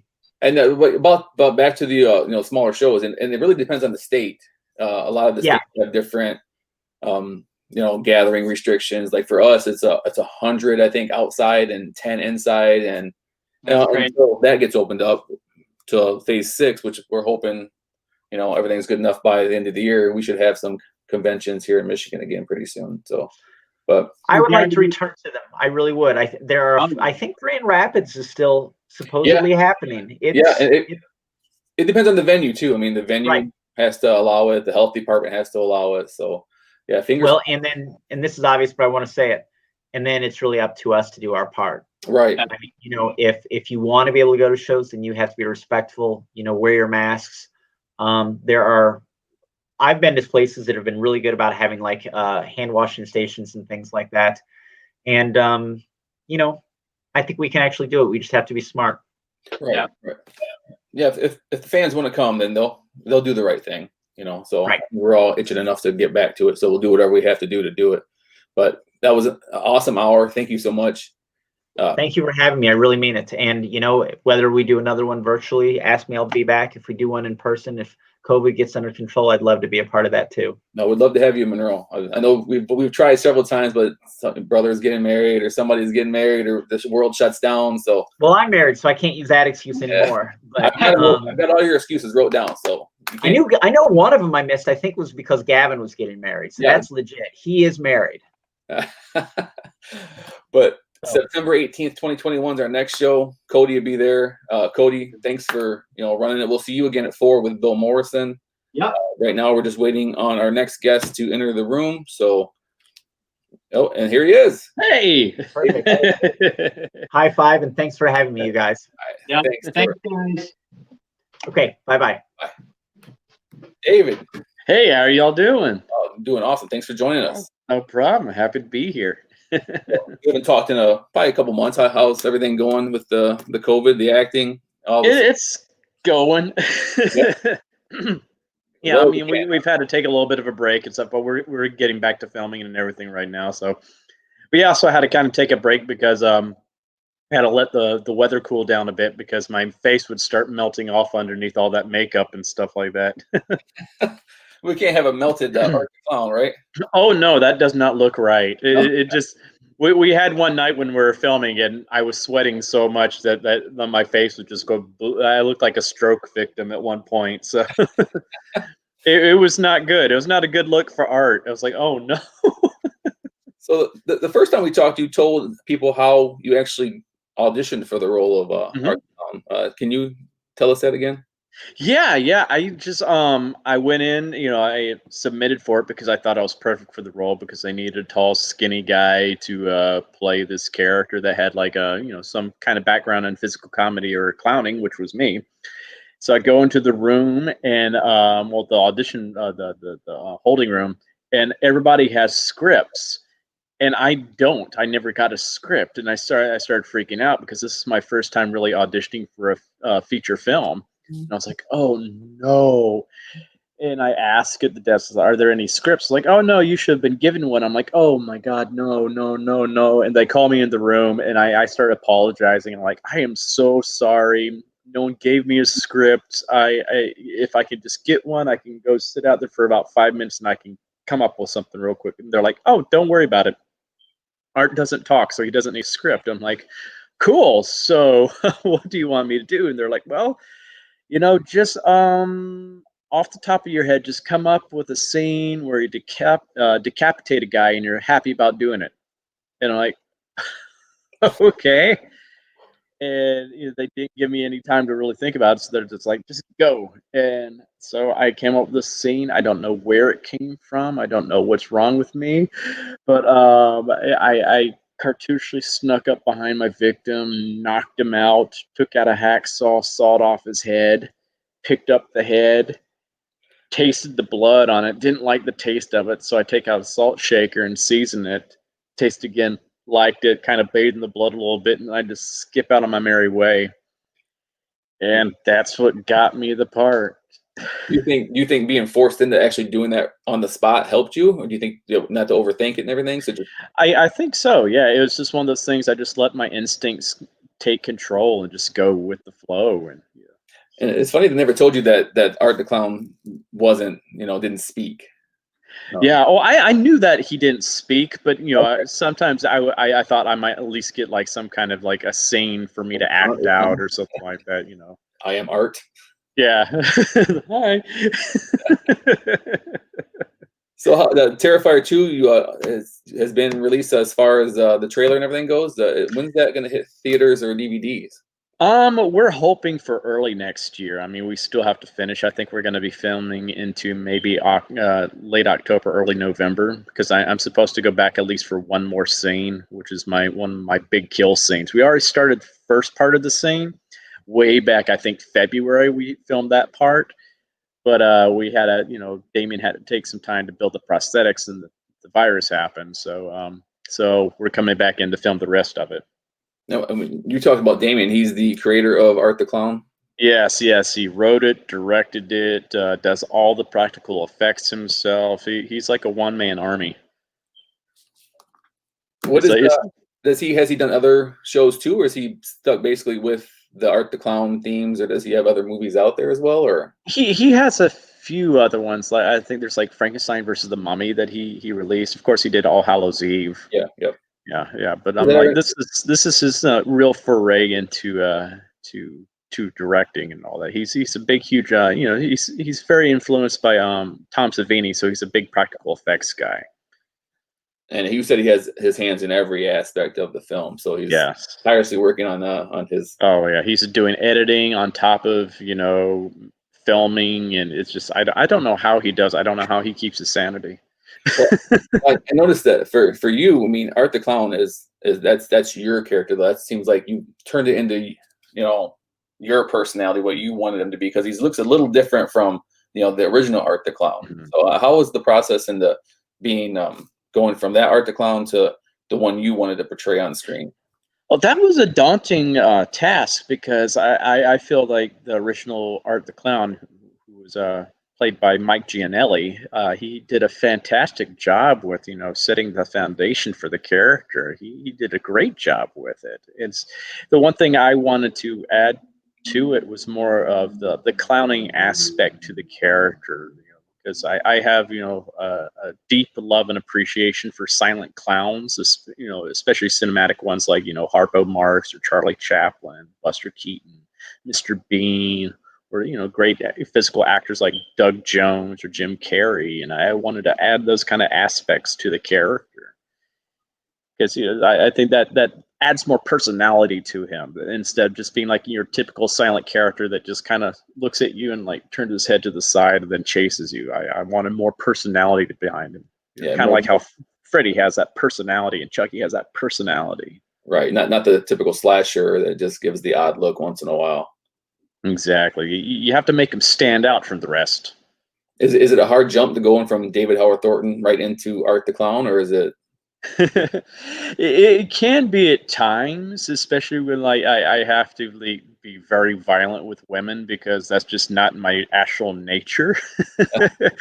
It's I'm always checking in with my female co-stars, especially. I'm usually good with my male co-stars. It's always the females. I'm always worried about them getting hurt or something like that. I just want them to be as comfortable as possible, because I know if they're already doing things that are very uncomfortable. Right. So I can imagine from their perspective, it's a very jarring experience to see me going Mr. Angry Eyes 1 second to they say cut. And I'm like, oh my gosh, are you okay? Are you okay? Are you okay? What can I do for you? Well, that's nice to know you even care, because I'm sure they realize it's acting, and this is but the fact that you worry that they're okay, or that you go too far, kind of thing, and I'm sure that helps you and helps everybody on set, feel more. Oh, that's always my main concern, is making sure that whatever I'm doing is not hurting them. And I'm always asking them, is like, are you sure that this is okay? Because I want to make sure it's okay with them before I do anything. So what got you into acting then? My parents, especially my mom. That my parents are very involved with doing church theater of all things. When you consider what I do now, I think it's kind of ironic.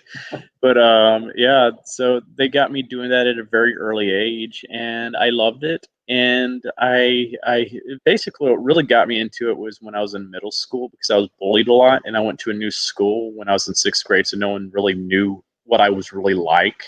And so because I was very shy and insecure, because I grew up in Alabama, and when you're growing up in Alabama and you hadn't hit puberty yet, while everybody else had, because I was a late bloomer.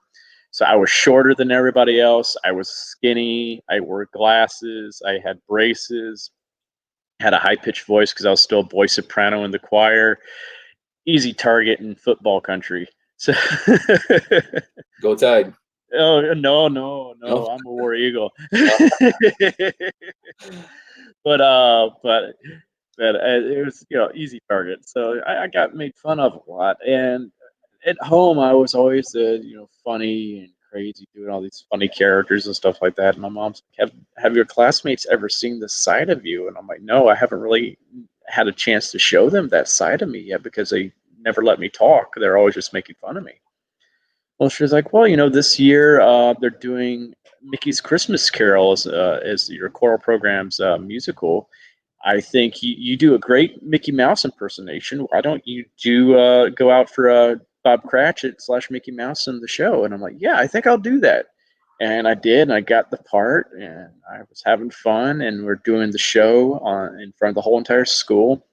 And things go wrong on stage. Like the one part, like the set fell down on top of us, and another part, like during the Cratchit family scene, like we had like this little table and the little chicken was sitting on it, and the table broke and it flung the chicken out over the audience.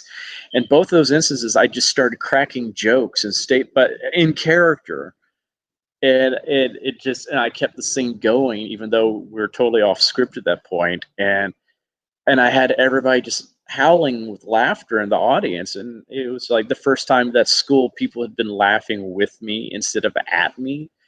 And I really liked that feeling. And I was like, wow, I'm actually bringing happiness and joy to these people. And I'm actually in control of the situation for once. I really like this. I want to do more of this. And I think that's when it really, clicked with me that this is what I really need to do with my life.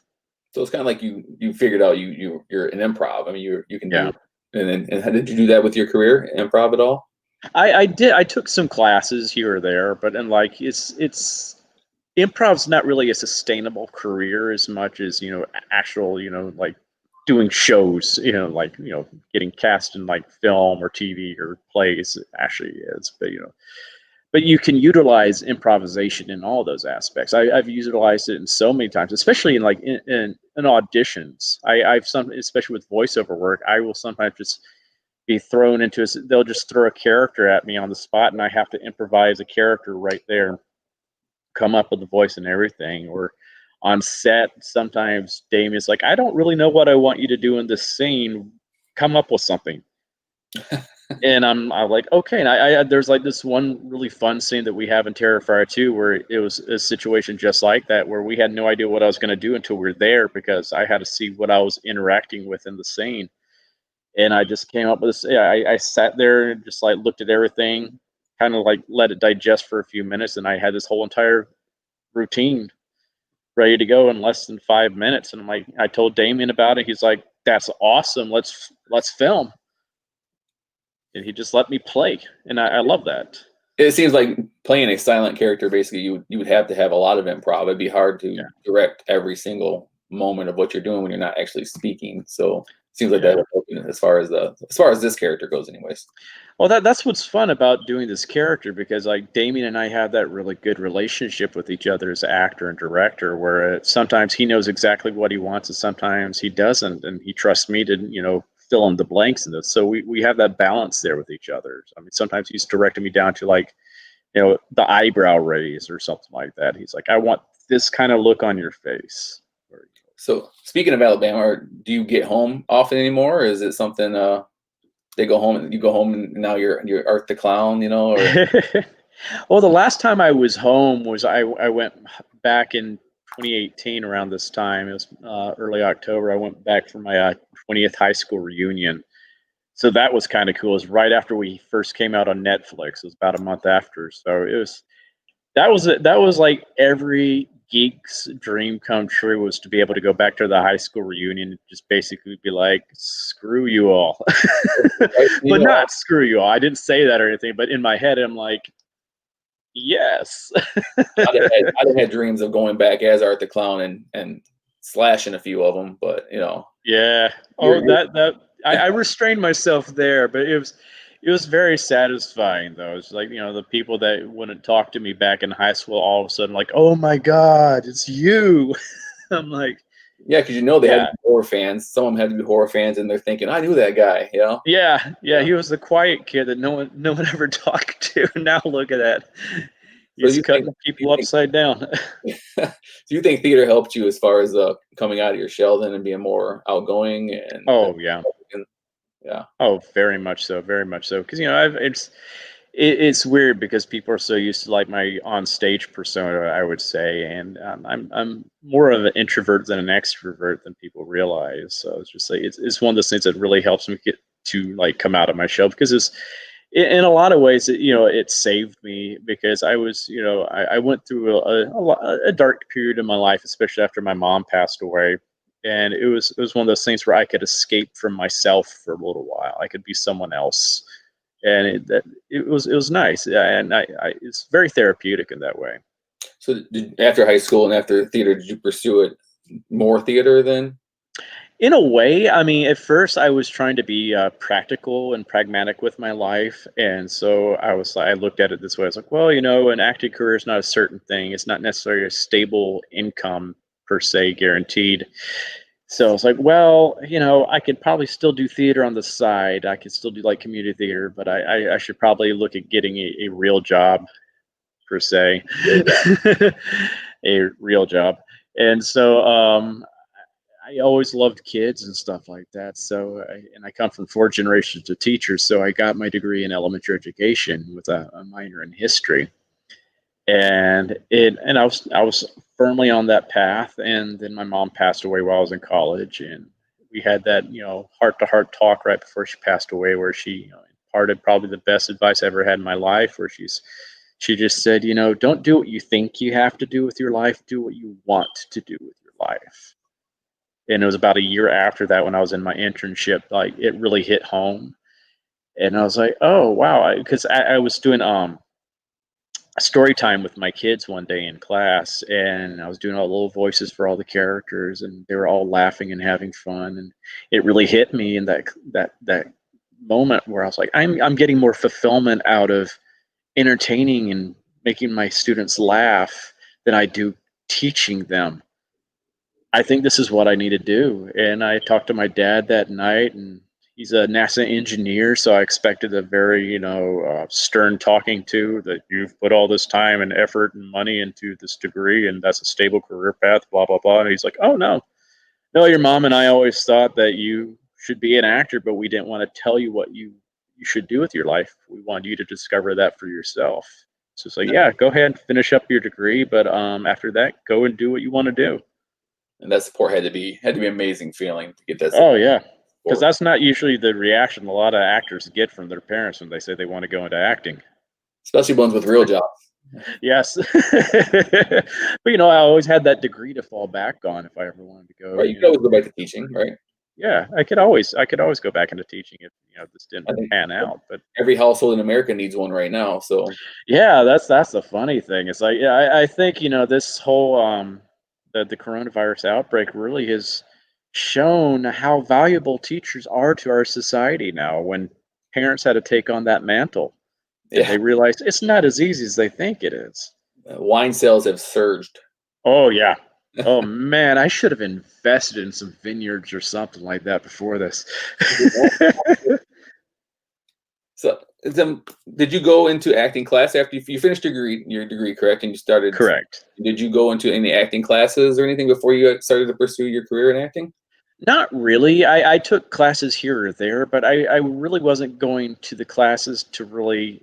I mean, I didn't really learn that much from the classes, as I look at them as like networking opportunities too, because I was taking them with like casting directors and directors here in the city, so I could get to know them. But it was a fun way to brush up my skills. The more of the classes I took were more in like voiceover, and that was more just to like fine tune those skills there. But because I feel like I had been cultivating my acting abilities my whole entire life on stage. I had real world teaching experience, I guess, in that, I would say. I think that's like some of the best ways to learn how to act is, by actually just doing it and being on stage with those that are better than you, because you learn from them. So you did theater as far as you were in a long running theater program. Was it you played, who was it, Grandpa Who? Grandpa Who, yes. I was Grandpa Who in the national tour of How the Grinch Stole Christmas, the musical, for 5 years, and also understudied the Grinch in that. So I think you did a great Grinch too. Oh, thank you. But our Grinch was the best. His name was Stephen Carl, who many might know as Robbie Rotten from the show Lazy Town that was on Nick Jr. He taught me a whole lot. He was a master at physical comedy. So I consider him like the Socrates of comedy for me. I learned so much from him, and you can probably see a lot of his antics in my version of art. I took a lot from. I would have moments on set where I was like, how do I approach this scenario? And I'm like, what would Stefan do in this case? I'm like, oh, I know exactly what Stefan do. I'll just do what Stefan would do here. What's the? I mean, is it vigorous? You know, being on a world tour like that. What's the schedule? Are you constantly acting every night, or? Pretty much. It could be pretty rough. I mean, luckily it was it's a seasonal show because it's set during Christmas, so we would only do it for about 2 months a year. But we were on the road all the time. We would do sit downs though in a city for at least a week, which was nice because a lot of tours just go to a different city every other day almost. So that's more draining. So we would have the days to relax, but at night we would do shows. Sometimes we would do 12 shows a week. We would do sometimes like 4 shows in one day, and that was tiring. That was very tiring. What do you prefer more? Do you prefer the theater, or do you prefer being on set? I mean, I'm sure it's totally different as far as the two. Yeah, that's the hard thing. It's like they both have their pluses and minuses. It's like I like with film work, you have the advantage if you mess up, you can just do another take. Yeah. And but sometimes some of the best material comes out of things going wrong on stage, and then you have to improvise. And I've had many great moments on stage that I would have never had otherwise. So you have that there, but usually film work pays more, so that's always an advantage. But with stage, you have that instant feedback from the audience. So you know if something's working or it's not working, especially when it comes to comedy, because comedy is so hard and so subjective. So it's like, it's hard to tell if a joke's working when you don't have an audience there responding to you. And the crew can't really laugh until after you say cut. So you're like, well, did that work? Is this funny or not? Have you ever had those oh shit moments as far as like on theater where something happens and you have to improvise? Oh, so many times. So many times. Like sometimes someone just hasn't come on stage for their entrance and you have to cover, or like, the set falls apart or something like that. I remember there was this like one show where one person, it was when I was in college, like this person was late for their entrance, and I ended up improvising on stage for about 4 or 5 minutes. And half of that was because that actor was on the side of the stage just watching me improv. They're like, no, he's doing this for you. Go. You're saving him and he's watching you and being entertained. So yeah, I was just making up my own stand-up routine in front of the audience, basically. But it was fun in that way because I look at those moments as a good test of my skills. So I kind of revel in those moments. I know a lot of actors fear those type of moments, but I kind of think those are fun because it adds a new freshness to everything too. Have you always been able to recover real quick, or is it? And have you ever had a time where it's like you just kind of froze and like, oh? No, I mean, I think even as a kid, when I would do like church theater, when some kid forgets their line, I was always the one that would just come in and swoop in and cover for them or something like that. It's just, it's something it's like an innate ability that I've always been able to do. I can't explain it. It's just, I once I'm in the character's mindset, I can just live in that mindset and just go with the flow. Is theater something you'd still like to pursue, or do you still actively do theater? Or? I would love to. It's been about 5 years since I've been on stage, which I miss, because that was my meat and potatoes for, I would say, the majority of my life was stage work. I miss it. It's there's nothing like having a live audience in front of you. Yeah, you can feel your energy. Oh yeah, especially like when we were doing Grinch and we had like 2,000 people in the audience. It's just like, oh, so you feel like a freaking rock star. How many other different theaters have you done besides the Grinch? Oh boy, I've lost count. I've done a lot of musical theater. Okay. A lot of musical theater. Also, like probably one of my favorite shows I've done it twice now, is the 39 Steps, which is based on an old Alfred Hitchcock movie, but the play is a comedy, and it's where it's only 4 actors in the show, and you have your main actor who plays the main character, you have the female character who plays the 3 main females in the show, and then you have the two clowns who play everybody else, and it's set in England and Scotland during World War II, like the onset of World War II with the Nazis. And so I would do scenes where I had to play multiple characters at once, and I'm having to argue with myself on stage and use different dialects for those characters too, because all in England and Scotland. And then, like, one of the characters I played was an English professor that was living in Scotland who was actually a German spy. And so that was always a fun one to play, because halfway through one of his monologues, he reveals he's a Nazi. And so in the middle of a line, I had to drop the English dialect and go into the full-on German. And that was always a fun moment on stage when the audience realizes that you would get this gasp. They're like, "Oh my god!" That seems difficult as far as having your mindset to be this English character, then all of a sudden switch. Just Oh yeah, it was a show. I was always so exhausted by the end of it, because because I've played both of the clowns, and so that means I've played over 60 characters in that show now. So you were Art the Clown before Art the Clown. Yeah. A German Art the Clown. A German Art the Clown, yeah. We don't know. Art the Clown could be German, right? He could be anything, and that's the one wonderful thing about the character. He is like, we haven't revealed his origin yet, so it's like the possibilities are endless there. I'd save that for Terrifier 3 or 4 somewhere. Yeah. Oh yeah. Now, have you had to sing on Oh yeah. Yeah. Oh yeah. I was a singer before I was an actor. Actually, I come from a very musical family. I actually have a 4.5 octave range. Oh, I don't know what that means. What? It means that basically, it's basically Axel Foley and Freddie Mercury have that kind of range where you can go extremely low and extremely high. Okay. Yeah. Have you ever thought about being in a band? Did that ever cross your curiosity there?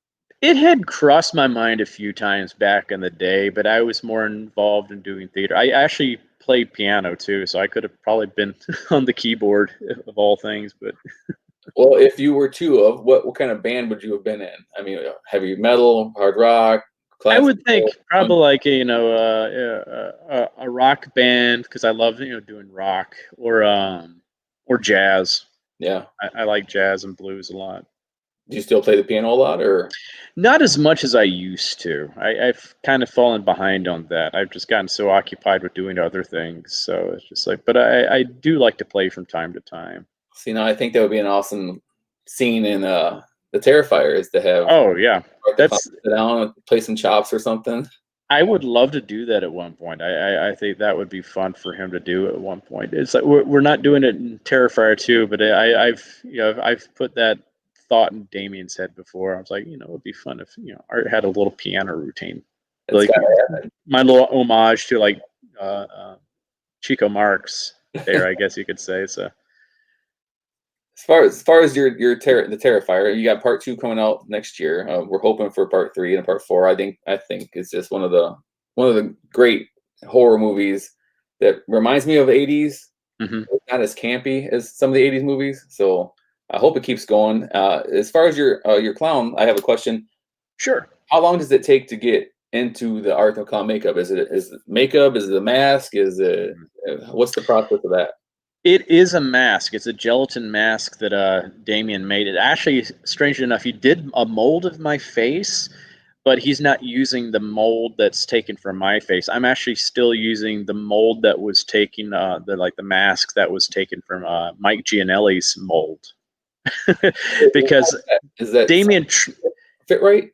It not truly, and that's what's annoying about it. But the reason Damien did this is because he tried making a new mold from my face, but it just did not look right. It did not look as good as the original, so we keep using Mike's old mold for that. So like Damien has to take more time just to make sure that all the edges are blended and everything matches up perfectly on my face. So it takes about 3 hours to glue it all. So just one big huge piece that he has to just painstakingly glue to my face.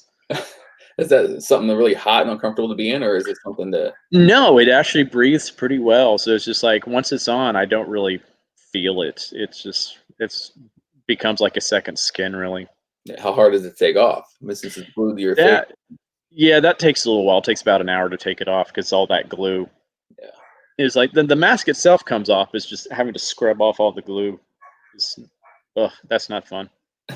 And where did he come up with for this Art the Clown look? Did he have do you know if he had like the thing that he went off of, or was it just something that came up and popped in his head, or? Well, basically, he kind of created art to be the antithesis of Pennywise. Okay. He's like, well, he didn't want to steal anything from Pennywise in that regard. So it's like, well, if I'm not going to steal from him, I might as well go the opposite route. So it's like, well, Pennywise is colorful. Art's going to be black and white. Pennywise has hair. Art's going to be bald. Pennywise is loud and obnoxious and talks and stuff like that. Art's going to be totally silent. So that was his premise for it. Oh, that's pretty interesting. How do you ever get uncomfortable on set with all the horror and all the cutting girls in half? And is that something that you're like, oh, this is kind of freaky? That in itself doesn't really freak me out because I know it's pretend. Right. It's the actual stuff that I'm working with. Sometimes it can be a little bit gross. We had like a scene in part 2, especially where I'm having to deal with some innards and stuff like that, and it was just like, whoo. Yeah. Ooh, it was a variety of textures that I was having to deal with. My hands were on, and I'm just like, this is. Ooh, I'm glad I ate earlier because I could not eat after this. But it was even more gruesome and. Oh yeah. Yeah. Oh yeah. Like we took that as a personal challenge because that's where everybody's like, oh wow, the hacksaw scene's amazing. It's like, well, we have to somehow live up to the hacksaw scene, and that's what we did. And like I would say, like the first scene alone in the movie is the gore value is on par with the hacksaw scene. Yeah, I guess it's a tough scene to top. Yeah. We aim to. It's a fun challenge. So yeah, we aim to like surpass that if we can. But if not, we hope to at least be equal with it. Is this a true like a sequel? I mean, is it follow the same storyline right off of the first one right into the next one, or is it Yes. the story this time? Yes, it starts literally where the first film left off. So you have how it ended with the coroner scene. You kind of see that in the it's not really a spoiler since you do see it in the trailer, right. The coroner scene. So yeah, it's like we start with that scene, and then we skip to a year later. And is the whole cast a fresh new cast then? Yeah, pretty much. Yeah, pretty much a fresh new cast. As Damien showed earlier this week, Samantha Scaffidi's coming back though. Okay. So she'll be in there. But I'm very excited about that. So like, yay, because I love Samantha so much. But yeah, it's pretty much a new cast. This is this film is I kind of look at like the first film was really Art's origin story in a lot of ways. The second film is going to be this new protagonist's origin story of Sienna. Art's front and center. Don't worry.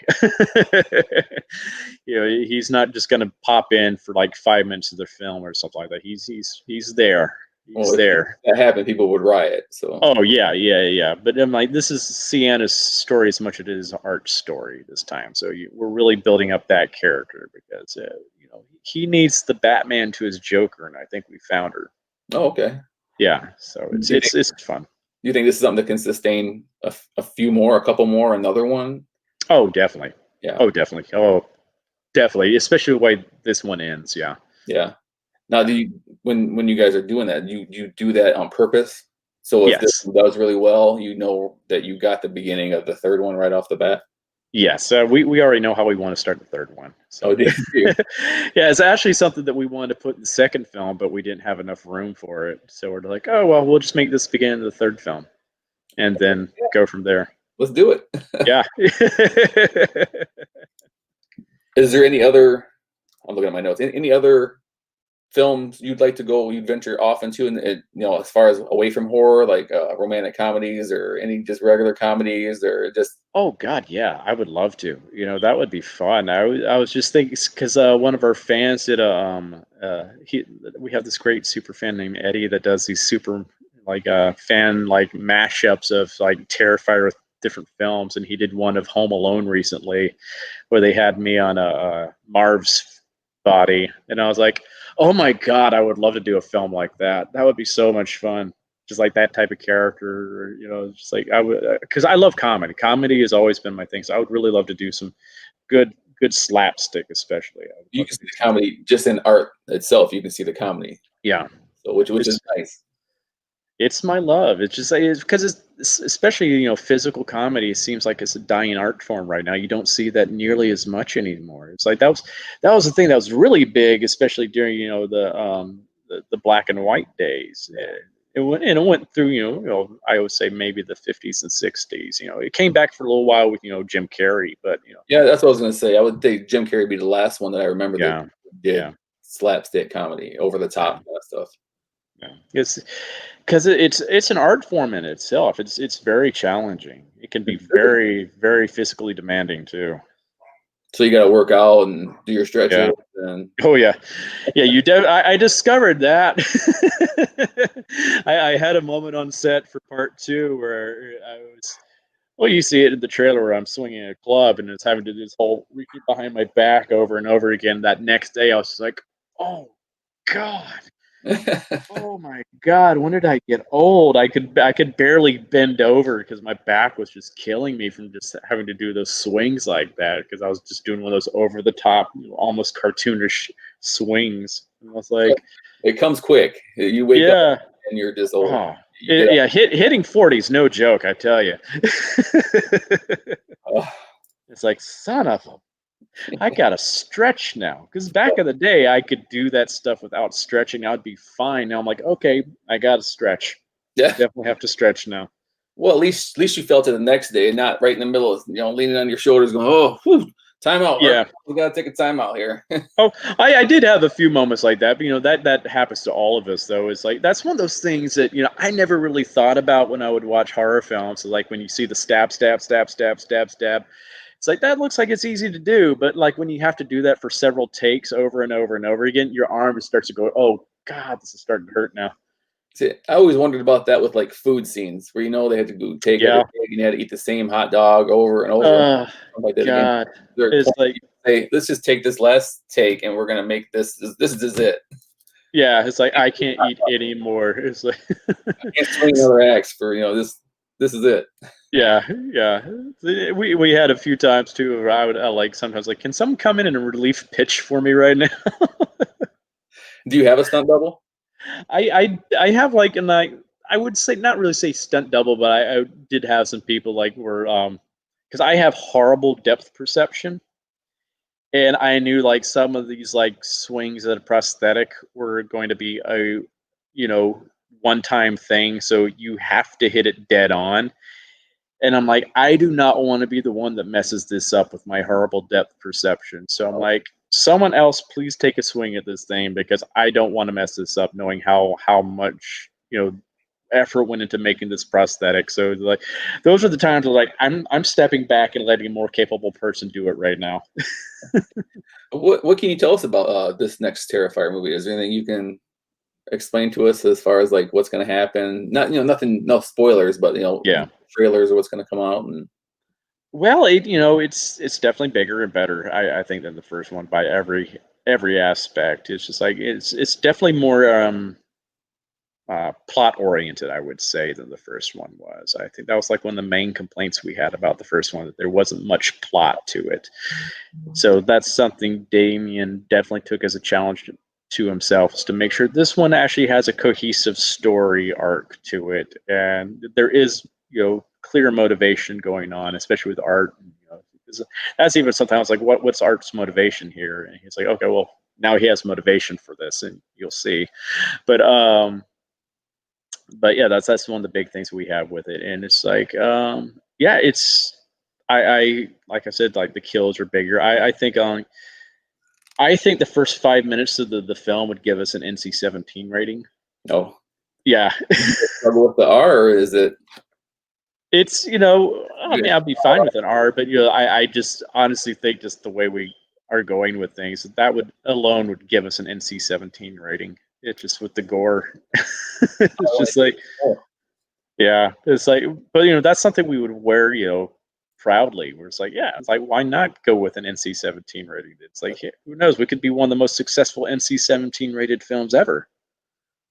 Since Art the Clown, the Terrifiers came out, have you noticed more offers or anything as far as like horror genre movies, or has it been an uptick in as far as like what you're going to be doing and coming out with in the next few years or whatever? I have seen that. Yes, it's not really not really the big Hollywood studios have come knocking yet, but like a lot of independent films have started to come to me. So I am starting to do some more films. I'm set to shoot another film called Stream early next year with a lot of the same people that were involved with Terrifier, and we actually have a lot of horror people involved with that, like Felissa Rose, Jeffrey Combs. There's some other people I can't name yet because they haven't been announced, but that's going to be a really fun film. It's a fun concept. I wish I could say more about it, but I don't want people taking our idea because we're hoping it's going to be another franchise. Oh, nice. Yeah, it's a really cool concept though, and it's very relevant to today's society too, which I think is really cool.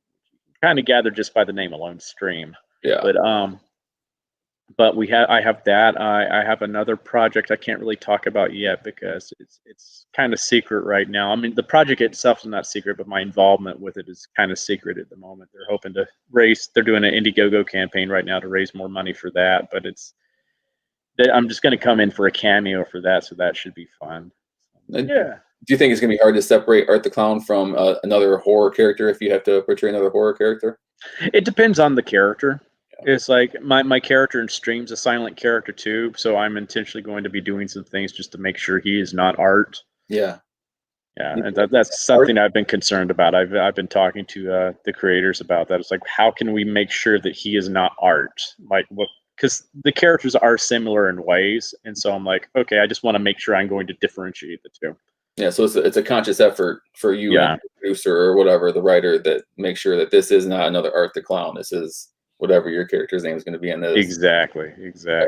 So now, that's a main concern with me. Yeah, there for that.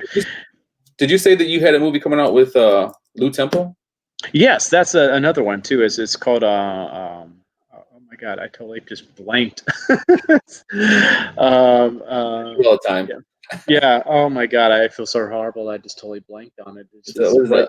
Cowboy, a zombie cowboy? Yeah. It's a western, a horror western. It's going to be a lot of fun. I am very excited. Lou Temple's involved with that. So it's Sean Patrick Flannery. The name's going to come to me as soon as I get off of here, and I'm going to play. I'm going to feel so stupid. But they're going to kill me totally. Can you tell us about that movie? Yeah. That one, I don't play the villain. I actually play the anti-hero in that. I play a cowboy who comes back from the dead. He's been murdered by a gang of outlaws, he and his family, and he comes back from the dead. He was hung and burned to death, so his face is burned off. So it's just a skull that's left over. So he's kind of Ghost Rider in a lot of ways, I guess you could say, but he's not. But it's very over the top crazy. It's just like the kills in this are going to be absolutely fantastic. How long is that scheduled for? We might be seeing something on trailers and stuff. I have no idea. I mean, I think I'm going to be starting to film that sometime next year. They're waiting for me to finish Stream first. Okay.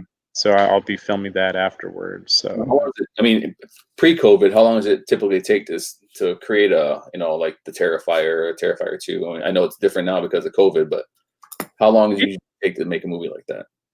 Well, we had originally hoped to get Terrifier 2 out by this October, but that's so. I mean, I would say it takes at least 2 or 3 years from like conception to getting the final edit done. But that just depends on how things go. It's like when you have a studio behind you, it probably makes it easier. Yeah. Does that also determine how it's released as far as like theaters or DVD? Yeah, yeah. It's like we don't have distribution yet, so we're gonna have to shop around for that after we finish filming. But I don't imagine finding distribution for this is going to be very challenging after the success for part 1. Yeah. Well, I can't wait. I know the fans can't wait. My wife loved it. Yeah. Oh, it's got to. I am so excited because I've gotten to see some of the edited footage so far, and it just looks fantastic. Like the one scene that we were so worried about filming, it's the one that we did our Indiegogo campaign for to raise money for. It's like it's a big, huge set piece. It involves a lot of extras and stuff like that, a lot of mayhem and stuff like that. It's about a 10-minute long scene, and I got to see a rough edit of it recently, and it's just nuts. Absolutely just nuts. You guys don't film in order, right? So you no just the scene and you'll go back and forth and film how. Yeah. How trying is that? Is that something that bothers an actor, or is it just you're here to do this scene today, come back tomorrow and do this scene? Yeah, it's sometimes hard, but with my character, it's a little bit easier because I just know it's just kill, kill, kill, kill, kill. So I don't have to worry about like where my frame of mind is in the film, because I pretty much have that same frame of mind for the whole entire film. It's probably harder for the other actors that their characters are at different places, character wise during the film. So one day they have to do this very emotional scene, and another day they're just all happy, easygoing, and woo, because of a party scene from earlier on in the film. So yeah, night in this scene, party in this scene. It's kind of like change. Yeah.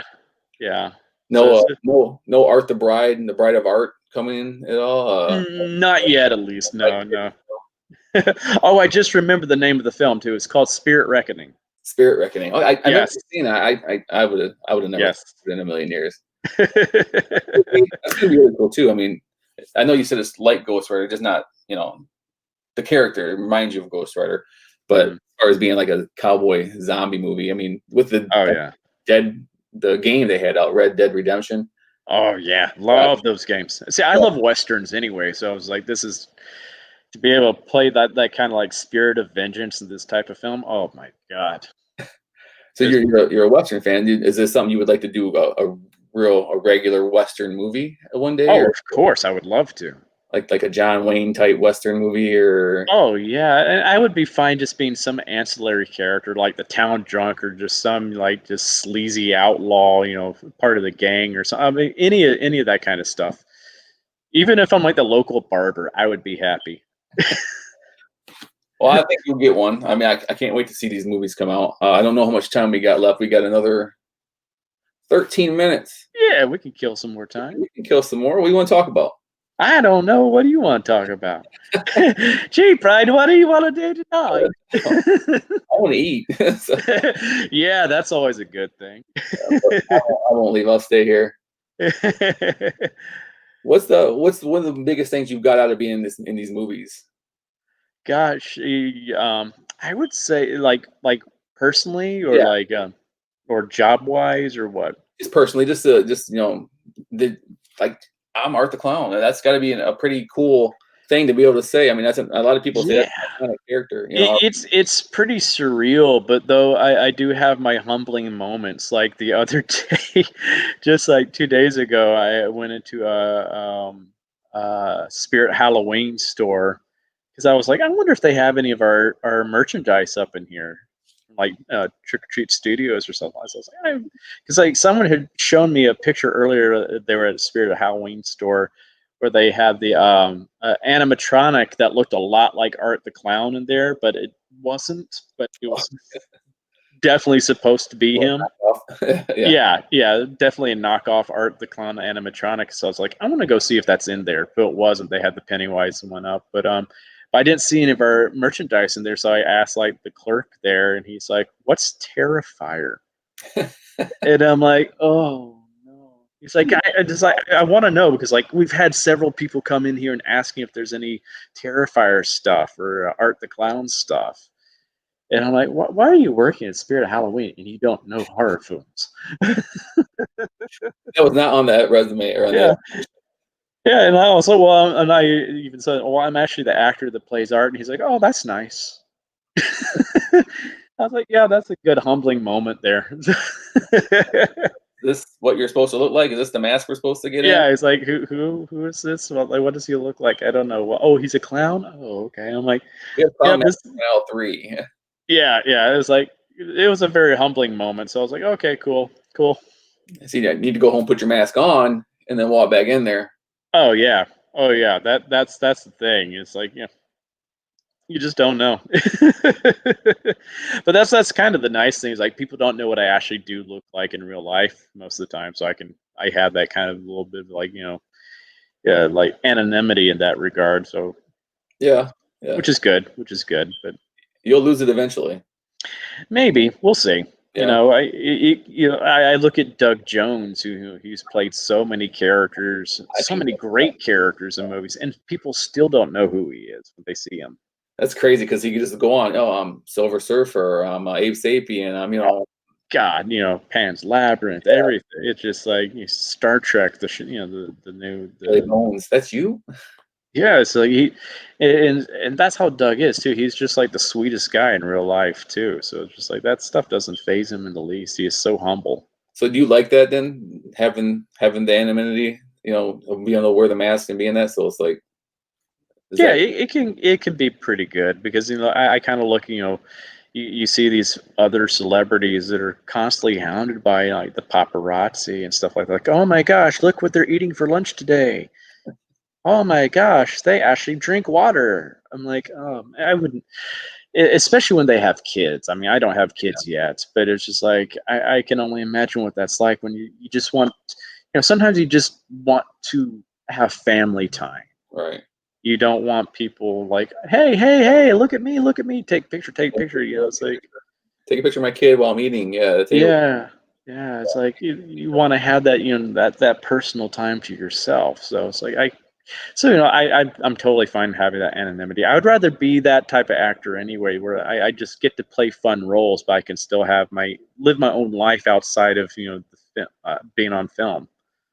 So you said you don't have kids yet, obviously, but is it something you would tell your kid that this is something that if they wanted to, would you support them as far as being an actor, or would you tell them, of course, get a real job kind of thing, so they have something to fall back on, or? Oh, well, definitely, encourage it if that's what they wanted. But at the same time, I would want them to earn it themselves as well. I would not want them to get it because if I'm their father or something like that. Because I don't like that kind of nepotism. It's like it's because I think you appreciate it more when you've worked for it. Right. It's not when it's just given to you. Hey, Dad, get me on your next show. No, it's like no, you got to earn it. You might get them on the show, and they might realize maybe I don't want to do this anyways. Yeah, exactly, because it's definitely not a career path that's for everybody anyway. Because it's like it can be so soul draining because you face rejection on a daily basis, and I don't think a lot of people realize that when they go into it because a lot of people come from smaller towns like I did, where they were the top of their game there in their town. They were the it actor in their local community theaters. And they move up to a city like New York City or Los Angeles. And all of a sudden, they're a small fish in a very big pond with equally talented, if not more talented people. And so you get rejected all the time. And sometimes and I was not saying sometimes, usually it comes down to things that you have no control over. It has nothing to do with your talent. It comes down to some superficial thing that you just have no control over. So you have to learn to just shrug it off and just like, okay, well, I didn't get that, on to the next one. Right. I got to imagine people see it on TV and they think, well, that's easy. I can do that. I can act and I can be a comedian, but they don't understand how physically and, like you said, emotionally work is involved actually to succeed and do it. Oh, yeah. Oh, you mentioned comedians. Like it's even harder, I would say, for the stand-up comics out there. Yeah, because they have to pound the pavement every single day. I have friends that in one night they will go to 4 or 5 different clubs just hoping to get 3 minutes for their set on stage. And I just imagine to get that's sane. hard too, as for a comedian, because you always got to be happy. You always got to be funny. You always got to be on. And it seems like, unfortunately, so many of our great comedians were depressed, Yeah. and hiding the fact that they were depressed by showing you how funny and Oh, light yeah. stuff they are. So I mean, it's I'm Oh, sure yeah. it's a very tough business to get in, to stay in, and stay healthy physically and mentally. And Yeah, it can be. It can be. You have to find your ways to like deal with it. It's like find healthy ways to deal with it. I say I'm like my version of that is I play a lot of video games. Yeah. That's been my saving grace during this whole entire quarantine to keep me sane.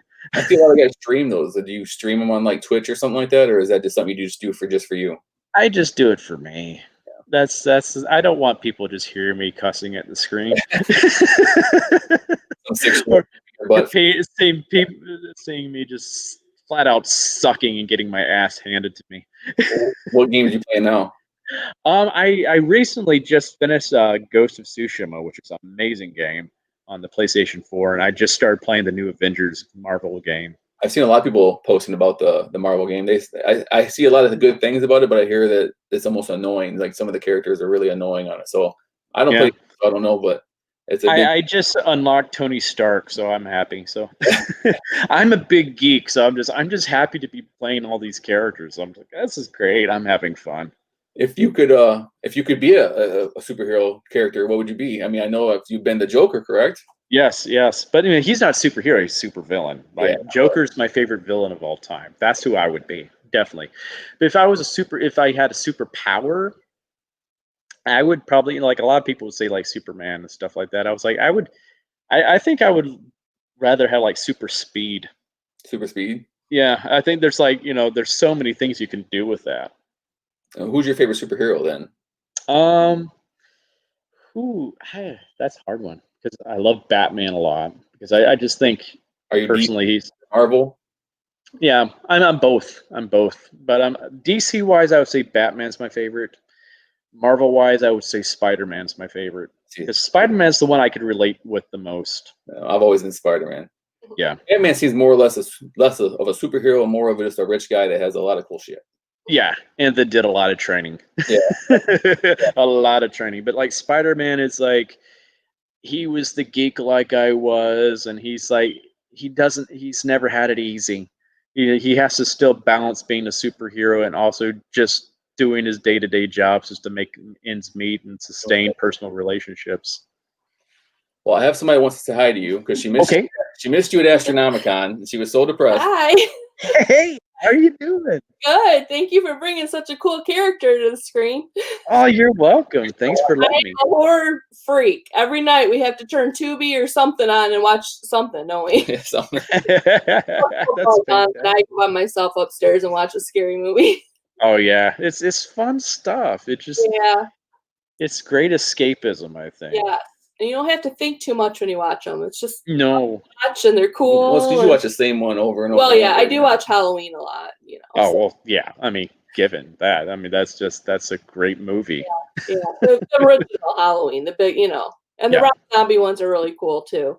Oh yeah, I actually enjoyed those. It's like I know some people give them a lot of grief. I really thought they were fun films as well. No, they were good. We had Tyler Main last year for a guest, and he was really. Oh yeah. It was hard to believe. Tyler's great.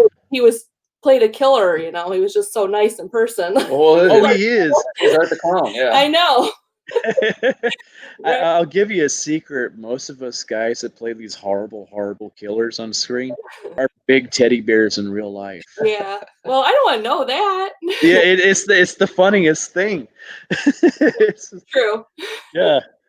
Yeah, you don't really want a really creepy guy playing a killer because Oh God, they're like, where do they end and the character begin? Yeah. Thanks for coming on. Oh, you're welcome. Thanks for having me. Another room. Oh, okay. Standing right there the whole time. I haven't. I don't like to be on camera. I let him do that. Get out of here. Oh, well, nice seeing you. Too. Yeah, we were at Astronomicon in Michigan. Mike has a great show. We went out there to promote our show, and we're gonna try to see you. And next thing you know, your line was crazy. Well, it was she too said late. he was done for the day. Yeah. So. Oh yeah. Oh, that's a shame. I was probably eating lunch at that time. That's when my line got really crazy, I think. She got a picture of you walking by. She was happy.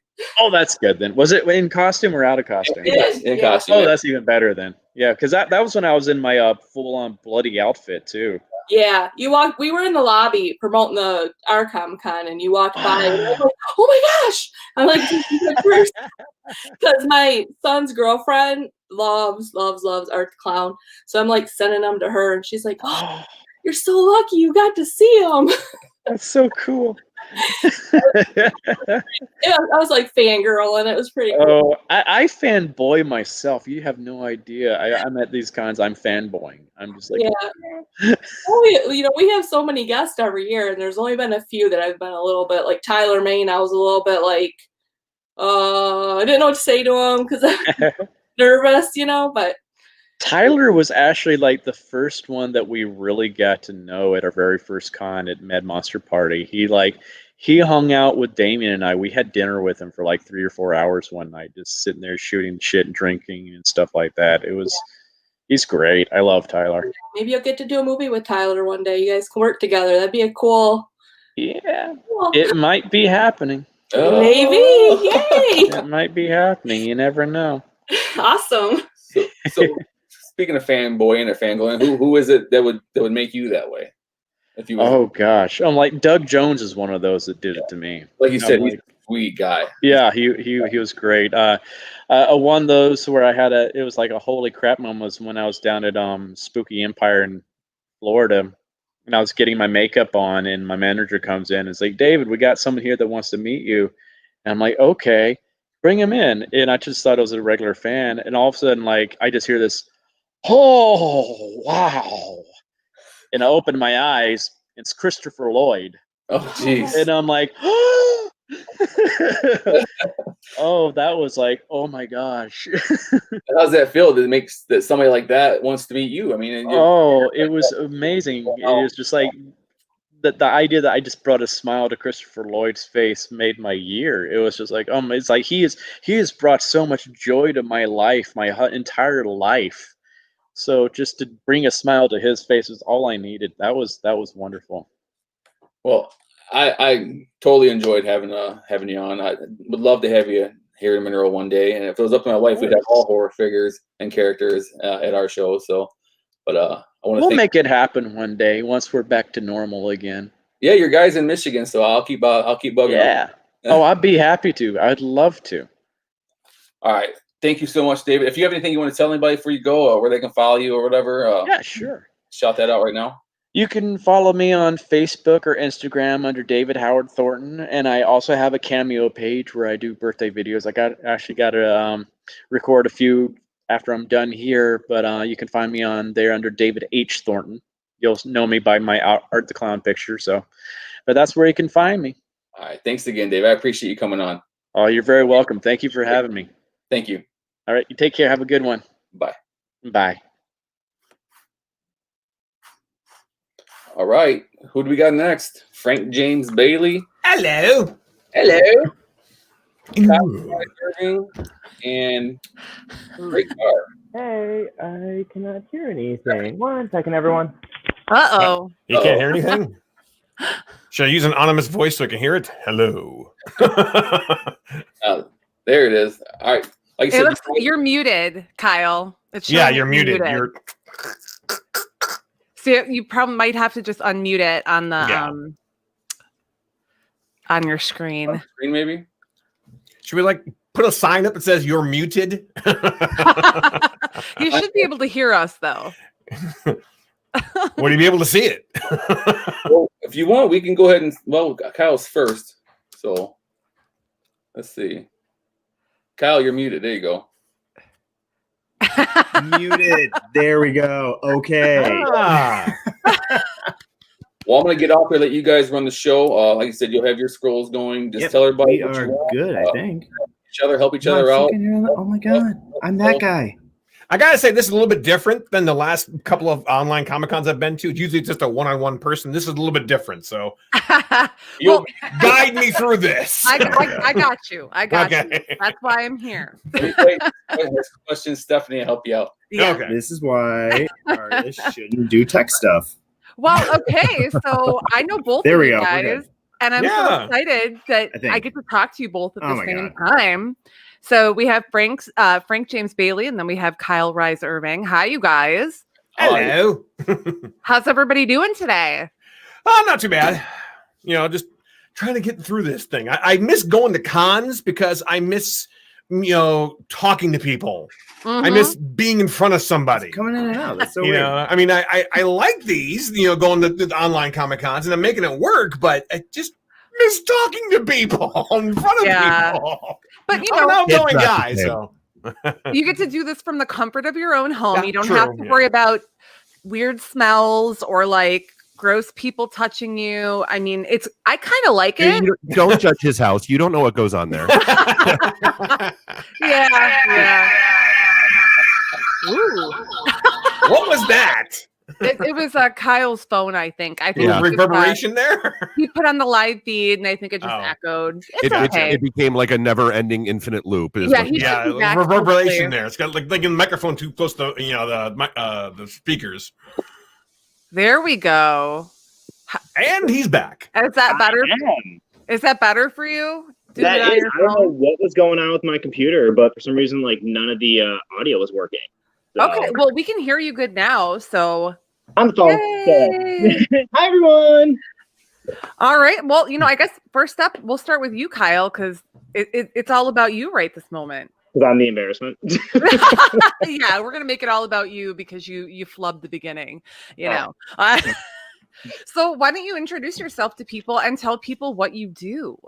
Hi, everyone. I am Kyle Rise Irving of Rise Art and Design. I do paintings and lots of other fun things like custom Funkos. Oh, that's gorgeous. I love it.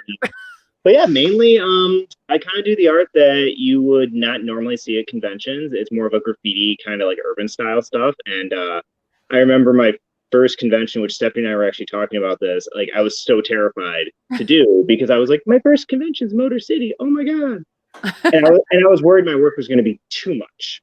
And then after that, I was kind of like, screw it. I'm going to do, you know, bright, bold everything. And ever since then, that's like kind of what I do now, and I love it. It looks amazing, and like the one that you just posted on Facebook the other day, yeah. Oh, there it is. Oh my gosh, like it got such a huge reaction. It is just stunning. And it's one of those things. Like I know with like COVID and everything, you know, there's 1,000 stories out there about what's going on, but I've really viewed it as like a chance to kind of just sit down and say like, okay, what can I do with this time, as opposed to, you know, just sitting at home being like, life sucks. I've been saying like, okay, what sort of work can I do? And that's the stuff I've always wanted to do, just have never had time. Because I mean, we all know how the convention circuit is. It's like every month or every other weekend you have a convention to do, and it's just, you know, so. Yeah, it makes it kind of hard to keep up on creating when you're always, you know, out there promoting your stuff too. So it just adds to the workload. Right. Exactly. Yeah, but you've been like constantly like producing throughout all this. You're always posting new stuff, and it's always fantastic. So yay! Thank you. It is honestly, and Lisa can vouch for this, is that it has been like my one saving grace during everything. Has been like, if I stopped making, and I don't know if anyone else is like this. Like I've seen so many people, like especially you with like, you know, your Kickstarter and all the comics coming out. I'm like, I think like we're in the same boat where if we stop moving, then it just weighs a lot more, you know. Right. So that's kind of one of those things where, but to my fault though, then I'm like, when I do get everything done, I'm like, my hands hurt, my back hurts, I want to sleep. Oh, you're getting old, Kyle. I got a little monster to carry around, man. Like it's exhausting sometimes. I was gonna say, now that you have a kid, you know, and you've got another one on the way, I mean, it's just gonna get worse. You're gonna be extra tired all the time. But they will be the next generation to run through the conventions and say, oh my god, I love that, and then run away. Right. That's what they do. I think that's a common thing that happens. You get a lot of people that walk by and they're like, "Oh, I love that. I'll come back later." And then you know, and I'm we're not gonna lie, we're still waiting for them to come back. Now. I call it the one night stand, where like they're like, "I'll come back. You know, I'll call you tomorrow." No, you're not. Don't lie to me.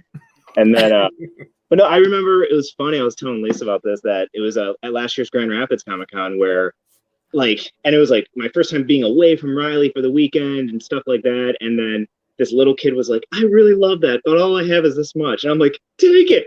Oh God, I don't even care. Like, and it just, those heartstrings got pulled on me. And I'm like, my daughter, like, she's made me a big squish ball. Like, I'm a big bearded squish ball now. So I don't know. I feel like you were a bearded squish ball when I met you, but you know, maybe it's deepened a little bit, but you were definitely still a squish ball.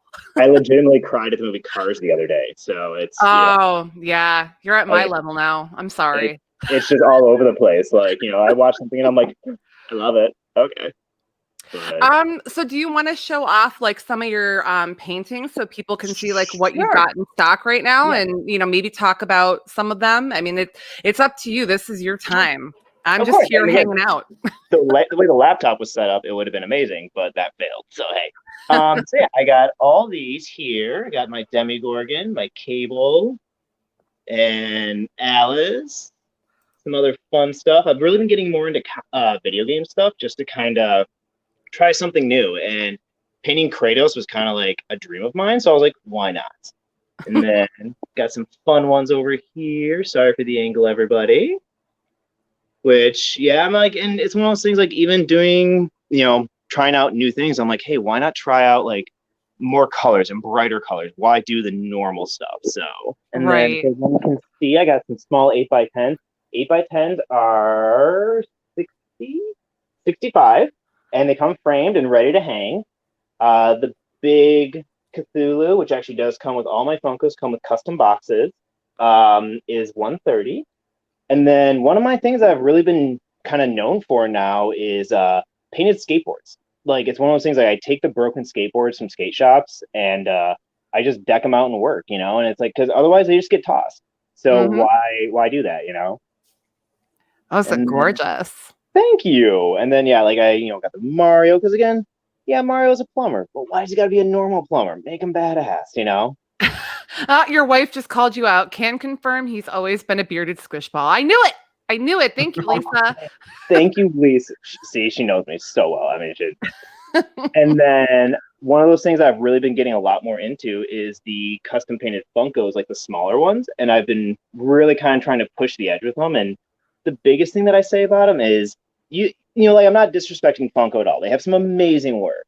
But, you know, I mean, some of them I'm like, why can't they be bigger and bolder, you know? Like, so, like, especially this guy, oh my God, like, I'm not gonna lie, I only cried twice while watching Endgame to do this one, but I made him all patina and stoned looking.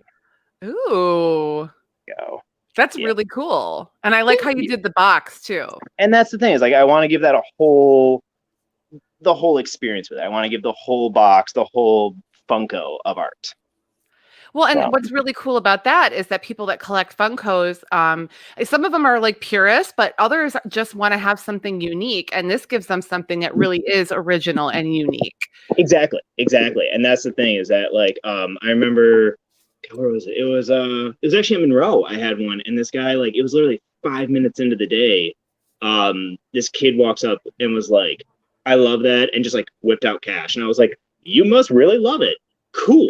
And, you know, and I was like, and he was like, I've never seen anything like that. Now, I have to say, I had this near panic moment the other day. I shipped off a 10-inch Demigorgon one to the UK, and it took 2 months to go through customs. Oh gosh. And I'm like calling, and when things go through customs, in all reality, they're lost until they arrive. That's all it is, you know? And I'm like, yeah, I guess if it gets to 3 months, I'll refund you the money. But I'm like, I don't know what else to do at this point, you know? I mean, it was really like one of those moments where I was like, okay, this is hard, you know? But yeah. But then, yeah, and again, with all my work, I do offer prints of everything also, 8x10s, 11x14s.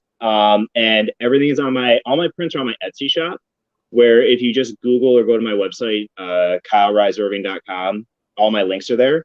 And then all my originals and everything too are on there, or on my website of KyleRiseIrving.com. You know, I've made it a point, which again, Lisa has very much helped me out with this, is being like, Kyle, you need to post things and make sure you're updating your website, because if they're not on there, then they're not going to get it. And I'm like, but why can't people just find me organically? You know, like why can't it be that easy? But that's the thing is that, you know, it's, and which I'm also getting into now, which I feel incredibly old saying I'm getting into, but I'm starting to work towards doing like time-lapse videos of my work and everything, because people are always like, well, what's, you know, how do you do this? And yeah, I'm one of those people. I would love to sit down and watch, because that's the thing, it's is just so much going on. I want to see it, like the process, you know. And that's the thing is I've had some bad experiences where if I post if I feel like I want an update photo and then I send it and then they're like, oh, and I'm like, well, I'm like, you know, you don't look at a loaf of bread and say, cool, that's flour and yeast and, you know, water. Like you wait. I made bagels this morning. Okay, I got bagels. I made this morning. I was like, I'm gonna make bagels, and then 2 dozen bagels later, I was like, I got bagels. So, which was one of my pride and joys of COVID, was learning how to bake bagels and coffee cake. So you guys were eating good then. I gotta keep my head, man. You know, it was. I'm like, she's not staying with me for the looks. It's all for the cooking, and so. Yep. I can see that. I'm about to just, you know, swing on by for some bagels later. So we got everything in jalapeno. So. Oh, girl, you're speaking my language. A bagel will always speak to anybody. Yeah. No, I mean, and that's the thing is that like with everything going on too right now, it makes me really happy seeing like this event happen where we can all get out and talk to people, because I myself have found with the anxiety level getting a little bit higher, like even I go to like UPS and I'm like, hey, I'm good. You know, I don't want to talk to you. And I mean, I know like this year's kind of up in the air with a lot of things, but hopefully next year it'll be a little bit better for everyone. But I mean, again, it's given us all the chance to really focus on work we want to do and crank out some new stuff, because like next year I plan on having no old prints at the conventions and just have everything new. That's awesome. Now I've got a question for you, and maybe this is a little self-serving, but you know, I'm running this thing, so I'm okay with it. Do you ever take requests into account, like when you make new stuff? Like, do you ask people like, what kind of things do you want to see, and then maybe pick from like that list of things, or do you just kind of create what you want to create, unless it's a commission? You're going to find this, well, and I do take commissions. It's funny. I have this, Lisa asked me to do this for one of the conventions, like make a sign. And literally I made this little 4x6 framed sign that just said, ask me about custom work. And it has been the biggest, like rewarding thing ever. Like I spent maybe 5 minutes to write it out. And, it's like, it's one of those things that breaks the ice. But this is where I get super nerdy. After every convention, I always make sure I note, like I always have a notebook taking notes of like what people have suggested or things like that. When I'm with my friends, Jason and Nick, and we do conventions, we always get in the car and then we literally have a breakdown of the day. And we're like, hey, did you guys hear anything that maybe I didn't hear? What do you think? What do you think? You know, and it's one of those things that when people say that stuff, I'm like, you know, because again, I'm sure we've all heard this. You should do this. And it's a good idea. But at the same time, it's almost just like, do you just want to see me paint it? You know, and that's the hard thing. But there are sometimes amazing ideas. Like someone said to me, you should do a venomized spider pig. And I'm like, that is brilliant. And I will. And I did. And it came out, you know, it was just fun. It was awesome. I was like, this is just fun to do, you know? But yeah, I mean, that's the thing is that, because in my head, I'm thinking everything I want to do.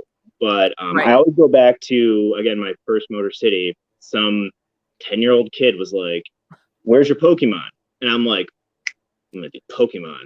And that's literally the next year I did a Bulbasaur painting, and it sold even before we opened on Friday morning to another vendor. I was like, okay, so apparently the words of babes is like, you know, like gospel, because like when they say those things, you just really need to listen. And then, you know, and again, like, but I do, my biggest worry, and I'm sure we all get into this, is doing work that's just going to get lost in the wash of the comic world.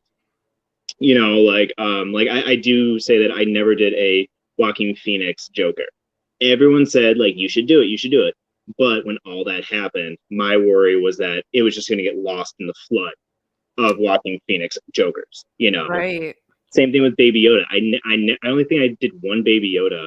and I was just so worried about it just being like lost in the stream.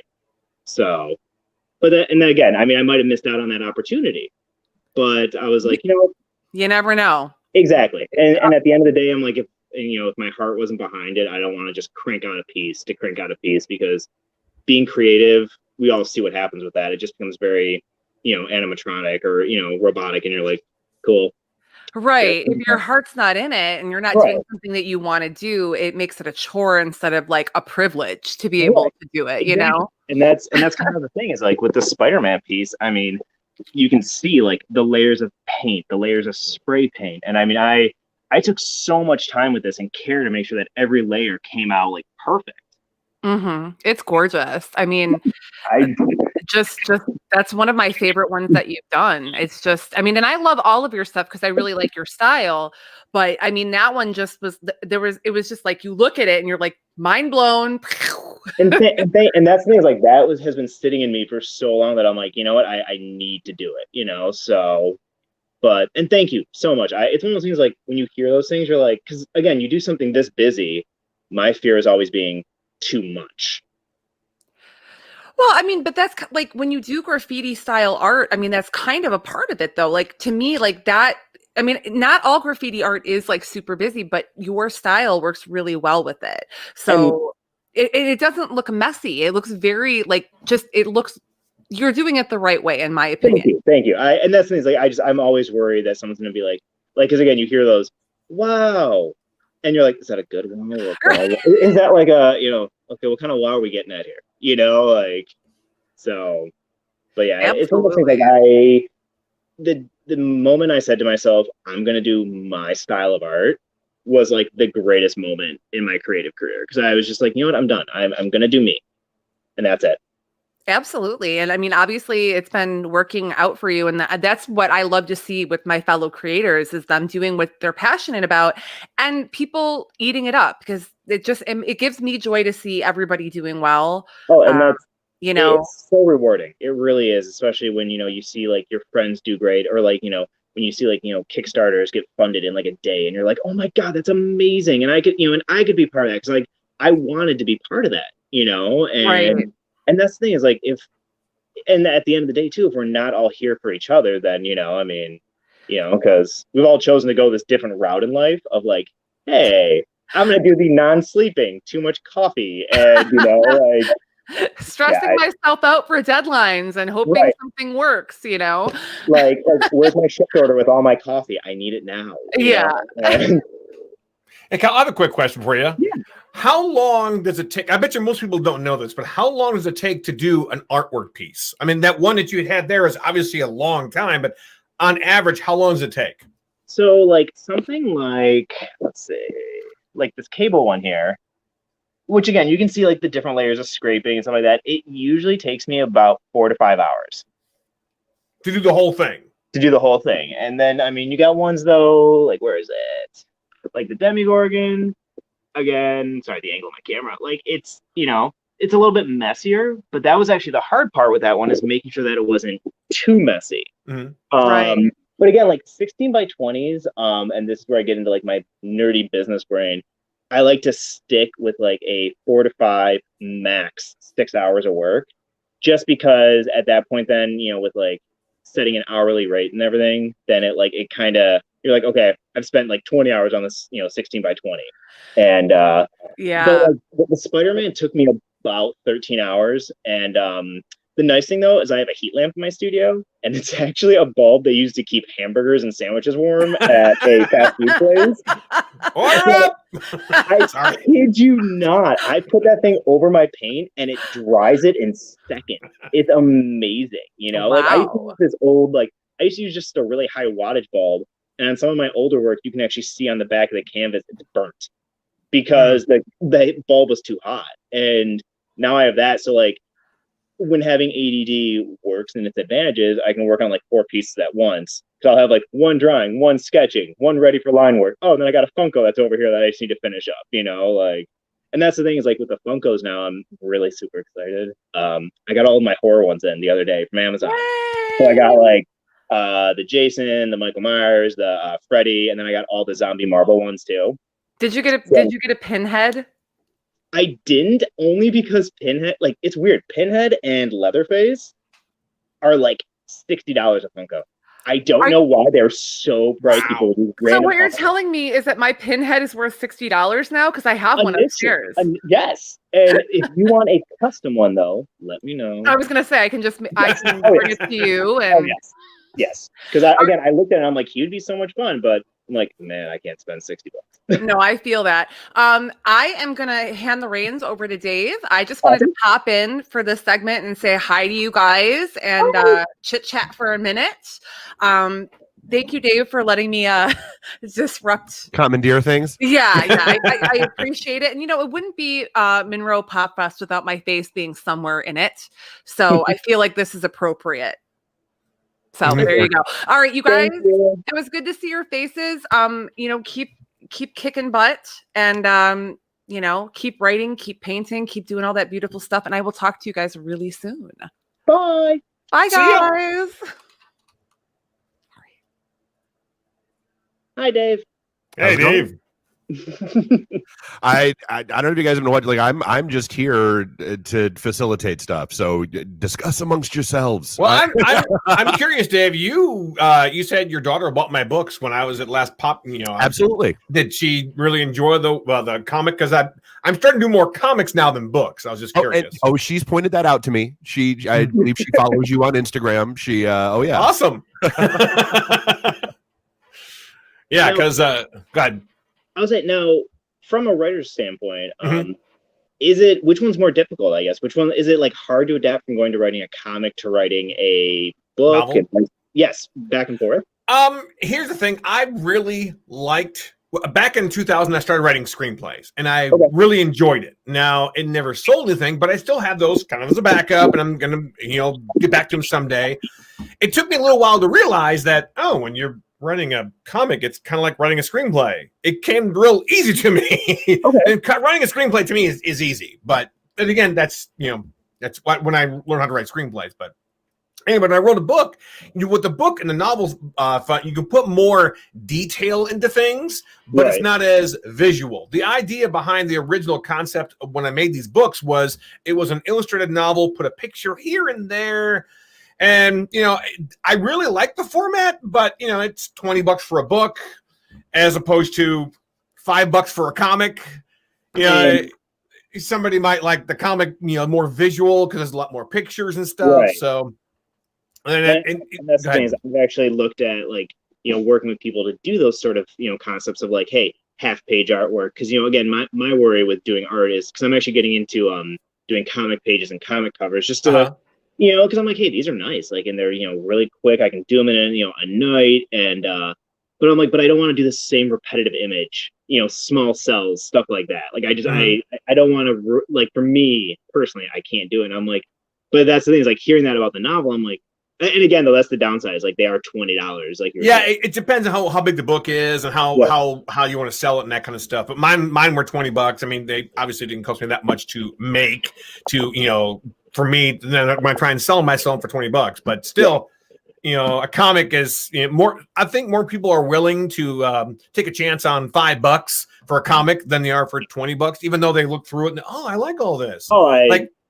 It's No, I mean, and that's the thing is that's the, like, hard part because, like, I look at books too, and I'm like, oh my god, it's a great book. Is it offered on Kindle? Exactly. And honestly, I haven't done that yet, but I'm probably going to because it's probably giving me more. I'm always afraid that if it's on Kindle or if it's digital, somebody might share with somebody else and somebody else and somebody else. And it's like, I only sold the one book, but like 25 people read it already. I'm trying to think with, like, the Kindle rules. She wanted to pop in for a sec just to give you awesome. Hi. Hello, how are you? Good, how are you? No, I'm not doing too bad. Doing these online Comic-Cons all over the place. Yep. Trying to get my books out of there. This is the latest one, Burmese. So I'm assuming you've probably seen some of that on Instagram, Burmese. Mm-hmm. Yeah. That's my latest one, and that I just made the website brand new as well too. So so that the website looks really cool now. It's more easy to navigate. You can actually see the characters a lot better. I'm gonna update the news part of it and the fan art. Yeah, that's the one. I don't know, Kyle. I know, being a guy who created a superhero, it's really interesting that I've been doing this for like 4 or 5 years now, and some people have drawn her already. Just fan art. Phenomenal, though. I know. I have a is- fan art section on the site because I'm trying to highlight all the people who are like loving Dragana that much. That's awesome. Now, okay, so I have to ask. Go ahead. When you made a character, was it hard for you to like really sit down and be like, this is going to be a character? Like, this is going to be someone, like, you know, like, and make a well-rounded person. Well, when I originally made it, and when I was coming up with the idea, my daughter was only 7, and she said, this is how I pitched it to everybody. When my daughter was 7, she says, Daddy, I don't like princesses anymore. I like superheroes. So that's where the seed of the idea came from. That's a great moment right there. Yeah. And they have, like I said, she was like 7 years old when that first happened. So when that first happened, and then I thought, okay, am I going to do this? And what kind of powers does she have? How can I make her a little bit unique, borrowing from other superheroes? Because I mean, I'm sure every superhero power has already been out there. What if I combined a couple? Maybe that's why she has lightning bolts that come out of her fingers, not her whole hand, like a dark side of Darth Vader. Just the 3 fingers, and they construct into things. So they make things, but there's also rules. It's not like the Green Lantern can make just anything. Right. She can't make air, and she can't make water. She can't make anything living. Like she can't just make a dog, But and then the bigger it is, the faster it disappears. The smaller it is, the longer it'll stay. So she can make a bunch of bricks in a wall, and it'll stay there for a little while. But if she made a real big airplane, it'll probably disappear in a couple of seconds. I mean, and if you really want to dig down, that like completely reflects on, like life in general. Like, hey, you make a lot of money, you got to pay a lot more taxes on it, and then you have a lot less, know? True, I never thought about that, but that's an interesting way of putting it too. Yeah. I wanted to make, go ahead. I'm at that point in my life where I'm looking at things like even like Cobra Kai, I'm looking at and I'm like, toxic masculinity. Okay, I get that. Like, I'm trying to think how to teach my daughter things, like. When I first designed Turkana, though, I had an idea for the blue suit, and I didn't know exactly how to. Got somebody new here. Anyway, I wanted to have the blue hair, and I thought the blue hair would make her really stick out more. Yeah. So, and I gave her the flying surfboard, although she doesn't use it as often as in the first couple of books, but she still uses it sometimes. Okay. So. But yeah, I wanted to give her a friend to kind of help her out, which now in the comics, her friend Brittany helps her out fighting crime. And Brittany's just a normal average girl who happened to be, you could say she's Kim Possible-ish. Okay. I mean, she's just a normal average girl who happens to know karate and martial arts and that kind of stuff. And, she's kind of helping out. Zakana has the superpowers, but, I mean, that's the thing. Is like, and she doesn't want to be called a sidekick either. That's the whole premise of the first couple of comics. Is like, don't call me a sidekick. I love that though, because I mean, like that's also showing like that, like the supporting character, is actually the main character in their story. Like because that's the thing is like my wife and I have talked about is that you don't have to be the main character in someone else's story. You can be the main character in your story, and maybe in her head she is. I will say a lot of the fans who have read all 3 books have noticed that they seem to like, even though Turkana is the main star and who it's all about, they really like Brittany a lot because her depth of her character is more, and you're going to find out more about it, more about her family and stuff in the next book in number 4, which come out next year. That's awesome. But some people have figured out, more things about her. Like, I see where you're going with that. Okay. Well, actually, but she's half Hispanic, I'm seeing your link right now, and I will definitely go there because I love getting new comics. Like I went over to Vault Midnight the other day, just to start collecting some like back issues of things to be like, I want to be inspired by stuff like like Angel Medina and stuff like that. And I'm so I'm like trying to find all these new comics I can be like, I like that. What can I learn from that? So it's awesome. Well, I've been inspired by a lot of different superheroes, and I also watch a lot of cartoons. And my biggest goal right now, the long-term goal, is to turn this into an animated cartoon. I know that's way far away, and it's going to take a while, but that's the goal. I mean, during COVID, I set for myself like it was like 1, 3, and 5 year game plans, and one of them was like 5-year is to be doing comic covers for like even an independent comic, you know, like get my stuff out there that way. And again, if we don't set goals, then where are we really going to be, you know? Exactly. Yeah. So when they watch, there's a cartoon now called The Owl House. That was really good. There's one called Amphibia, and one of the episodes of Amphibia talked about, you know, how she missed her mom. And it was like very emotional, and it was like some of these characters in these can have so much depth, and that's what I want with mine. to have characters with depth, you know. Like Disney Plus is on constant loop at our house, and it's like Onward just gets me every time. That like this computer graphic Chris, oh god, I forgot his last name. Chris Pratt. Yeah, Chris Pratt. You know, that is his voice can have such depth of like, you know, and everything. And I'm like, how are these cartoons getting to me? You know, but that's the thing. Cartoon, but that's the beauty of animation. You can do things in animation that you can't do in on you know, live action. Think about it. Okay, Disney's trying to make live action versions of the cartoons, and some of them are kind of working, and most of them aren't. I'm kind of on this like weird. I don't want to say like, you know, no, I'm not going to be on the bandwagon, but like I sometimes I'm like, you don't need to make something new. Don't you know like yeah. Like I'm sorry, like the computer graphic Dumbo. I was kind of like, really. The biggest flop right now, I think, is Mulan, because oh man, the reviews I see of that one is like terrible. You're taking away everything from the original story. We fall asleep at like 9:30, 10 o'clock because of our daughter, and I'm like, I don't know if she's gonna sleep through the night, so I'm like, hey, I'm gonna go to bed when I can. And it's one of those things that like, so the idea of sitting through that long of a movie. That's why I haven't seen Hamilton yet. I can't sit through 3 hours at night when my daughter's asleep. It's just not going to happen. I've watched some of Hamilton, not all of it, but I've managed to get through it, and some of it's okay, but it's like, I like a musical where there's a musical number every now and then. That's a constant musical all the time. See, but then on Disney Plus, there was the Beyonce one where she did basically a hour and a half long music video to The Lion King. Okay. Like where she reenacted things more like modern dance and interpretive dance. That was just phenomenal because I was like, it was visually stimulating, you know. Like, but again, we tried to watch it with our daughter and she was not having it. And I'm like, you know, we'll finish it there. Yeah, my daughter's really into My Hero Academia now, which is ironic because I don't like princesses, I like superheroes. And now she's really into My Hero Academia, and she has everything. She has all these pops and there's things all over her room, and she's a teenager now. So, see, whenever I go to conventions and I see kids walking around as anime characters, I'm like, there's no one with blue hair. There's another one with blue hair. Like, I have no idea who these people are. See, blue hair. I'm just like, I have no idea who these kids are though. And I'm like, you know, and it's like now I just ask them, I'm like, who are you? What character are you? You know, like one of my favorite characters from My Hero Academia is All Might. I am All Might. I'm here to save you. He tells a little bit like that.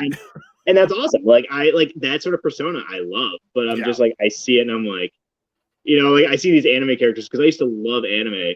And then I realized that no anime ever ends. And then I'm like, I can't keep collecting eventually, but if they want to keep it going, they will. Right, yeah. But I'm like Berserk, nowhere near ending. Yeah. You know, Naruto, they just go from season to season. I'm like, I don't even know. So, but yeah. Well, other than that, I do a little bit of voice acting stuff too, but mostly, awesome. Yeah. Well, the stuff that I've done as voice acting stuff, I've done for a YouTube channel called Channel Frederator. I did 107 Facts about Pinky and the Brain, Then versus Now, My Little Pony, and a series called Disney's Dark Secrets. Disney's Dark Secrets about Aladdin. Disney's Dark Secrets about, you know, My Little Mermaid. And it was 5 or 10 videos, and I voiced them all. So, and plus I do a lot of internet videos, that kind of stuff too. So, hi Drake. Radio and TV commercials, that kind of stuff. Matter of fact, when the Monroe Pop Fest was originally Monroe Comic Con in 2016, I did a commercial for him. It's the Monroe Comic Con, brought to you by blah, blah, blah. You might have heard it. I don't know for sure, but I was one voicing that. I think that was the first year I did it, was 2016. And it was like, that's when I realized I loved one-day conventions. I love one-day cons. Like and that's actually like, and I say that, and then I say like this year, the hardest thing about this year, which I'm not sure, you know, like I'd love to hear like, you know, how things have been going with you with COVID, was I was actually supposed to be. I was going to go to Ace. I had a booth there. I prepped and everything to go to Ace in Boston. I got the VIP pass. I was going to have Chris Hemsworth sign this Thor Endgame painting I did and everything. Okay. And I was like, it's going to be the greatest day of my life. Like, I had Airbnb, I had everything. And then COVID hit. I'm like, you couldn't have waited 2 weeks? COVID? Like, you literally, like, that was supposed to be like, and that, like, the hardest thing was I prepped so much for that convention. I was like, just by curiosity, did you go to any cons this year at all? I did Astronomicon, which I did Wizard World in Cleveland, and that was it. See, when was that one? I think early March, like the first week of March. Astronomicon was the weekend of Valentine's Day. Okay. Which my wife and I don't celebrate Valentine's Day, so I'm like, whatever. Yeah, I mean, it was awesome. The best thing was it was about 5 miles away from my house, so every day I just came home, didn't have to worry about like staying anywhere. But I mean, and it was my first year doing it, and then that was the only one I did. And I'm like, I actually had a great time. Like, I mean, it was a great turnout, and for like even the weather was kind of crappy, but I mean, everyone had a great time, and I mean, I was like, okay, flip some work. I had Wizard World in Cleveland. This is my very first Wizard World I ever did. I've heard a lot of like up and down things about Wizard World. So, but yeah, I had Wizard World in Cleveland early, and that was the only one I went to, and I did really well there. So I'm hoping to go to another Wizard World sometime, as long as I know that it's not like a bad Wizard, because I think one in Philadelphia, the one in Columbus, Ohio, apparently was not that good. Yeah, that's what I've heard. The one thing I've learned, especially, and this is if anyone else is watching and they do conventions, is when people do say, and I'm sure you can say this too, is when people say like that convention was bad. Well, is it bad though? Like, I mean, because like I've had people say like, oh, I did horrible at this convention, but like then I did great, and I'm like, yeah, maybe again, every convention's different. I mean, to me, a convention should have quite a few people coming through the door, so I have a chance to sell to people. Exactly. Yeah. And that's the main thing, and that's what I've learned throughout the years. And Wizard World in Cleveland had a lot of traffic, which is fantastic. One of the worst, and I'm not going to tell you which one it was. I don't want to like badmouth them, but there was one con in the Akron, Ohio area that was super slow. Oh, I actually left on Sunday early because I was man, and they didn't do it the year after that, and I was like, well, no wonder why. We had one like that. I'm gonna bring my little Funko guy here. There we go. Hello. We had one like that. It was Michigan Con, and it was slow. And at the end of the Sunday, like, like I was like, okay, well, hey, you know what? It's a weekend. I'm here. And we actually ended up just like walking around and having fun, because I was like, hey, it is what it is. But I mean, but that's the thing is that like, I'm a firm believer with all this stuff. Like I like to go down with the ship, like, especially like with like all this stuff. Like when I set up my walls, like I have, 4 panels of a wall right here, like all this stuff, like, it's more of a hassle for me to clean up early. So yeah, when you have a lot of stuff like that, I can understand. I don't have I think a table with books on it and my banner. Well, my banner now is different than this one, but this is my old banner, so I just put it down here in my little studio. So when I my voiceover. Yeah, I mean the hardest thing was when I did WindsorCon last year, and I had to walk through the casino to get out, and I'm like lugging all this stuff through the casino, and I'm like, cool. Wonderful. Oh, and I got to exchange the money because I got Canadian and I can't bring that over the border. And but no, and that's actually like I'm sure it's the same for you. Like I miss the most right now is talking with people, like talking to people at conventions. I mean, it's been the hardest thing, Like I mean, you can't really tell, but like before COVID, I had like normalish hair, and then one day my wife and I were going for a walk, and she's like, "Hey, we have a drainage ditch in front of the house." She's like, kind of growing a mohawk, and I'm like, we're shaving my head into a mohawk, and it's one of those things. It got me like through COVID. Then and I'm like, you know what? I'm keeping it. I feel awesome. I work for myself. It doesn't matter, But I just, it's kind of been the hardest thing. Like especially like I posted on Facebook the other day about how like I feel like, especially right now, like this is great because like people can tune into this. Is that conventions are very much the sanctuary for the people that don't. Maybe not feel comfortable going out, and maybe not, And that's the thing is like I see so many kids, and I mean even myself, like I feel safe behind the booth. It's like a bartender. I feel safe with my 2 feet of wood between us. Like get me out on the sales floor, and I'm like I put my headphones on. I'm like, don't talk to me. Oh my god, I'm freaking out. but that seems like I miss that the most, you know. Even though sometimes, you know, when I look around, I'll say, okay, I'm looking at my phone. Oh, well, somebody there. Hey, how you doing? Yeah. I'm constantly looking up and trying to find people, and just like, when people go by, it's like, hey, oh, that's awesome cosplay. I like that, you know. And that's the thing is, like, I've always told people too. Like, you asked about the commission work, when people always are like, you know, hey, can you do something now? And I'm like, I could, but my head's not in it, you know, and I can't focus entirely. Like, I've definitely considered bringing canvas with me to a convention and being like, hey, I will take an order tonight and I will have it ready for tomorrow, but it would be like 3 times the price because, you know, like, it's one of those things. Oh, hey, someone commented. Yeah. You know, and it's one of those things like it would be 3 times the price. If I'm going to save Sorry. Well, it's funny because I actually talked with oh god, I forgot her name. I think it's Amberline from Ace. No, not Ace. Yes, Ace. And about their convention line, because they, you know, like Chicago was canceled and everything. And I was like telling them that I'm like, well, what, you know, just my idea is like, hey, maybe for next year, rather than having an all-day pass, have reduced prices and have it be like your pass is good from like 10 until 2, and then it shuts down for half an hour so people can leave. And then the next one's from like, you know, 3 to 7, you know, like almost split it up. So then they can limit the number of people that are there. And, you know, I mean, okay. Yeah. I mean, it's one of those things like, cause I mean, I don't know about you, but like, it's, you know, I mean, like next year, I'm like, yeah, what are we going to do next year?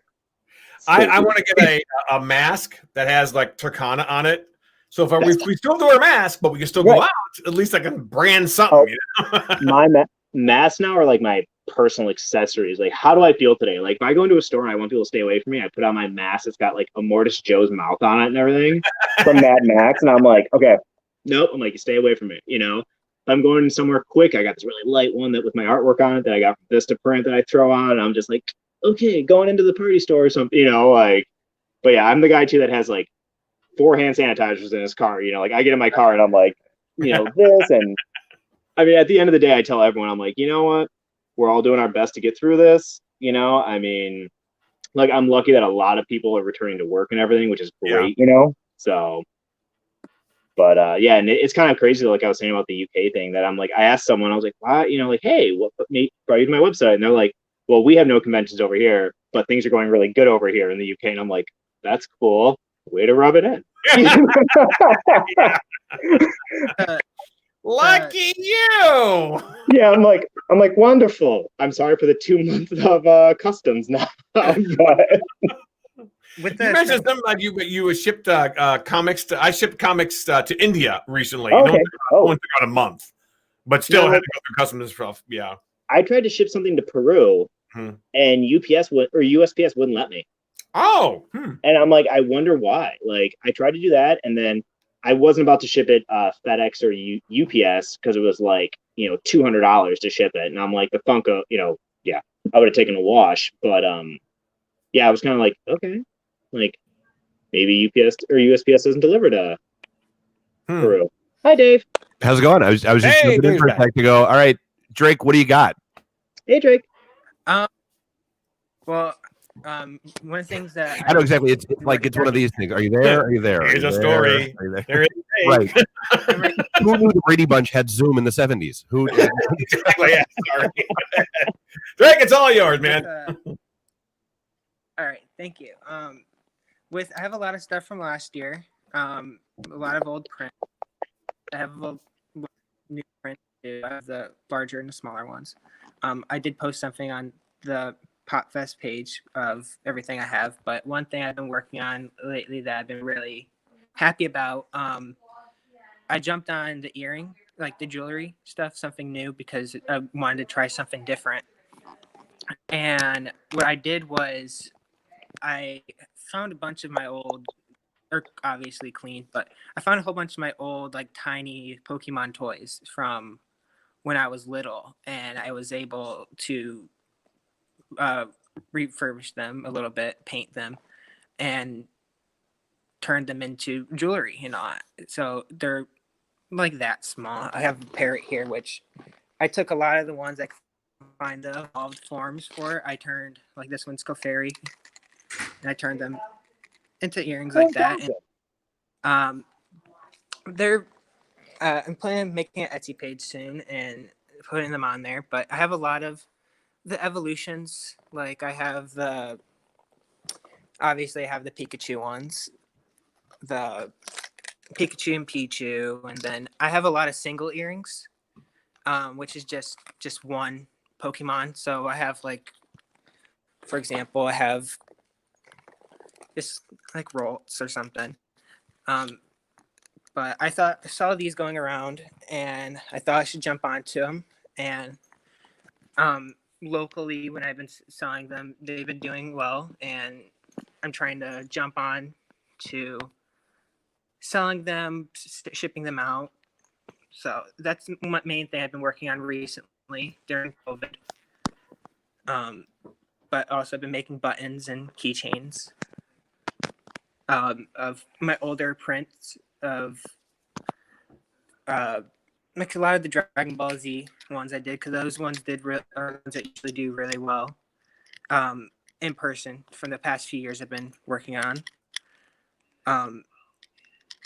Like this is the main one that did well. I had when we're Goku and we were fighting. This one and the others are usually doing well. It's lag. Sorry, I was showing something. But the keychains go for around $7.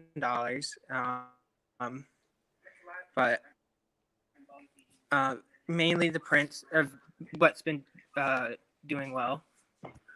But nothing really is new fronts lately.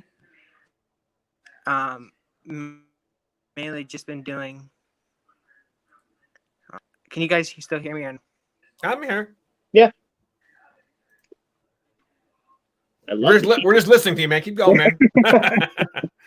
And what happened?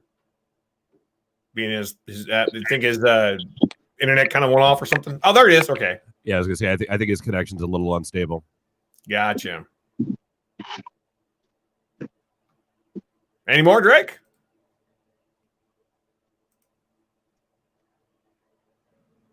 Yeah, those keychains are awesome.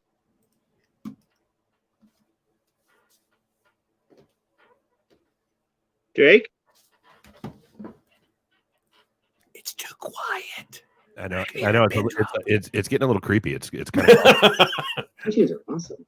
So dumb story. I saw the best meme today about quiet Zoom meetings, right? Mm-hmm. And it's when you fart and then your screen pops up. Yeah. People are like, what'd you say? And the guy's like, nothing. Don't do that, Kyle. Dumb story. I'll mute it. Don't worry.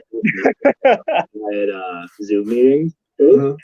And it's when you fart and then your screen pops up. People are like, what'd you say? And the guy's like, nothing.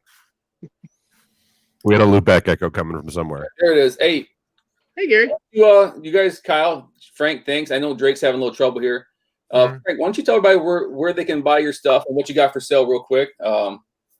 Okay, you can go to real estate. If you look behind me, Turkana right there. See? Turkana.com. Turkana.com. Yes, I knew it was the voice from our first commercial. So yeah, exactly. It's the Monroe Comic-Con. Now it's the Monroe Pop Fest. It's that big automated voice in the world. Anyway, Turkana.com. You can go there and you can check out the first page. I just redid the website. So the first page is like Turkana News. Hey, I just redid the website, that kind of thing. They just want to find out more about the characters there. I have a page about books and comics because the first three are actually books. Now there's more comics. There's a shop page where you can actually buy all the comics and the special covers. I have special covers for the first three comics. I have prints available as well. There's also, and then we were, Kyle, we're talking about this. There's fan art of Turkana, and I'm really humbled by that. There's a section for fan art as well. Plus, you can contact me. Again, that's Turkana.com. Real simple, Turkana.com. Yeah, I see you post that fan art. That's kind of a cool feeling to have people draw your character. You know, that's kind of really neat. Yeah. And there's also on Facebook, there is a Turkana regular Facebook page, like a like page. And there's also the Turkana a group. It's called the fan club. And a lot of people come in. I get more interaction in the fan club because, you know, some people actually, there's this kid named, I think it's Carl or Cameron. Yeah. He plays video game, and he created a character, Turkana, to play along with other characters. That's pretty cool. I thought it was pretty cool. He's played a video game, and he created his own Turkana to play along with other people. That's so awesome. That's like, this has to be a video game, please. Yeah, get on that. And Cal, hey, my wife was asking if you have the Michael Myers Funko Pop. I do. Actually, I have 2 of them. And my game plan is to do, because I got the only ones they have, like, because I know there's like a couple different versions, is I got the original one. And this year's game plan is to do like a very customized my version, you know, where it looks like the traditional Michael Myers. But then I'm going to do one like the Rob Zombie version. And I'm going to actually put some crackle paint on the face and everything. And kind of, I'm game planning to try to make it look like part of his mask is torn off and the beard's coming out, like in the second movie. Oh, yeah. Because I mean, and that's the thing, like, it's like, on the earlier segment, you guys were talking about the Halloween movies, and it was like the Rob Zombie ones. I'm like, I love Rob Zombie to begin with, but like that Michael Myers, I was like, he is just terrifying. Like, there's like, he's a beast, you know? I mean, he was imposing, and when we talked to Tyler, he had the, you know, there was something behind the eyes, you know? Yes. It was the emptiness. It was the broad, like the massive broad shoulders. Like, you know, I mean, and the thing that like, and I've said this to people and they're like, you're right. He actually moves fast. Where in the other, like in most horror movies, they don't run, they don't do anything. But like seeing this enormous, like 300-pound guy, like charging, I'm like, you know, I'm watching it. I'm like, ugh. I'd run. Oh yeah. Yeah, me too. I mean, I'd probably soil my pants first and then But yeah, I got those. And then I got the zombie Marvel characters. I'm gonna start inking this week.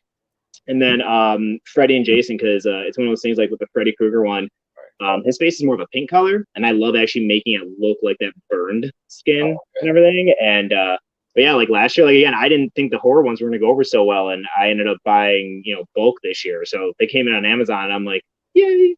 looks like Kyle's working.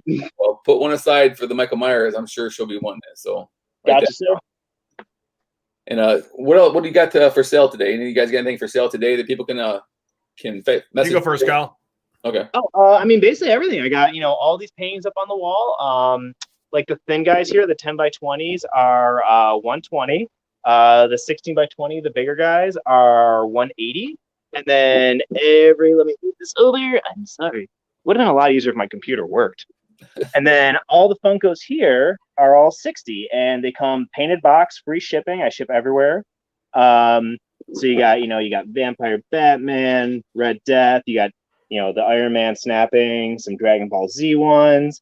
Got some bigger ones down here that are 90 because they're the 6-inch. And then the big old Cthulhu one. And then, of course, my bread and butter, the broken skateboards. Now, did you break those skateboards yourself? So here's the thing. It's a loophole. Some of them come broken because the skate shop, that's how they give them to me.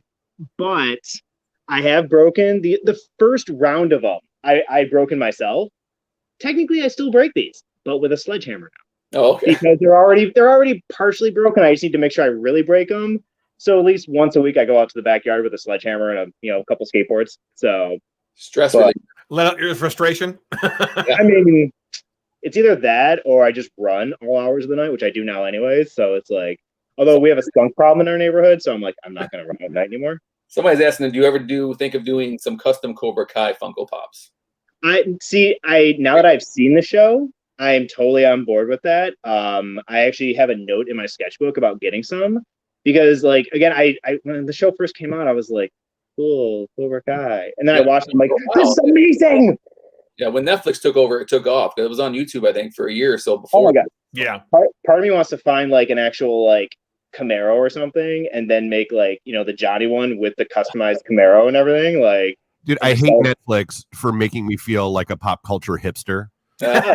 Because like everybody's like, oh my god, Cobra Kai, and I'm like, oh, that's what I watched it 2 years ago on YouTube. Right. Lisa, where were you? I was watching one day, and she goes, "Are you watching Degrassi?" And I'm like, "Shut up! It's Cobra Kai. I'm awesome."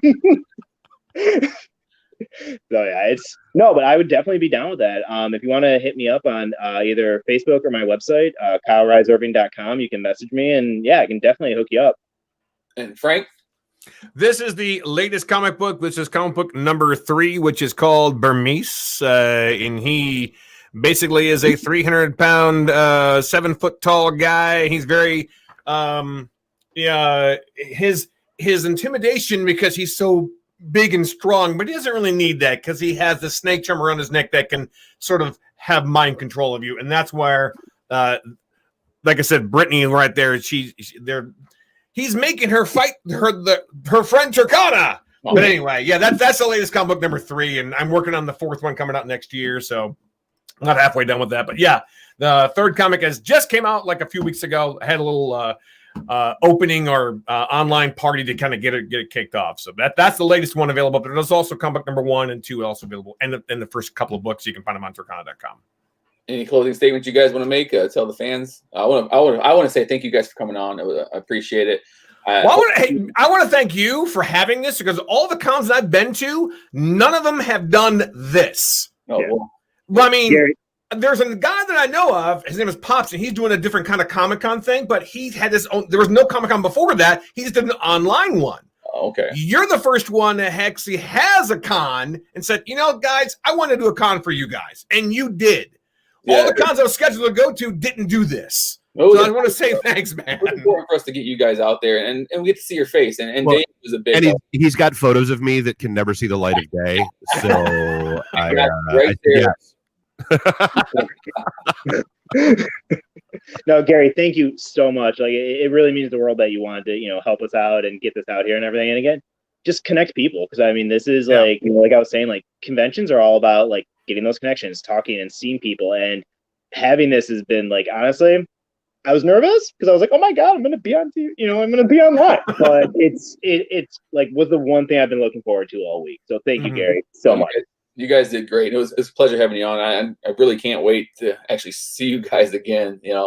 Either my con or another con. Crossing your fingers, we'll do it next year, right? Yes. September 18th, 2021. You'll be somewhere else, I think, right? Yeah. Yeah, but I'll see you somewhere down the line. Gary, I want to see that beard like down to here next year, man. Like, easy top. It's going to be gone pretty soon. Oh, quitter. I can't take it. I end up eating more of it than I yeah. I get the mask on all day long at work, and it's like, Oh yeah. Does your beard get all crimped and poofy? Like it's been. Oh yeah. I forget this stuff. Somebody got me. It's like beard balm or something. When you wear the mask all day, like I'll take my mask off and I have this like mini fro on my chin. Yeah. From like it's steaming for hours. Yeah. So if I grew a beard, I'd look about 60 years old. So most of it came in gray. That's why I don't grow a beard. I feel 60. So we got our next guest coming. I want to thank you guys, Kyle Reiser, All right, man. James Bailey, and Very nice meeting you, Frank. Nice meeting you too, man. Issues. So thank you. And next hour we got, is that Cody Lockwood again? What's up, dude? Cody Lockwood again. I thought you were supposed to be throwing axes or something. Soon. As soon as we're done with here, I'm heading down to the Axe Play downtown Jackson. Axe Play, right? Yeah, not Axe Play. Okay, Axe Axe Play. And we got our good friend Bill Morrison. He just can't get enough of us. It's like 2 times this week. Still on the toilet? Yeah, this is all virtual background here. Oh, I'm actually in my my powder room, sitting on the toilet. I appreciate you guys coming on. Cody, thanks for doing this. Bill, thanks. I'll let you guys start your spiel, start selling, show the fans what you got, and I'll pop back in later. All right? Okay. Thanks, guys. First off, Bill, I want to say I'm super excited to be here with you. I was pretty pumped when Gary told me we were gonna do a show with you. I mean, obviously, Simpsons and Futurama is super iconic and classic, especially the comic books. People who are in the industry, the Futurama #1 is getting to be a really more sought after, more valuable, harder to find comic book, especially in high grade. So I'm glad to be here with you. Yeah, I've been hearing that. It seems to be getting a lot of interest and heat. Luckily, several years ago, I was informed by someone at Bongo that they were going to pulp all of the inventory that we had in the warehouse up in Canada, which is where our printer was. And so I said, well, is there any way we can save some of those comic books? And so I was given a list of everything they had, and it sort of marked off some stuff that Bongo was saving for the inventory or for the archive, but all the other stuff, they were just planning on destroying it. No kidding. Yeah. And so I looked at the list and I said, is there any way I can get some of these comics? You know, because I could use them. I'd like to save them, and it would just kind of kill me to see that much just get destroyed. And so I was told I could have anything I wanted, and I didn't have to pay for it. All I had to pay for was the shipping. Oh man. And shipping was expensive, you know, from Canada. But I ended up saving thousands of comic books, and among them were the San Diego Comic-Con variant of Futurama #1. Which I'm going to be placing an order today for. Yeah.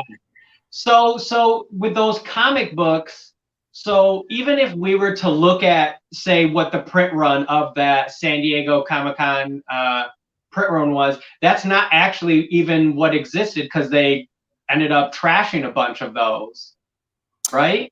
So is that why you sent me a bunch of the Boom books? So if we were to look up a print run, that actually wouldn't be what got distributed because they destroyed them? Well, I managed to save pretty much everything. Oh, awesome. Except for what Bongo saved for their archive. No kidding. You know, Oh, so that's all, you know, now that Bongo's gone, that's in Matt Groening's warehouse. Right. And I don't know how many they saved. They might have saved like 100 copies of every issue or something like that. Mm-hmm. But I saved everything else. So I don't think anything was really destroyed. Okay, but that's cool. So it's all in your possession. Yes, other than stuff that I've sold over the years. Right, yeah. Well, I guess, Bill, let me introduce myself and tell you a little bit, and everyone who's watching, what I do, and then the rest of the hour, we'll focus on you and what you have. Okay. My name is Cody Lockwood. I work for CBCS Comics. I'm one of their main guys who works the conventions and the shows. So, you know, usually I do anywhere from 20 to 30 shows a year. And obviously with 2020, with all the shows being shut down, that's not an option. So, you know, and I'm good friends with Gary. So when he said he was doing this, obviously I was going to come on board as CBCS. But also this year, since I'm not doing shows, I've been doing, I sell online on my weekly shows. I do comic books, and then my main focus is signature. So, you know, when I did do shows, I would get lots of signatures, and I would meet up with artists and creators and befriend them, and then, you know, build relationships. So it's a little bit different this year, but so still for today, everything or anything that a client or a customer wants to buy from you, that everything can be yellow labeled, graded with CBCS. So, you know, everyone would get the yellow label. It'll say a witness signature, Bill Morrison, and then today's date or whatever date you sign it. And that's something that you don't have to do any work. You'll just sell the comic book to the customer like normal, and then you'll write that customer's email and phone number and name and just mail everything to me.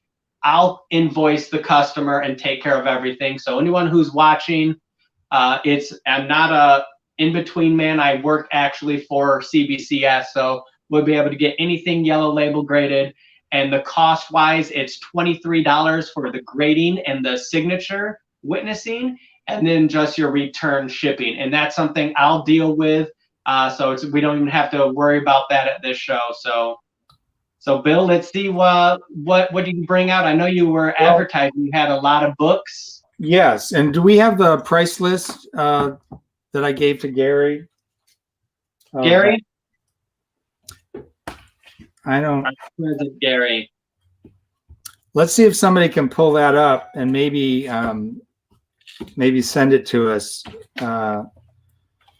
Yeah, because I know you had like 4 different price tiers, correct? Yes. And I'll bring out the most expensive tier first. Perfect. So what I've got here, first of all, since we already mentioned it, this is the Futurama #1 San Diego Comic-Con variant edition. Nice. And these are all in really good shape. I mean, they just came right from the warehouse. Right. A few of them I've noticed, because of the way they were stored, the spine is rolling a little bit. Sure. Not very much, but a little. So whoever buys these, I'm going to go through and pull out the very best ones I can find. Copies, awesome. Yeah. So, and I'm not a grader, but I'm pretty good at noticing the real obvious stuff. So if I see little chips or, blunted corners or something like that, I will sort of set those aside, and I'll really look for the really perfect minty ones. Awesome.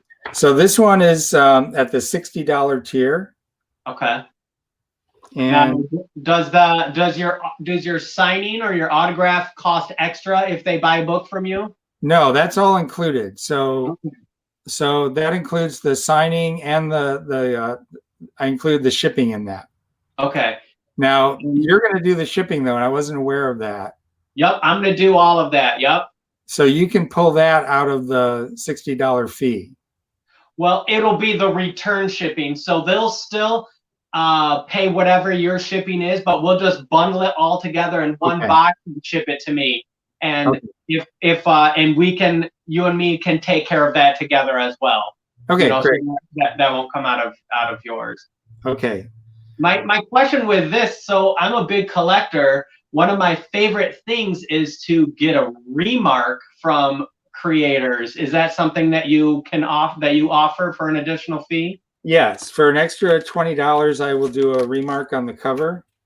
Awesome. And I can show you. I think I have a cover here. Example. I feel like that's just a way to just separate. It just adds more uniqueness to that book. So I'm a big fan. I always try to get a remark. So this is one. This is not one comic that I'm offering. Oh, cool. With the bar. Yeah, that looks great. You can kind of see what I do when I do a remark. Absolutely. And I'll do any character you want. Okay. I know how to draw pretty much all of them. And the ones I don't know or can't remember, I'll look them up. Right. And I'm sorry, what was that price again for the remarks? So next, an additional $20. Okay, awesome. Over whatever the tiered price is. The price of the individual comic. Right. So the Futurama #1 would be $80, signed, remarked, and shipped. Yes. That's awesome. That's great. Yes, I mean that's correct. So the next one that's at that same tier is years ago, some fans might remember, there was Fox did a promotion where you could win the Simpsons house. And basically they partnered with Kaufman and Broad, the home builders, and they built a home in Las Vegas, or in a suburb of Las Vegas, Henderson, I think. And they built this home to look almost exactly like the Simpsons house. And it was painted, it had props, it had Bart's skateboard and the sailboat painting in the living room. It even had Homer's purple car in the driveway with the oil stain on the driveway. Awesome. They tried to nail every detail. Sure. So we did a variant edition of Simpsons Comics #31. And you can see it has the Kaufman and Broad seal on the bottom. Okay, And this one is actually pretty rare, and it's been real sought after by fans. And I have some of these as well. I think there's an ad in here maybe for the promotion that they were doing. Otherwise, it's pretty much just like the regular edition of Simpsons 31. It's just that not that many of these were printed, and those that were printed mostly got distributed through Kaufman and Broad. And, you know, people gave them to their kids and they got dog-eared and thrashed. And so that's the second one at that level, the $60 level. And then the third one is Simpsons Comics number 3. So this goes all the way back to 1994, 93. No, this would have been early 94. So this is Simpsons Comics number 3. And again, these are all in really terrific condition, perfect for grading. And so that's also at the $60 level.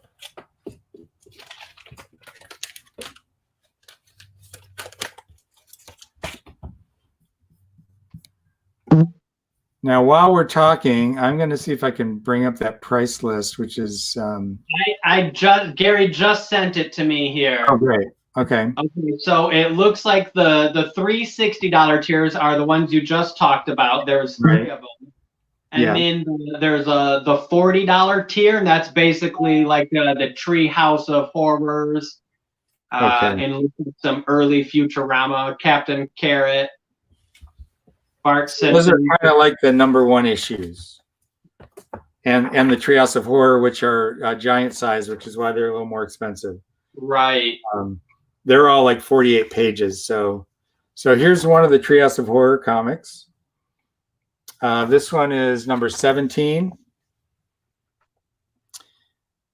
with a cover painting by me, and inside there's an Eisner Award-winning story by Jim Woodring, a story by Xander Cannon and Gene Ha, and a third story by Tom Hodges and everybody's favorite 80s rock and roll star, Jane Weedlin of the Go-Go's. Awesome. And you said that's a painted cover of yours? That's a painted cover that I did, yeah. Beautiful. Yeah, it's stunning. Thank you. Those books are sought after in general. All of the Treehouse of Horrors. You know, I worked at a comic shop the last 10 years. I no longer am with them, but it would always be so far and few in between. Yeah, we would get a lot of Simpsons books, but those Treehouse of Horrors were always tough to get in, and I feel that those are just sought after in general. So it's nice to be able to have a basically mint stock copy that's going to be signed by you. Yeah, and these are really super mint. So I think you'll have fun grading these. They'll be easy. Yeah. Here's another one. A little background on Treehouse of Horror, and I think you're right. They were sort of ignored by fans. Not totally, but they didn't get the attention that they deserved because we decided early on in the very first issue, we had guest stars. So the first issue had Jeff Smith, who does Bone. Right. We had James Robinson, who at the time was writing Starman. And we had Mike Allred, who does Madman, and he's does a lot of great stuff for DC now. I love his style of artwork too. It's really unique and individualized. Yeah. Right. Although in the first issue, we were still kind of locked into this idea of the keeping the artwork what we call on model. So looking as much like the TV show as possible. Oh, okay, right. So in the first issue, the guys who were our guest stars, they wrote the stories, and I believe Jeff Smith did the layouts for his story, but Stephanie Gladden did the pencils. James Robinson wrote his, and one of our regular artists did the artwork. Mike Allred, I drew his story, but he inked it. So he was still involved in the artwork, but he didn't pencil it. Sure. A few years later, we kind of freed ourselves up a little bit because we, I think it was in issue 4, we got Jeff Darrow to do a pinup. Awesome. And Jeff really wanted it to be perfectly on model because he came from animation. He had an animation background. And so he understood looking at model sheets and, just making the characters look the way they look on the TV show. And I just sort of took a leap and I said, well, Jeff, I think your fans are going to want to see how you would do The Simpsons. So, that's another dude. His artwork is so unique and so him. I mean, if you know his work, right. You know his work. Yeah, I mean, it's instantly recognizable. Yeah. And it was a 2-page pinup.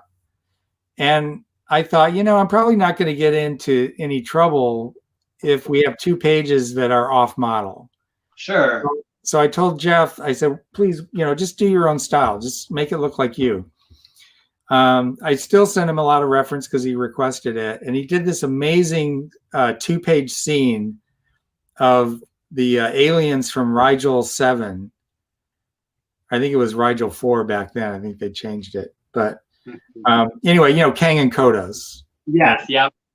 Those aliens were attacking downtown Springfield. And there's all this stuff going on. I mean, it was like a story just within 2 pages. That's his style. Yep. Yeah, it was so much detail. And Matt Groening loved it so much. And Matt Groening is our publisher at Bongo. So he was the boss. And he loved it so much. He said, you know what, in the future, why don't we let the artists do their own thing? That's awesome. Yeah. And just see what they do, just have fun. The only thing is, just so the characters are recognizable, of course, yeah. He said, I just have 2 rules. The characters have to have big bulgy eyeballs like they do on the show. And they have to have overbites and no chins. Right. So he said, otherwise, let people just go crazy and do their own style. So from that point on, people did. Right. This is another painted cover that I did. But in this issue, we have a story that Mark Hamill wrote. Mark Hamill of Star Wars fame, of course. Garth Ennis, John McCrae, Stan Sakai. Yeah. And then on the back, we've got a pinup by Dan Brereton, Destroy All Simpsons. Awesome. That's very cool. So that's a really good one. So that's another one in your $40 tier. Yes. Can we talk about the one with Jim? It's another one of your painted covers. I love this Frankenstein. But it has Jim Mafood in the interior, and that's one of my all-time favorite artists. Let's see. It's the Dan DeCarlo is on it. Yeah. I think it's maybe issue 6. Yeah, that's this one. I need that for certain. That's the $40 one. Yeah. Yeah, I love your cover on there, and then those. I'm a big Archie fan, so DeCarlo. But Jim Mafood, he's my favorite. That's another guy that's totally unique and if you know Jim Mafood, you know Jim Mafood. Yeah, Jim. This was, I think, probably the first issue where when we got the artwork, we sort of went, holy crap, I hope we don't get in trouble for this, because he sends the characters to hell. And here's just a sample of what Jim did. Oh yeah, that's awesome. But he's still sticking in kind of the Simpsons mode. Yeah. Everybody's got the. I mean, they really look like the characters, but they look like Jim's style. Yeah. Peter Cooper did a parody of Kafka. Oh, nice. Metamorphosis parody. I love it. And I painted the cover on this one, and then I wrote the story for Dan DeCarlo to draw. Oh, nice. So it's a real Archie pastiche, but it's also a parody of I Was a Teenage Frankenstein, the old movie from the 50s. Oh yeah. Yep. So it's got parodies of the Archie gang, Reggie. Oh, that's awesome. That's great. Yeah. Yeah. So Dan had a lot of fun with that. And then of course, who else is in this one? Scott Morse. And then Stan Sakai. Stan Sakai. Stan Yeah. did another full story for us. He did a Wizard of Oz parody that was really beautiful. But this was the first thing he did for us. Nice. It's like, I don't know if maybe that's why the prices are spiking so high on that book, but it's something that a lot of people, I don't think, give credit to the quality of the anthology, like the creators you guys had on those Treehouse of Horrors. It not only is it a fun story, but man, the creator lineup you guys have is just outstanding there. Yeah, and over the years, I think we did 17 issues with guest artists and writers. Mm-hmm. So we had Bernie Wrightson. We actually had Len Wein and Bernie Wrightson working together for the first time since the 70s. On a Simpsons comic. On a Simpsons story, and they did a parody of Swamp Thing.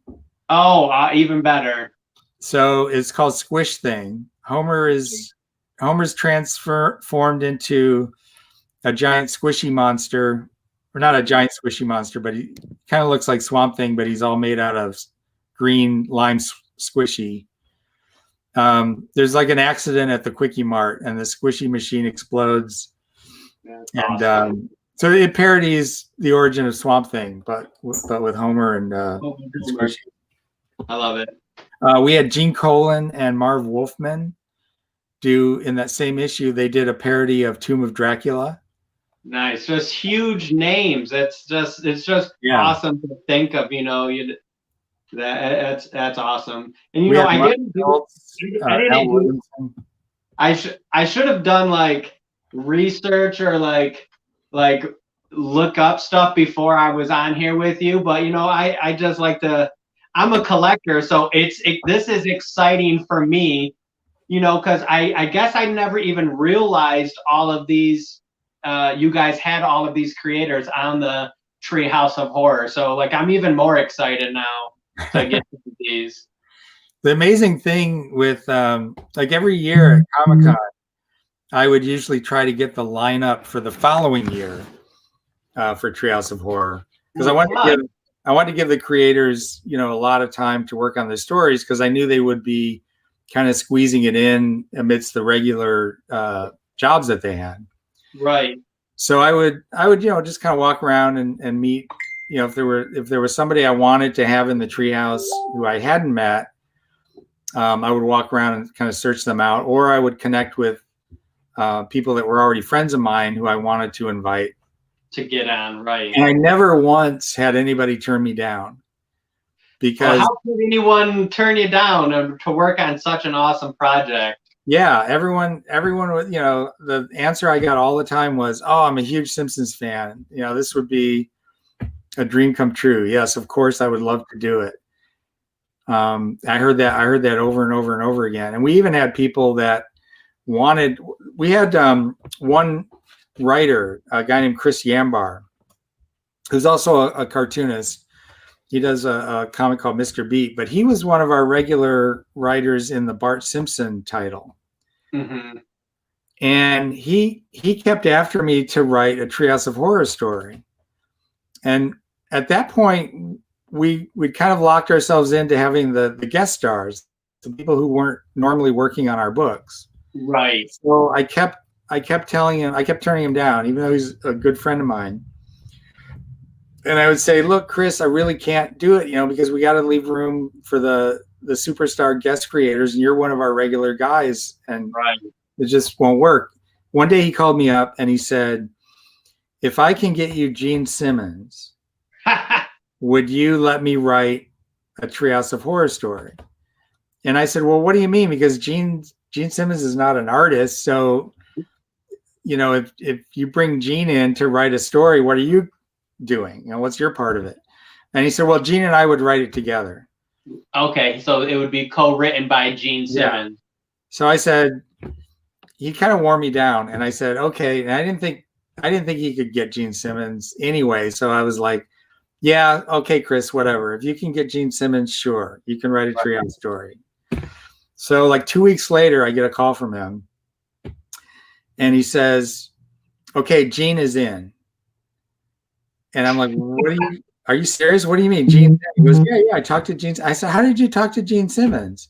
And he said, well, I know somebody who knows him, and I got his phone number, and I called him. He was in a hot tub with a couple of girls, and I'm just like, okay.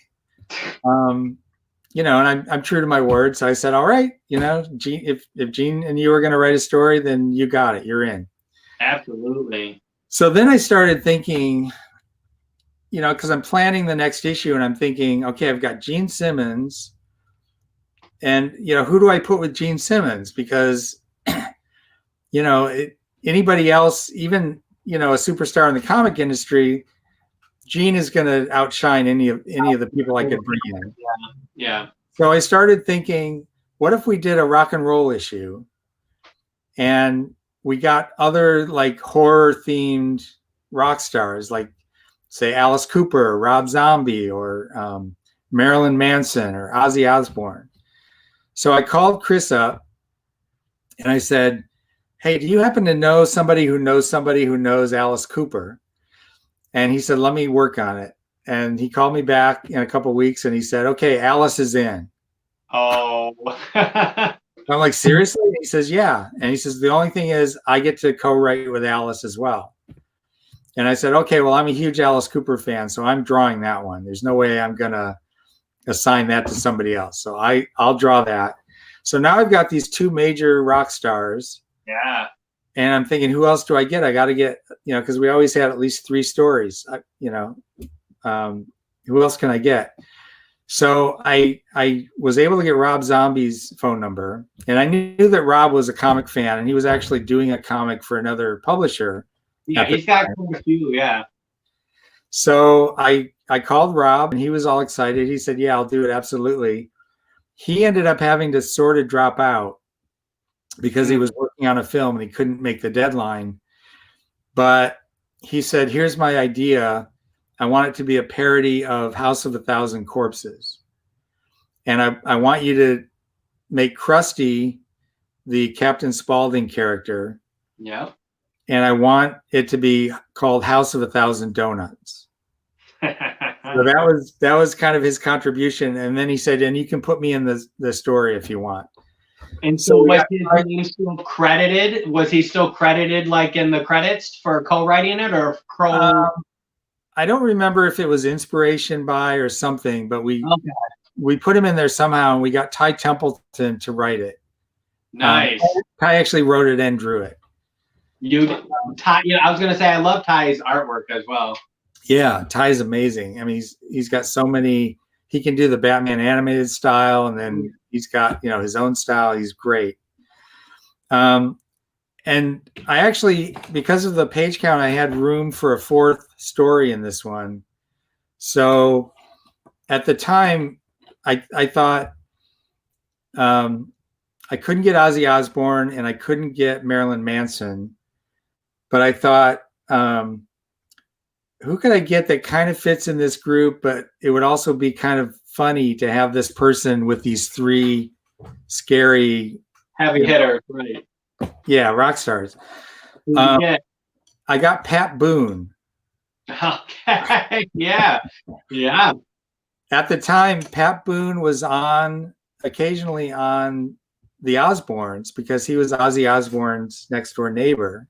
Mm-hmm. And he had an album out of heavy metal songs done in his style. And it's called In a Metal Mood. So it's like big band style, right? Heavy metal songs. Yeah. So I managed to get Pat Boone's number, and I called him up, and he was very excited to do it. So he and I actually wrote that story together. And Scott Morris did the artwork for it. Fun. So that's issue 10. I don't have that one for sale right now. But if you can find that one, it's an amazing issue. Issue 10, yeah. Yeah. It's our Monsters of Rock issue. So what other books do you have in the $40? I see there's quite a few listed here. The Simpsons 100th anniversary. Yes, that is a giant size 100-page book. Nice. I'll get this out. What we did with this issue, so you can see it's almost like a trade paperback. It's really thick. Yeah. Is it like square bound? It's square bound. Ooh, that means it'll grade really nicely, everyone. Yeah. And these are in good shape. On the back, we did mini tiling of every issue of all 100 issues up to that point. Very cool. And what we did was we did like a clip show. So we wrote a story that incorporates all these issues from the past. Mm-hmm. So there's kind of like a wraparound story, but then you see scenes from, like when they do a clip show of The Simpsons, you see scenes from previous episodes. Right. So we actually did that in comic book form. I don't think anybody's ever done that. But it's a lot of fun. It's just full of. It's basically Bart and Lisa find out that there's a Simpsons comic, that there's a comic book based on their lives. Mm-hmm. They had no idea that they were famous. And so they go on a search for all 100 issues of the comic book that stars them. Awesome. So there's that one. I think this one maybe is in the $40. This is Super Spectacular #1. Yep, Super Spectacular #1. Yep. And that's, of course, that's a pretty cool cover there. Yeah, so this is the first issue. It's got a flip story. So Radioactive Man on the back. Oh, okay. The way this book came about, we were doing Radioactive Man. Batten Lash was writing the series, and we had some really great artists. He was doing all the layouts. And it actually won an Eisner Award for Best Humor Comic one year. And then we had to cancel it because the sales weren't that good. So it was like a really quality Eisner Award winning book, but it just wasn't selling. So we came up with the idea of keeping Radioactive Man alive in a book that also stars Homer and Bart and the other characters as superheroes. Right. So every issue's got either, Bartman or Pie Man or Stretch Dude and Clobber Girl. But then it also has a Radioactive Man story. Nice. And then issue 1. So that'd be a great book for people to pick up and have time. A lot of people like to get #1s graded. Yes. Here's an early, I believe this is in the $40. It's an early Radioactive Man issue. Yep. This is number 412. And that's obviously an homage to the death of like Supergirl and the Flash and stuff, right? Yeah, what we did with Radioactive Man in the very early days, we did a 6-issue miniseries. So this was actually issue 4, I think. Yeah, it was issue 4, but we numbered it 412. We came up with this phony history for Radioactive Man. And the first issue is dated 1952. And then the second issue, and that was done like a 50s style comic book. Cool. Very, very Atomic Age. We wanted it to take place after right around the time of all the bomb testing out in the desert in New Mexico and Nevada. So the second issue was an early 60s Marvel pastiche. The third issue was number 216. I actually have that one as well in this tier. So I think I have both of those because they're both early issues. So this would have been Radioactive Man #3, but it's cover dated 216. And this is the 70s Neil Adams, Denny O'Neil. Of course. My Sidekick is on Drugs parody. Mm-hmm. And then on the back, we've got a parody of the old Russ Heath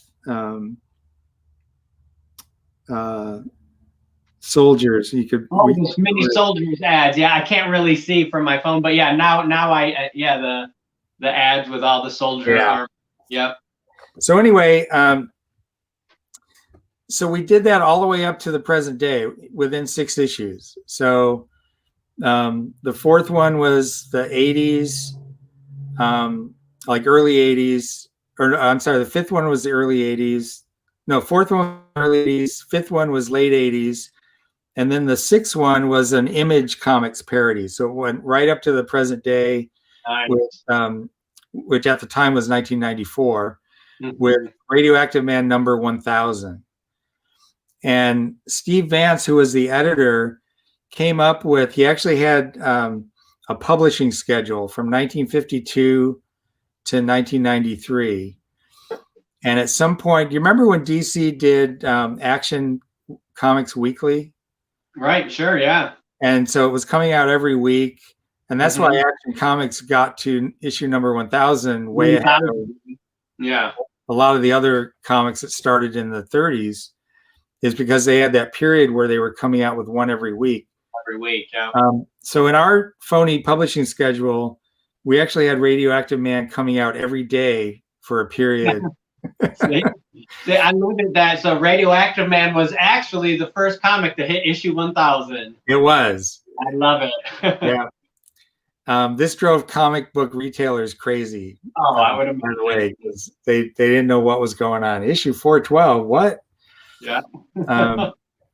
So anyway, yeah, both of these comics are at the $40 level. Also, I see you have some Captain Carrot. Yes, I've got Captain Carrot number 1. I actually have all 3 issues of the miniseries, Captain Carrot miniseries that I wrote. It's all drawn by Scott Shaw, who was the original co-creator of Captain Carrot. I don't seem to, wait a minute, do I have one? I don't seem to have one here with me. Or maybe I do. Now, Bill, also so for people that are watching this after it's live, do you have a website that people could purchase these, or would they just direct message yourself or me or Gary to attain these? Or yes, they can either direct message me on my Facebook page. Okay, good. Which is Bill Morrison / Atomic Battery Studios. Okay. So that's my studio name, Bill Morrison / Atomic Battery Studios. I think it's on the crawl across the bottom of the screen. I think you're right, yeah. Well, yeah, there it is. I see it right now. All right, cool. So people can contact you there to buy these, because there's so many awesome books that you have here that, I mean, I know I'm going to go crazy, and I'm going to message all of my clients and customers and show them, what's available, because now I'm looking over at your $30 tier, and I see 2 books that are just calling my name. I'm a big Wally Wood fan. And when I collect commissions, I always get, so Mad Magazine did the blanks a while ago, so it's magazine size blanks. And so I get Sally Forth and Snorky commissions. I have about 30 different Sally Forths, ranging from Jim Food to Tim Vigil. So I've got and everything in between. So your Roswell cover, that's obviously an homage to some of that old. Oh yeah, that's Roswell number 2. Let's find that one. And then this Lady Robotica, like, what is that? That's what I'm intrigued about. Okay. So Roswell it was the first comic that we did at Bongo that was not a Simpsons related comic book. Sure. And so it's my own creation. Matt Groening was a really, really generous boss. And he gave several of us the opportunity to create our own comics. And he basically said, come up with something, pitch it to me. If it seems like something that, fits in with what we're doing at Bongo, then we'll publish it.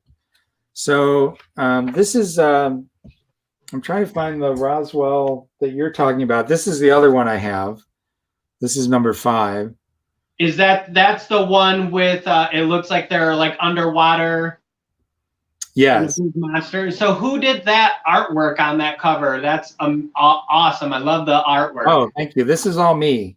No kidding. So you wrote and you did that artwork? Yes. Yeah, I really like. I mean, obviously your painted style covers are stunning, but I really enjoy that cartoony, whimsical style. Oh, thank you. Yeah, that's great. Roswell's actually coming back this November. No kidding. Yeah, it's if you're not aware, and if the fans out there are not aware, there's a website that is called Aces Weekly, and it's the creation of David Lloyd, who was the artist on V for Vendetta. Vendetta. And he came up with this idea of doing a weekly anthology comic. So every week you get 3 pages by 7 different creators. And that goes for 7 issues. So at the end of the 7 weeks, you have basically 7 21-page stories. And then I think they take a week off and then they start over again with a new anthology. So I'll be in the one that starts in early November or mid-November, and then it ends Christmas Day is the last installment. So it'll be the first new Roswell since I think around 2001. Very cool. And his aces, that's all digital. Yes. Yeah, I remember when I met him, he was very invested, and that was his passion, was that aces site to get the digital comics into people's hands. Yeah. And I think they have a print on demand as well, if I'm not mistaken. Oh, okay. So like your Roswell that's coming out, that there's going to be an option to have that printed as well? I think so. And if not, I basically, or anybody who does something for Aces Weekly agrees to let them have it exclusively for a couple of years. Uh-huh. And then after that, it's yours to do with whatever you wish. So if there's no way to get a print version of it immediately, after whatever that period is, I will You'll be put printing it into print. Nice. Yeah, I'm very devoted to print. I like that tangible. I'm a collector. I have got to have it.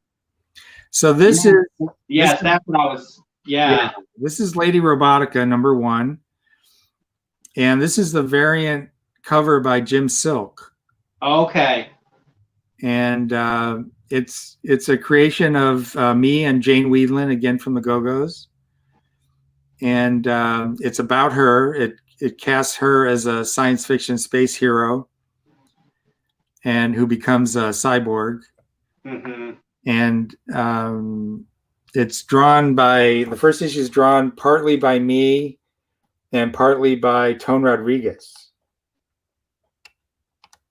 It looks very intriguing, and that's by Image Comics. Yes, this is put out by Image. Mm-hmm. I'm going to see if I can find that other Roswell, because I want to show that. Excuse me, just a moment. No, you're good. Yeah, here it is. So this is the Wally Wood homage I think you were talking about. Yep. Yeah, so cool. Now, and you did that cover as well? Yes. So then that brings me up to my next question. Do you do or take commissions? I do, yes. And is that something that someone would just go to your website or contact you directly? Yeah, they can private message me on that same Facebook, and then we can just what people are looking for, the paid, the rate, and all that. And do you have a default range, or does it really depend on the piece? Could you say that again? There was a buzzing I couldn't hear. Yeah, my phone was ringing. I just ended the text.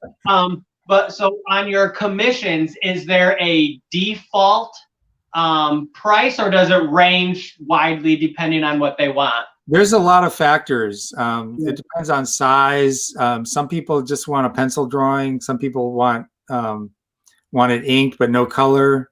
Some people want it fully colored. Some people want a painting. Do you offer the paint? You do offer the painting tier then, Sure. if someone wants a painting? Yeah. Okay, awesome. Because I'm a big Sally Forth fan as well. So that's what I was just. I have an extra Mad Magazine blank that is just calling your name. Yeah. Awesome. So we'll have to discuss a Sally Forth. Okay, sounds good. So I forget what else was at that $40. I think maybe this one, which is tell me if I'm wrong. I'm pretty sure this was a $40. But this might have been not. Maybe this was Spectacular. I put it over a little bit more. number 8. It's not on this, but I don't think I saw that in general. Oh, nope. really? So out of the pictures that I received, there was only the first super spectacular. Oh, okay. But you think that one's maybe part of the $30 tier? I thought it might have been. Let me double check. But what about the Rocketeer? I see here that you did. There's a Rocketeer book. I know a lot of. I mean, we all love Dave Stevens, with his Rocketeer run. So it's nice to see that IDW picked it back up to continue. Yeah, I was really excited about this. I'm not only a big Rocketeer fan, but Dave and I were friends. Oh, that's awesome. Yeah. And Dave was also a Roswell fan. Aha. And that, if you've got the time, I'll tell you this little story about just meeting Dave. I used to go to San Diego Comic-Con as a fan. I was working as an illustrator, but I was not yet working in comics. So every year when I would go, I would visit Dave's table and I would buy a print from him. And the first time I introduced myself and I told him what I did for a living. And at the time I was painting posters for Disney. Oh, cool. And I worked for an illustrator in his studio in Glendale, and his name was David Willardson. And he was a, fairly famous illustrator, and I figured Dave would know who he was and be influenced by him. So, just sort of as a way of introduction, I said, I work for Dave Willardson. And he said, oh, I love Dave's stuff. He's so great. And then that sort of gave us a little connection. Sure, right. And so every year I would go back, and he always remembered me, but he didn't remember my name. Mm-hmm. And so I'd reintroduce myself, and this happened, 4 or 5 times. And then so eventually years later, I'm doing Roswell, and I was at there was always this after party that Graffiti Designs would put on after Comic-Con on Sunday night. So I got invited to those pretty much annually, and so this would have been probably 1998.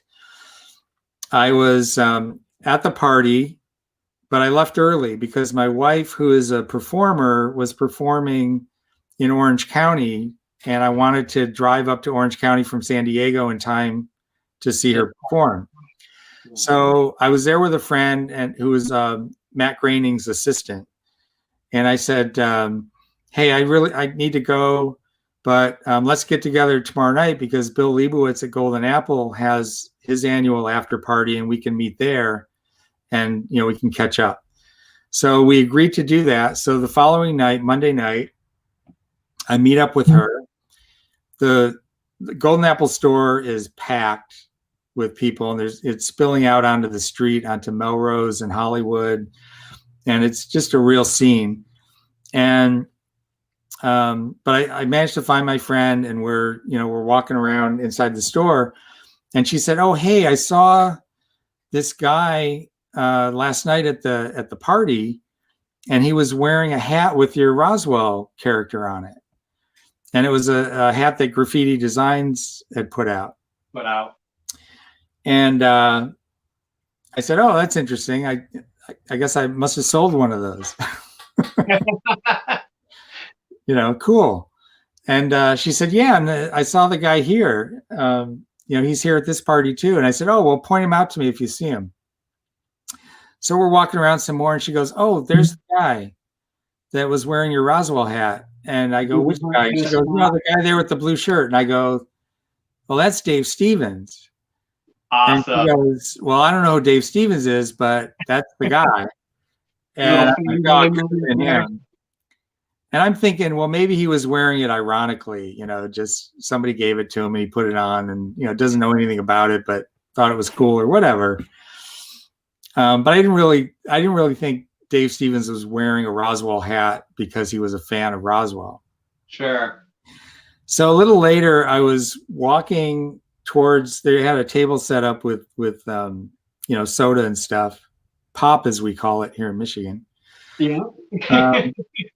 And I had to walk past Dave Stevens, who was in conversation with a woman. And as I walked past him, I wasn't going to interrupt him. And I figured he probably doesn't, remember my name, so it'll be awkward. He grabbed my arm and he goes, "Hey, Bill." And I looked and I said, "Oh, hey, Dave."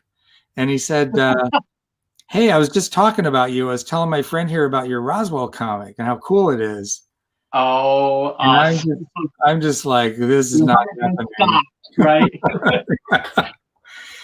Right.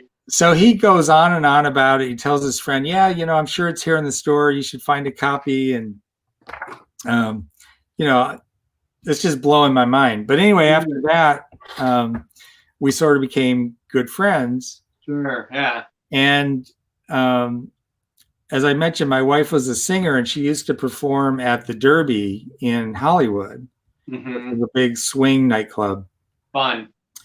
And Dave and I used to hang out there, and my wife ended up becoming better, kind of closer to Dave than I was, because he would always go and see her band, and he would hang out afterwards, and they would just talk about music and stuff. Very cool. But yeah, anyway, back to Rocketeer. Yeah. So that was a long-winded way of to hear that Roswell is Dave Stevens approved. Yes. Yes. So anyway, I was asked by Paul Dini, who, co-creator of Harley Quinn. Yep. IDW had asked him to write a Rocketeer story, and he chose me as his artist. That's very cool.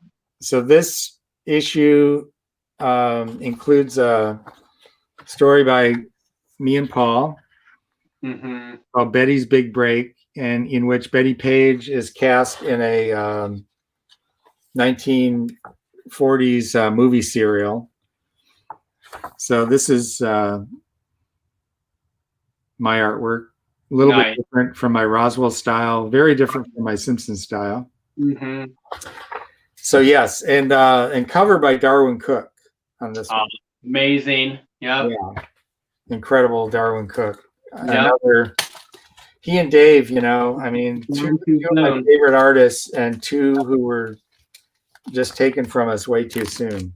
Way too soon. Yep. Yeah. I remember like the convention, that they announced that Darwin, Cook's passing, and it was just, shocking. And Dave Stevens, I wasn't in the industry or in the scene, obviously when he had passed, but he's always been an iconic creator in my books. I've been a huge fan of all the weird stuff that he did.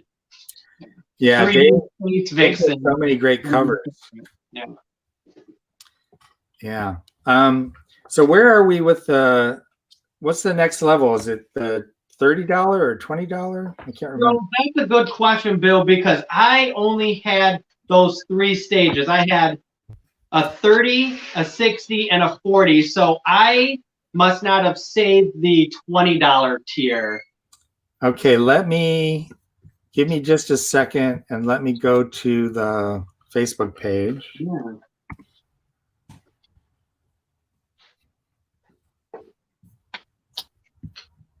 And then again, we're just going to remind everyone who's watching now or watching later, any of the Bill Morrison comic books that are purchased, can all be submitted through to me for CBCS yellow label grading. And that, again, it's just $23 is the grading fee plus the return shipping. And that ranges depending on how many books a person submits.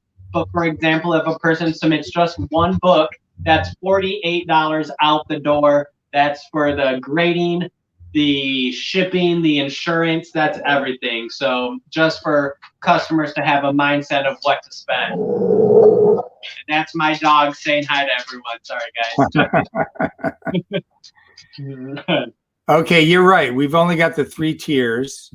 Okay. It's 30, 40, and 60. 60. Yep. Yeah. Okay, so I'm looking at what's up, Gary? Did I show the Bart Simpson #1? Yeah, let's do it. Okay.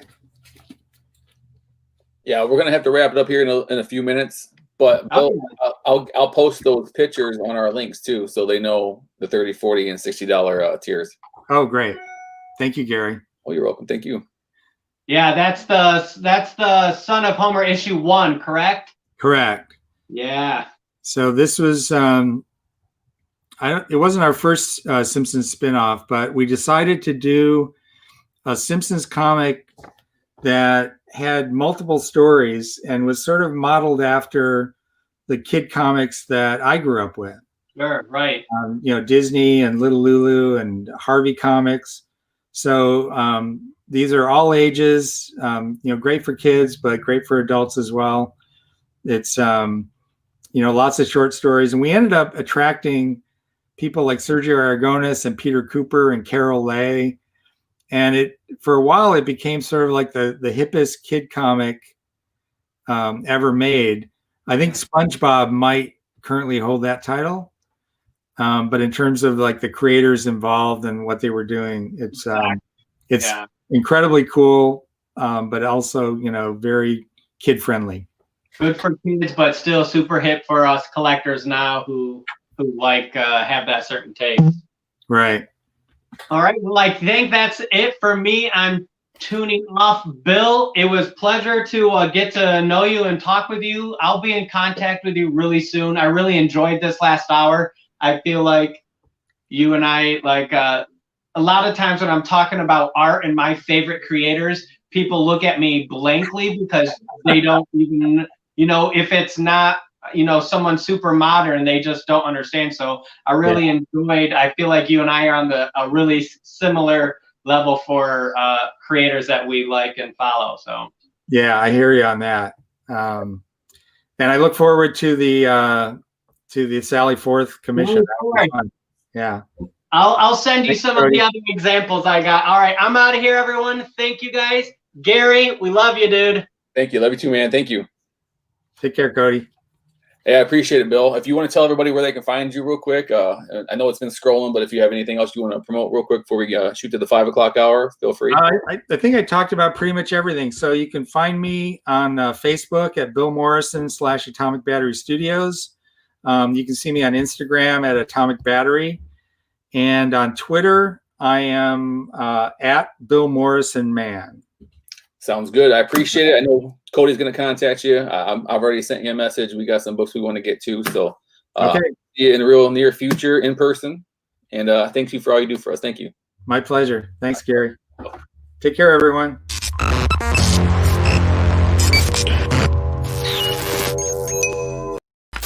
Hey, welcome to Terry and Gary's Low Expectations podcast.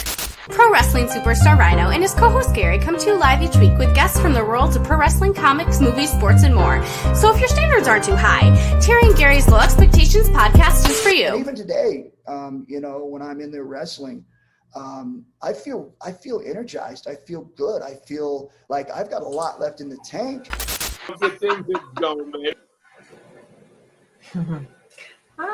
Hey, the commercial cut out quick. Yeah, that was unexpected. Hey, Christy, we're all just like, bam! There it is. Hey, Gary. Hey, Peggy. Hi, Brian. Long time no see. I know, right? I miss everybody. I know. I I appreciate hope it. everyone's well. Oh, go ahead, Gary. I'm going to get out of here, let you guys do your thing. Brian, you're up first. Then we got Mystic Metalworks and then Peggy. You guys interact, help each other out. I will get out of your way. And thanks for coming on, guys. I appreciate it. Thank you, Gary. Well, I don't know about you guys, but I've been watching the show on and off and trying to get ready, and I've been trying to get pumped up for this. And wow, what an amazing show so far! Just make me more nervous. I kind of got my stuff laid out. This is the first time I'm using this type of application, so I thought I could maybe reverse my camera around, but I don't see how I can do that. I have all of my artwork out in front of me, so maybe I'll try to turn around, see if I can do this. There should be an option under your cam and mic settings. Maybe I could do that. Technology. Here we go. Yeah, I tested this like 5 billion times. I was so nervous. I'm like, something's going to go terribly wrong. Here we go. Facing. Hey, thank you. I appreciate it. Here's some of my artwork. Peggy, I know you've seen some of this before, and I've got some new stuff. And Cool. here's somebody got my computer over there streaming, so I can listen better than just trying to hear on my phone. But you know, I got some stuff hanging up over, and it's this little portion of where I do a lot of my creating. I want to give a big shout out to Celestial Staircase Creations for making this portfolio binder for me. What's got my logo on it. My little Boney Bob right over here made the helmet for him, the little bomber helmet, and I knocked something over. Well, anyway, this is some of my artwork that I got. It's available. I figured I'd grab something that was more Halloween themed related that I have. I got the new Charlie Brown as Frankenstein. And you know, Snoopy and Garfield. I always thought those two should meet. This is something I'm trying to help my kid out a little bit. She's an aspiring artist, and a little glitter there, but some of her work she's done a werewolf. And I've been trying to stay busy. Let me see if I can turn this thing back around. You guys can see my mug again. For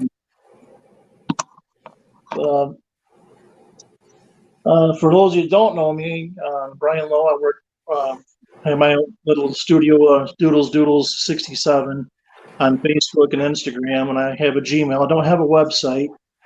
I'm more of a hobbyist artist. A lot of my friends wanted me to start doing more art and kind of push me along to do the conventions and whatnot, and I've absolutely loved it. That's some wonderful people. They give me great ideas to do artwork. And work at my own pace. That's the nice thing. My portfolio is growing. I could like flip through the book, I guess, and people can see what I had. Flip this thing back around again. Then you can see the nice craftsmanship in this book as well. That portfolio thing is cool. It is this. I love this. I've had this. Peggy, we met back in about 5-6 years ago, I think, something like that. It was like the first Odd Mall, I think. The first Odd Mall, yeah. 2014, 2015? Yeah, so it was about 5 years ago. I got this right after that. So this thing is holding up awesomely. You probably remember this. I think this is one of them that you lost the bet and wound up buying up. No, I have the snake. Oh, okay. That you made, and I bought a Frankenhooker. The Frankenhooker. Oh, yeah, that one's in here. The Familiar, that one's been a popular, so I haven't removed it. The Spider Eyes still does pretty good. And here's the Frankenhooker, the black one. That's probably one you have, and I finally colorized it. My kids keep getting on to me that once wanting some colorful art, so I try to make it look like sort of like it did in the movie. Mm-hmm. And this one, I'll pull this up a little bit. This glare from The Crow, and the original from the gutter scene. And as you can see, I'll roll it over here real quick. right down here, I got the color version. That's a 16 by 20. And there's another piece of the artwork that fell over. That was from Celestial Staircase of Creation. Sorry about that. I'll keep moving on. Here's the original drawing for it's the Great Pumpkin Eater, Charlie Brown. And for those of you that like The Grinch and Jack Skellington, I figured this is probably how they met. Put it this way. And for those of you like fairy tales and different things, I got this ode to the trying to fix the household. When an acorn gets stuck in your chimney, what do? And I do a little bit more fan art with Scooby-Doo. I'm still a fan art. I got some of my original stuff, but still like the fan art. One whole cartoon episode in one picture.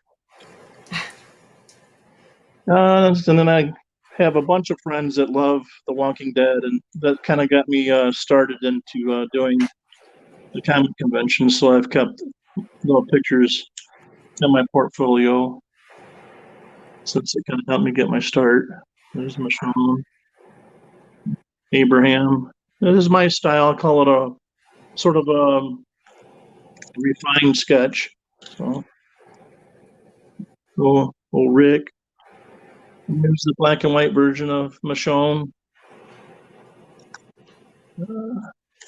There's a tribute for Glenn with the watch in memory of him, since almost everyone's favorite character on the show. And Mrs. Glenn, everyone knows her.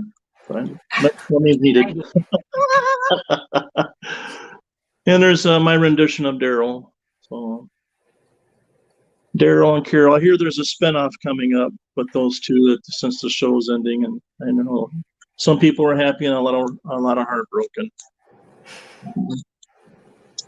I got to meet this young lady in Nashville when I went to the Walker Soccer Con. Wasn't a vendor, I was a fan, and I actually got her autograph. I don't know if you can see. I see more of a reflection from my phone and my window. So I got a couple of versions of that. One of Sasha.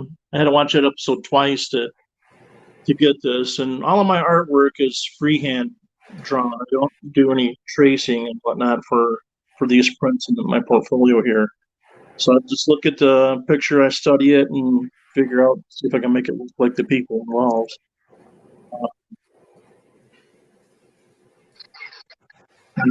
Some pop art of a pop culture character. That's Paul Carl. Winslow. Hey, I hear somebody's dog. That would be my dog. Oh, right. I'm gonna go shut my office door. Oh, that's not bothering me if it's not bothering anyone else. And this is the final of Winslow. I got the all colored raised version. I got this print, the 8.5 by 11. And I also have the one on the wall there. You can see that's I think that one's an 11 by 14. Behind my psychedelic lizard that will probably hypnotize you if I do that too much. This one is a pretty good series that I've started. It's a lot of people want me to finish, and it's something I'm going to work on. Batman 1966. Batman taking the cowl on, or is he putting it on? Saving the day from probably this guy, one of the best actors that ever walked the earth, Burgess Meredith as the Penguin, 1966. And that's all I got right now for that series. But I have a couple ideas of who I'm going to do next. And now we're going to get into my superheroes with Wonder Woman. Some of these are my prints have been around for a couple of minutes, but if you don't recognize him, then you haven't been to the movies in a while, I guess. Samuel Jackson is Nick Fury. Did this one for my buddy's kid, and it wound up looking pretty good. I made a print out of it for the baby group.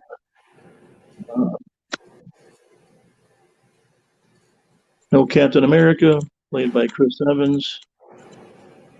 Here's my version of Iron Man. I think that's the Mark 7 uniform. Comic book style image of Captain America I did a while back.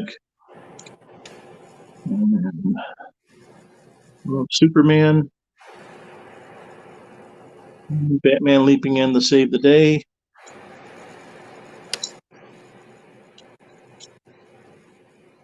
Rosie the Rib Biter. This one's pretty popular. I had a school teacher buy this when I was doing an event up in Blissfield, Michigan. Chalk the Walk. Some beautiful artwork was created there. And she told me that she uses zombie magazines and comic books and whatnot to help teach her students to write. And I thought that was very creative. And here's my rendition of Eddie. You just got to, if you like zombies and stuff, you gotta draw it. So, Supernatural. I hear the cars are moving out of Canada as I speak. Jensen Ackles and Jared Padalecki are both going to get one of the 67 Impalas. I'm really jealous, but here's my rendition of Dean. And I think, is this the one that you got, or? Yeah, that's the one I have. Yeah. Here we go. Yeah, I appreciate that purchase. This one's near and dear to me. I'll talk about that in a moment. Well, I guess I could talk about it right now. I'm a hobbyist artist, and I do this to help keep peanut butter at the shelf. So I really enjoy doing what I do. But I also work in the mental health field, and a lot of my works are inspired by the people I help and the stories they tell me, and even with my own walk of life. And this is an image that's titled Venomous, and it's if you can't tell from looking at it, it's a person struggling, facing their inner demons. It's part of a trip that I've developed. So that's been on display in a few different venues to help raise awareness for mental health and helping people get the help that they might need. So, and artwork is one way of doing it. So help people's stories. There's a little blurb I wrote on it. Some of my friends love the wrestling guys, so here's I'm a punster at heart, so the undead taker. So what would the wrestlers look like if they were zombies?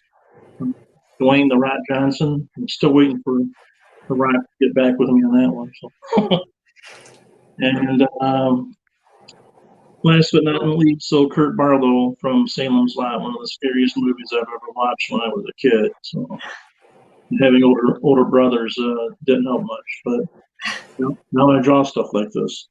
I also have box sets of little gift cards, if you want to call them postcards. You can mail them out. 10-piece set in the box. All of them with that print on it. And that's basically what I have right now. Outside of Garfield up there saying, "Please buy this artwork. We need to buy more lasagna." I have those for sale as well. You can use a dry erase marker on that portion of it and wipe it right off. So kind of fun. And some more artwork with yours truly involved. I'm trying to get a great glare on there because of all the light I'm trying to hold it. But yeah, that's what I got. And you mentioned Monroe Pop Fest, and you're seeing this, and you get a hold of me on Doodles67 on Instagram or my Gmail, doodles67. Real simple, keeping it all the same. And on Facebook, Doodles67 on Facebook. Just mention that you seen the show here, and I'll give you a nice discount. And yeah, and all of my art, and I am open right now for some limited commissions. So, one more I forgot to mention. This one I quite enjoy. Tribute to Stevie Ray Vaughan with his sheet music in the back, kind of blurred out so I don't get in trouble. His ghost image in front of that. So, And that's what I have available right now. There's a few other things maybe, but I don't have those laid out. But you can see a lot of those on my pages. So, Christy, I'm gonna hand it over to or Peggy. I'm sorry, I looked at your last name. Peggy, That's I'm gonna okay. hand it over to you and let you talk a little bit, and I'll try to As help out as I go. Actually, the Metalworks would be next, but how long have you been doing this? How long have you been? Uh-oh. Did he He's just gone. leave? Yeah, he just ran away. Okay, I'm not going to ask you any questions. Fine. I guess you're up, though. You're next, right? Oh, geez. I'm so nervous. I've been watching all the amazing artists all day, and I'm like, oh, I feel so out of place. I'm like, No, you're fine. You're fine. So I'm Mystic Metalworks. You can find me at mysticmetalworks.com on Facebook and Instagram as such as well. And if you need to email me, contact@mysticmetalworks.com works as well. So hey, he's back. Sorry about that. I got big thumbs, so it's amazing I can even draw.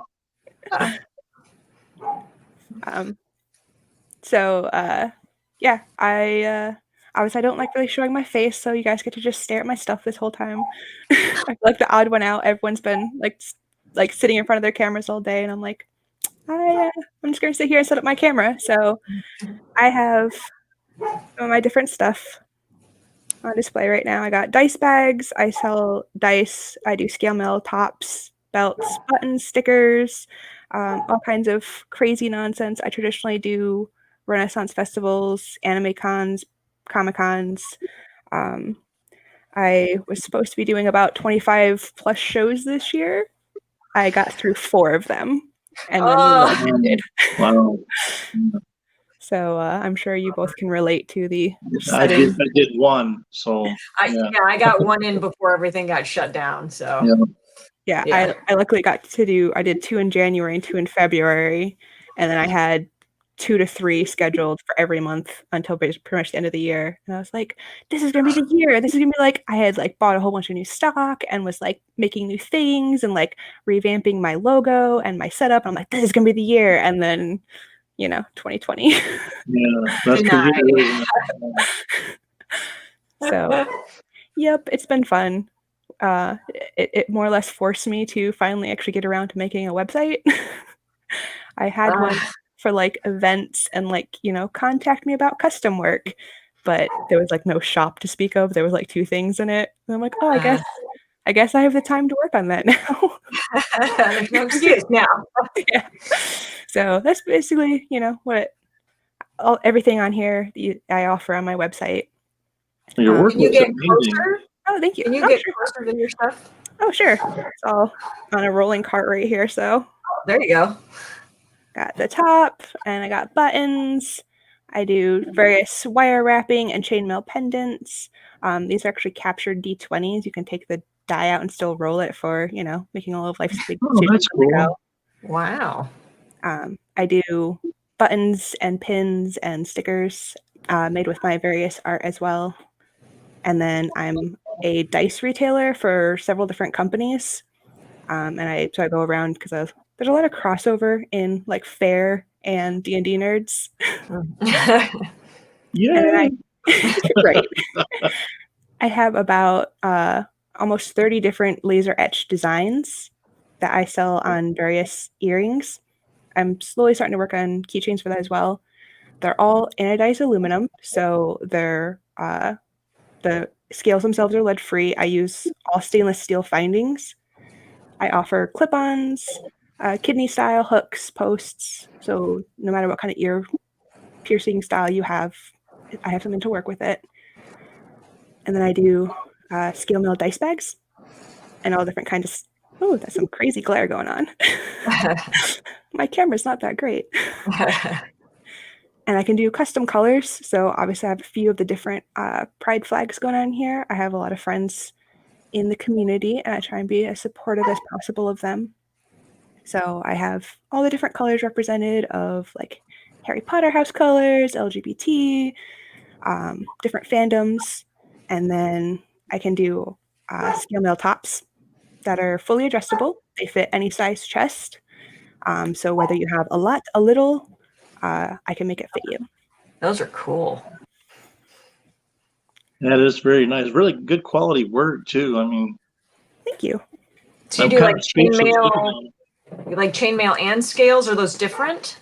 So the scale mail is a very basic form of chainmail. I can do more crazy, intense patterns. Here, let me make sure I don't look terrible. Maybe I'll turn my camera on. I'm wearing some. I'm sure you're fine. Oh no, I'm really not. I wasn't prepared for this at all. Okay, so. Oh my gosh, yeah, what? Your hair looks better than mine. I don't want to show my face. I'm gonna hide because also this is my workstation. So wow, complete utter insanity back here. Art from all my friends. So, but I do chainmail. Ooh. Is that one of the D20 necklaces you have on right now? No, so this one's actually okay. Pendant. Little pendant. Wow. That's cool. And this was actually one of my first steel pieces I ever made. And I actually still have the scar on my arm from where I dug it with my pliers and tore it up. Ouch. So scars are like tattoos, just have better stories. So. Oh, well, I mean, I have plenty of the. Which way is the camera? Can't really see it. There you go. I got plenty of tattoos as well. Oh yeah, wow. Very nice. So plenty of scars, plenty of tattoos. My work inspires both. Now on the D20 necklace, was that something that as your concept, or was it where you could still roll it? You said something about that earlier. Yeah, so it's actually a couple of rings that can open with a lobster clasp, and you can still get the D20 out. And here, I'll go ahead and switch the camera back around and show you. That's very creative. You can get your nerd on while having your nerd on. Well, we always joke about, it's the perfect way of, oh, you can't decide what to do for dinner? Here, we'll, roll for it. Roll for it. So my nails look terrible. Don't look at my nails. So you still get the D20 out and you put it back in. That's so cool. That's very creative. So how'd you get started in doing all this? So 6-7 years ago, my mom's like, oh, I want to go to Beadfest Philly, but I don't want to go alone, and there's no way your dad will go with me. So she's like, I'll pay for our lodging if you come with me. And I was like, okay, sure. She's like, oh, I want to do a couple. I want to do a couple of classes too. So pick out a class you want to do. And I was like, oh, well, there's this one about chainmail. That sounds kind of fun. And so yeah, I learned one weave, got addicted, and kept going. Kind of how it works. Well, I got really inspired by the fact that I have an older brother. I've always been very tomboyish, and the idea of something that could take a beating and still look pretty was very appealing to me. So I do a lot with anodized aluminum that is very colorful, and stainless steel that's very sturdy. Are you seeing the chat question? Yeah. I'm just starting. I'm like, oh, geez. Just checking. Because I was going to ask Brian the same thing.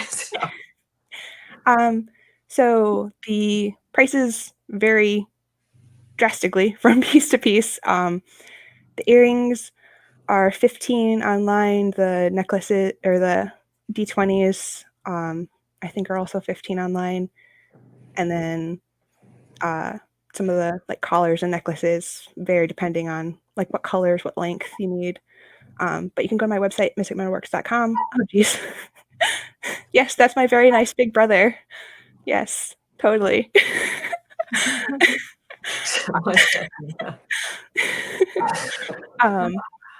But yeah, so you can go to mysticmetalworks.com. I have a full shop on there with pretty much everything I have in stock right now, because as conventions canceled throughout the summer, I just was like, I guess I'm just going to list everything. Before it was just like custom works, if you want specific colors, something like that. But now it's this is what I have in stock. Right. Yeah, I used to have a chainmail bracelet that was done for pulmonary fibrosis awareness, and the one that I got, I lost it. And it's a chainmail one, and I'm so mad, but I'm like, oh, look, now I know I've just someone who does this, so I may have to be in touch. Do you do like, are commissions a little bit more, or do they still fit regular? Nope, I never, because for me, I pretty much price everything on the cost it would do to make it.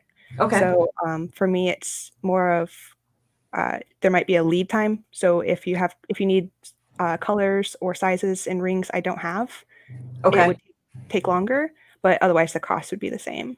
Gotcha. I'd have to measure my wrist because I actually got 2 of them, but one's way too big, so I can't really wear it. But the other one fit me to a T. So, and it was blue and red chainmail with one of those circle like bar, the circle bar. Yeah. Patches or whatever. I don't know what they're called. I obviously don't know what I'm talking about. So. Which that's actually they're called toggle clasps, and I refuse to use them because they get lost. Because I don't know anyone who hasn't lost a piece of jewelry using a toggle clasp. Yeah, really pretty. And if you're going to be like sitting like just in an office or something like that, and you're not going to be moving a whole lot, they're fine. But if you're going to be like going out grocery shopping or going to a convention, or like it's going to be gone by the end of the day. Yeah, I was at a convention. I think I lost it in the stairwell. So, Yep. So mad. Okay. It's gone forever. Yeah, exactly. Yeah, I'll never see that again. So nothing ever comes back from convention stairwells. Kind of just like a void. Yeah. I've almost lost friends to them. It's dangerous. Yeah. Oh yeah. I see the message here. Like someone was asking about the bra. I don't know if you said the price on that. Did you? That one specifically is $145.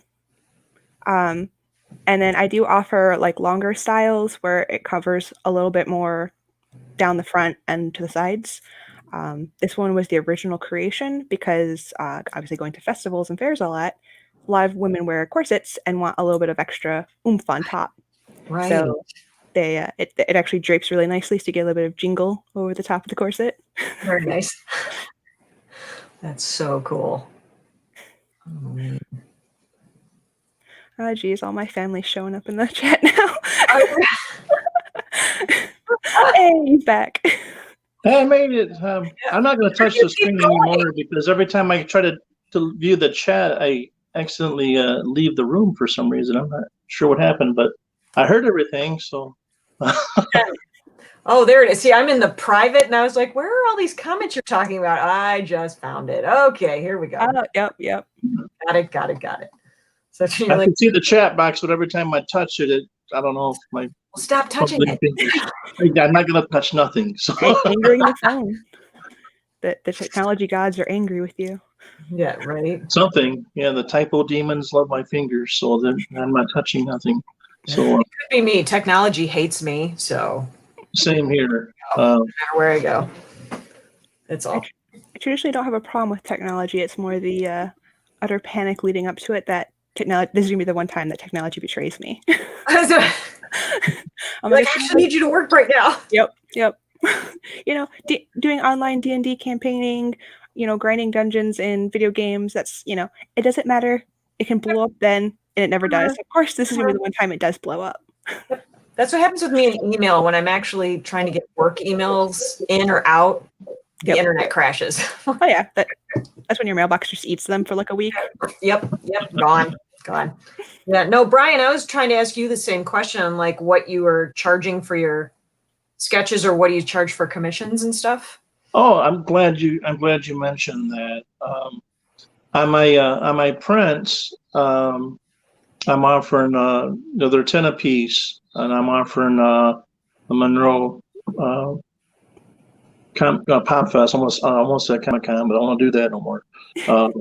Some things just die very hard. I'm offering a 3 for $25 deal, and the larger prints that I have, the 11 by 14s and 11 by 17s. Depending on which one it is, some are 15, some are 20, but I'm doing buy one, get one 50% off if you mention this show. And as for commissions, depends on what it is.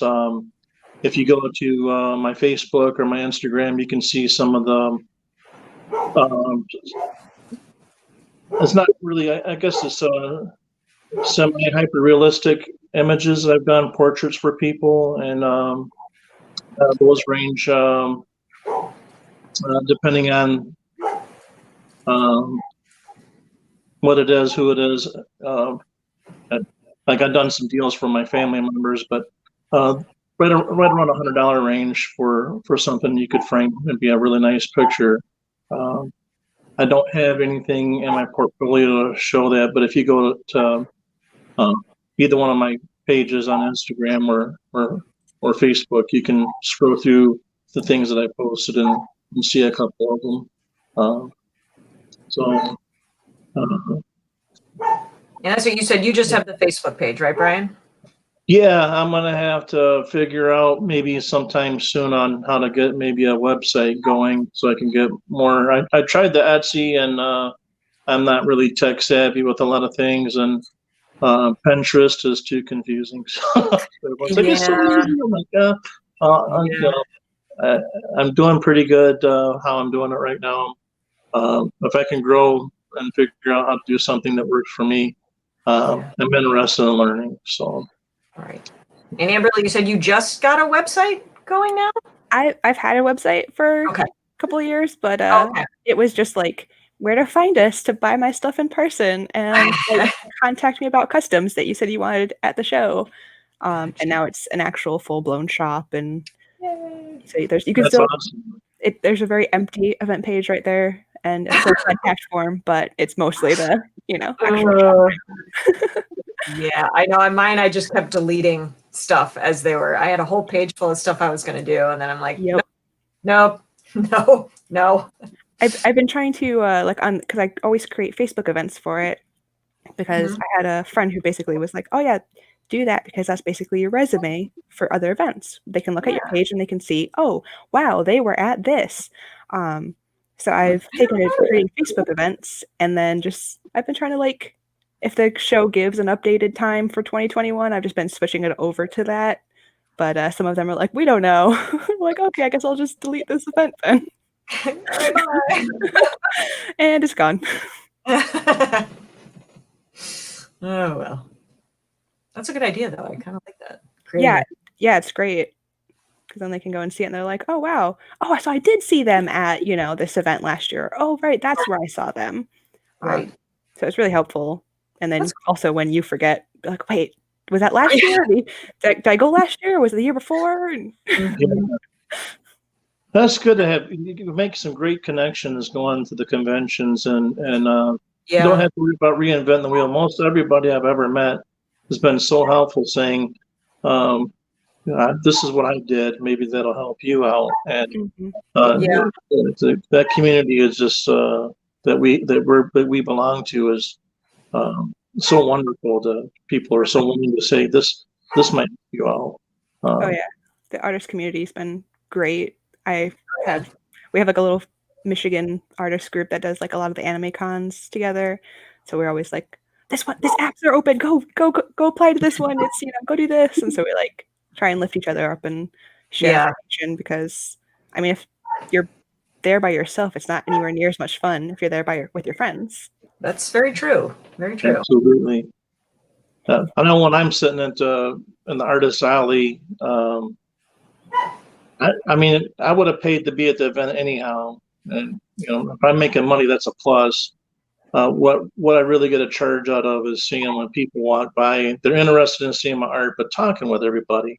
And I love the T-shirt art when people coming over. I gotta say, what's on your shirt? I've never seen that one before. And especially the people that took the time to make their own costumes. It's like, how did you do that? And well, this is what I did. And everyone's showing what they've done to create their outfits. It's amazing what people can do and come up with. That's why I did the shout outs for the folks that did the leather work for me. And so blessed to have something that nice for sure to help me with my shows. So. Yep. All right. Do you have any more, Amberly? I don't want to.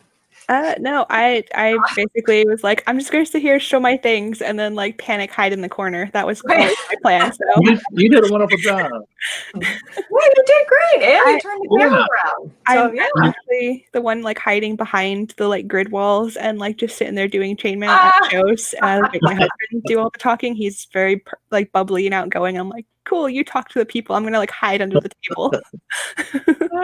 Well, next time we're at shows, and if I see you, I'm gonna come over. Oh God. Maybe we get out from behind the grid.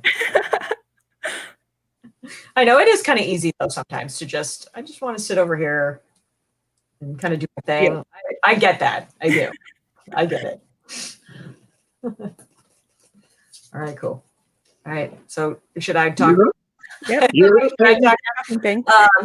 For anyone who doesn't know me, I got to remember that I got to look in my camera and not like over at you guys. So I'm sorry if I don't look in the right direction, but for anyone who doesn't know me, my name is Peggy Christie. I am an author of horror and dark fiction.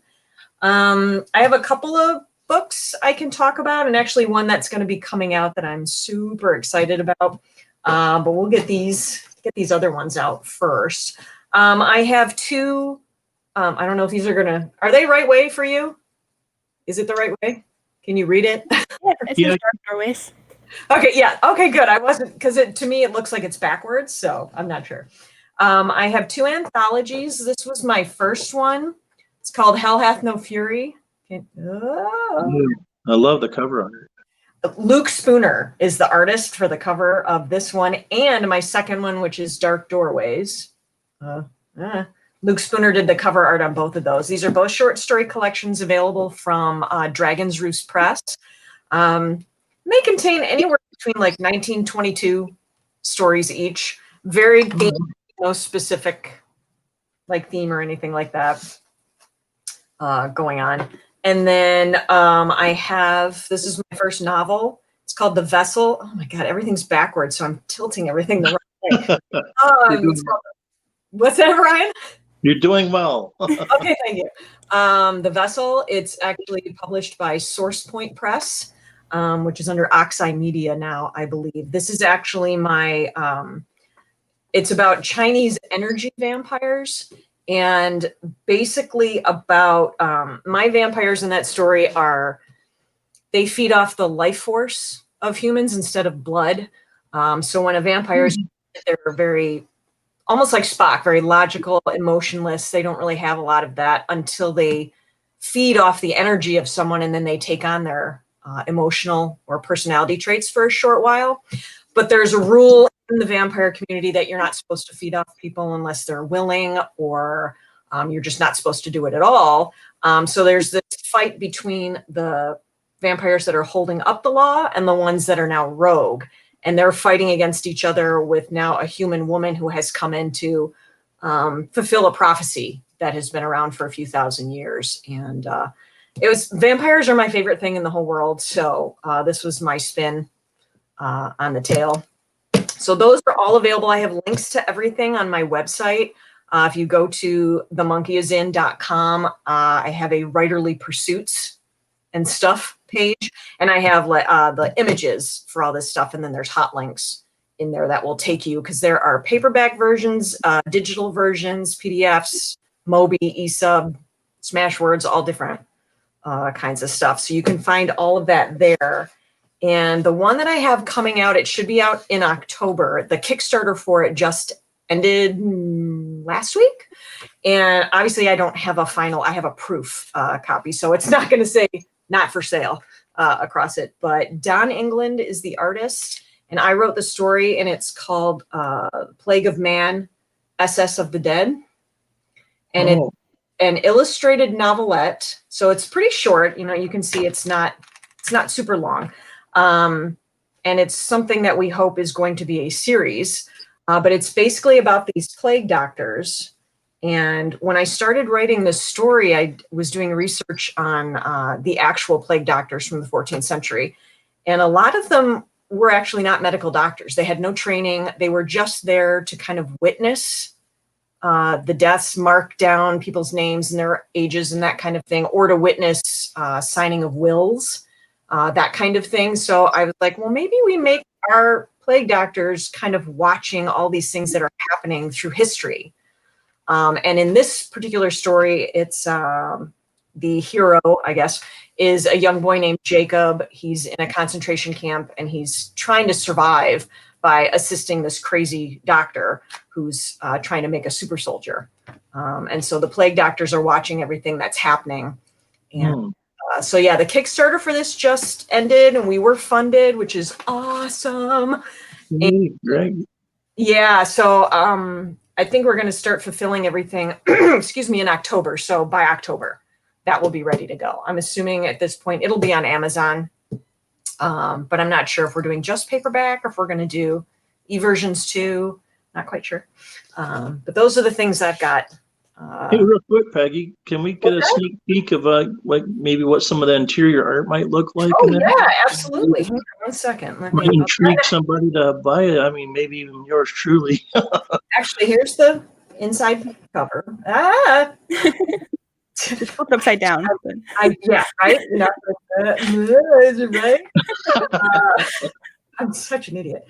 Oh, this is probably one of my favorite ones. All right. I'm trying not to cover my face, but. Oh, wow. That's some really detailed work. Oh, for God's sakes. Here we go. Stop laughing at me. I had the same problem. That's why my camera was going all wonky. I think we're laughing with each other on this one. Yeah. You're not laughing at me. It's shared pain. Raise the hands who knocked themselves out of the room 3 times already. So I think you're safe. Your connection went out. You went out to. It's okay. I get it. Well, this is a good one too. That's the doctor, and that is. Oh wow. Pictured him, and Don got him like it was unbelievable. I'm like, wow. So yeah, and let me see. Maybe I'll do one more. This is a proof copy too, so I have scribbles all over the page. So I'm trying not to show you one of those pages because that would just be this was like an added thing at the end. Ooh. Yeah.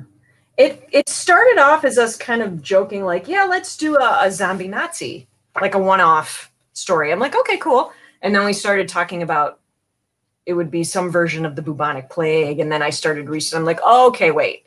Now we're going to do something else. So at this point, we've come up with like 3 different kinds of doctors, but these are the first ones. These are the watchers. So the other ones out I'm not going to say anything yet because we'll see how it goes. But yeah, so that's what we've got going on. And that's what I've got available. So. Great. Now, how's that written? Is that in like first person or is it? This is written. Most of my stuff is written third person. Third person, okay.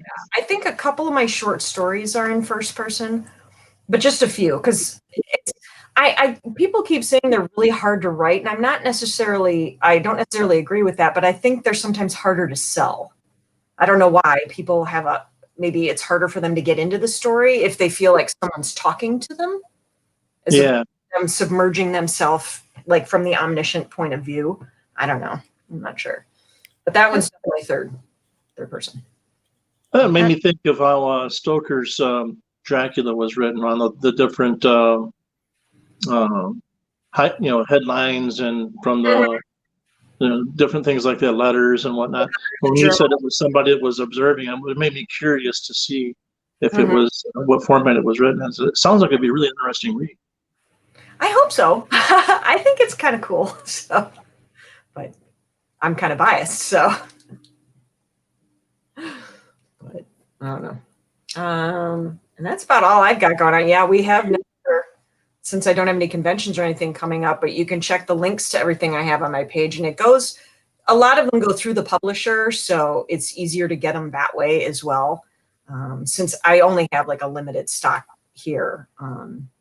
But I mean, I suppose if someone did want me to autograph something, I would have absolutely no problem doing that and then shipping. So, and somebody will be ordering what? Now you still collaborate with people that work in Michigan, right? With the Great Lakes. Yeah, the Great Lakes Association. I'm still the Great Lakes Association of Horror Writers. It's actually our 13th year. So congratulations. Yeah, we normally have like our Halloween fundraiser every year, but I believe we're not going to be having a Halloween party this year, but we're still going to try and do something. Like maybe do an online raffle. You can still do costumes, maybe submit photos, something like that. We're still kind of working out the details because just, the logistics of that kind of thing and how we're going to pull it off. So I hope something happens, and it doesn't even necessarily have to happen by Halloween. We could still do it by the end of the year and do something different. But GLAW, thank you, Joe Nielsen. GLAW, GLAHW. And there is a website, glahw.com. So if you ever want to look into that, you don't have to be from Michigan or even in the Great Lakes area to be a member. You just have to like horror. You can be a writer, you can be a photographer, an artist. Doesn't really matter. We're all just kind of a bunch of weirdos. So I always say embrace your weirdness. yeah, So. yeah, for sure. For sure.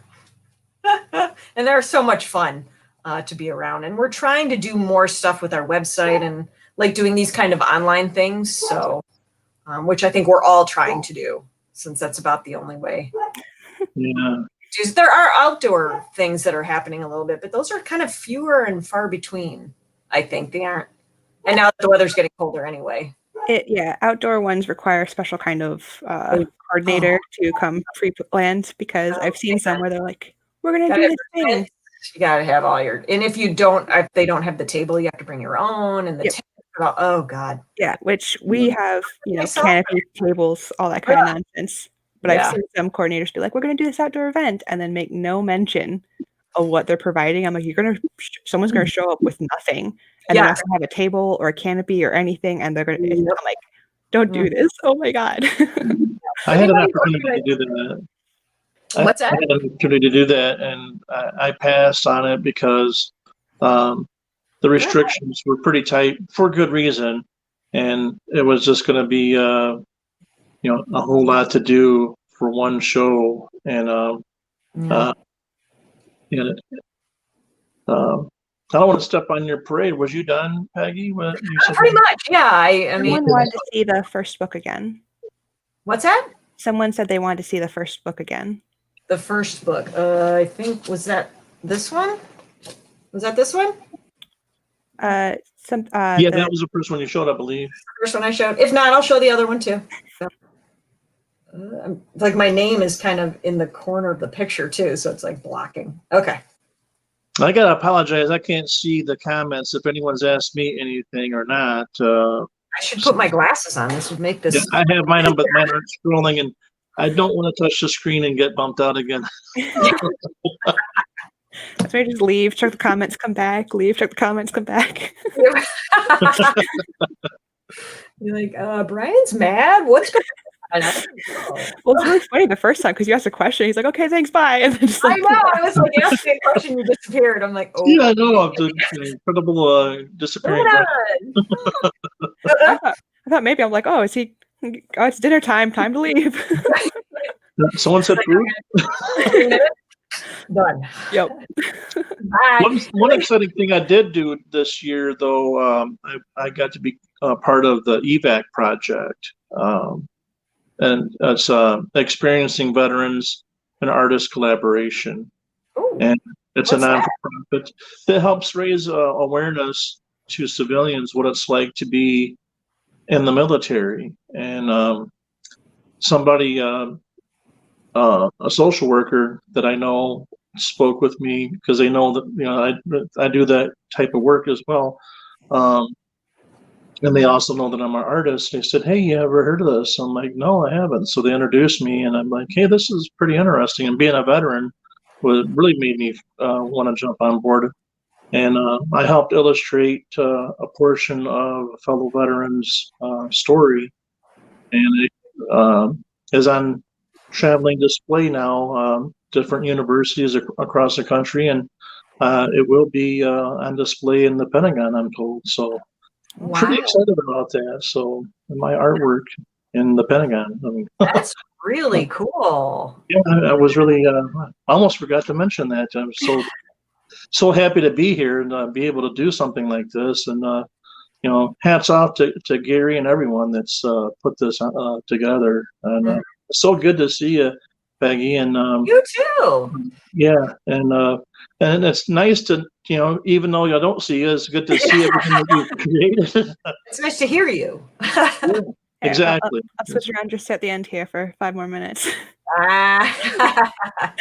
you can. Ta-da! And just like that. There you go. Aww. She's been bothering me for the past 10 minutes. She's like, all right, you're done. You're done now, right? Yep. My dog hasn't barged in here. And earlier when the dog was barking, I was like, "Oh, puppy wants to be on stream." Too funny. I don't know. That's done. Hi guys. Hi. She's been downstairs shopping. She was the one asking you questions I about know. the I book. already have a couple of yours, Peggy. So I was like, "Whoa, what's that one? I don't have that one." She's like, I need a bracelet. I I'm need gonna a have book. to get a bracelet, a book, and a picture.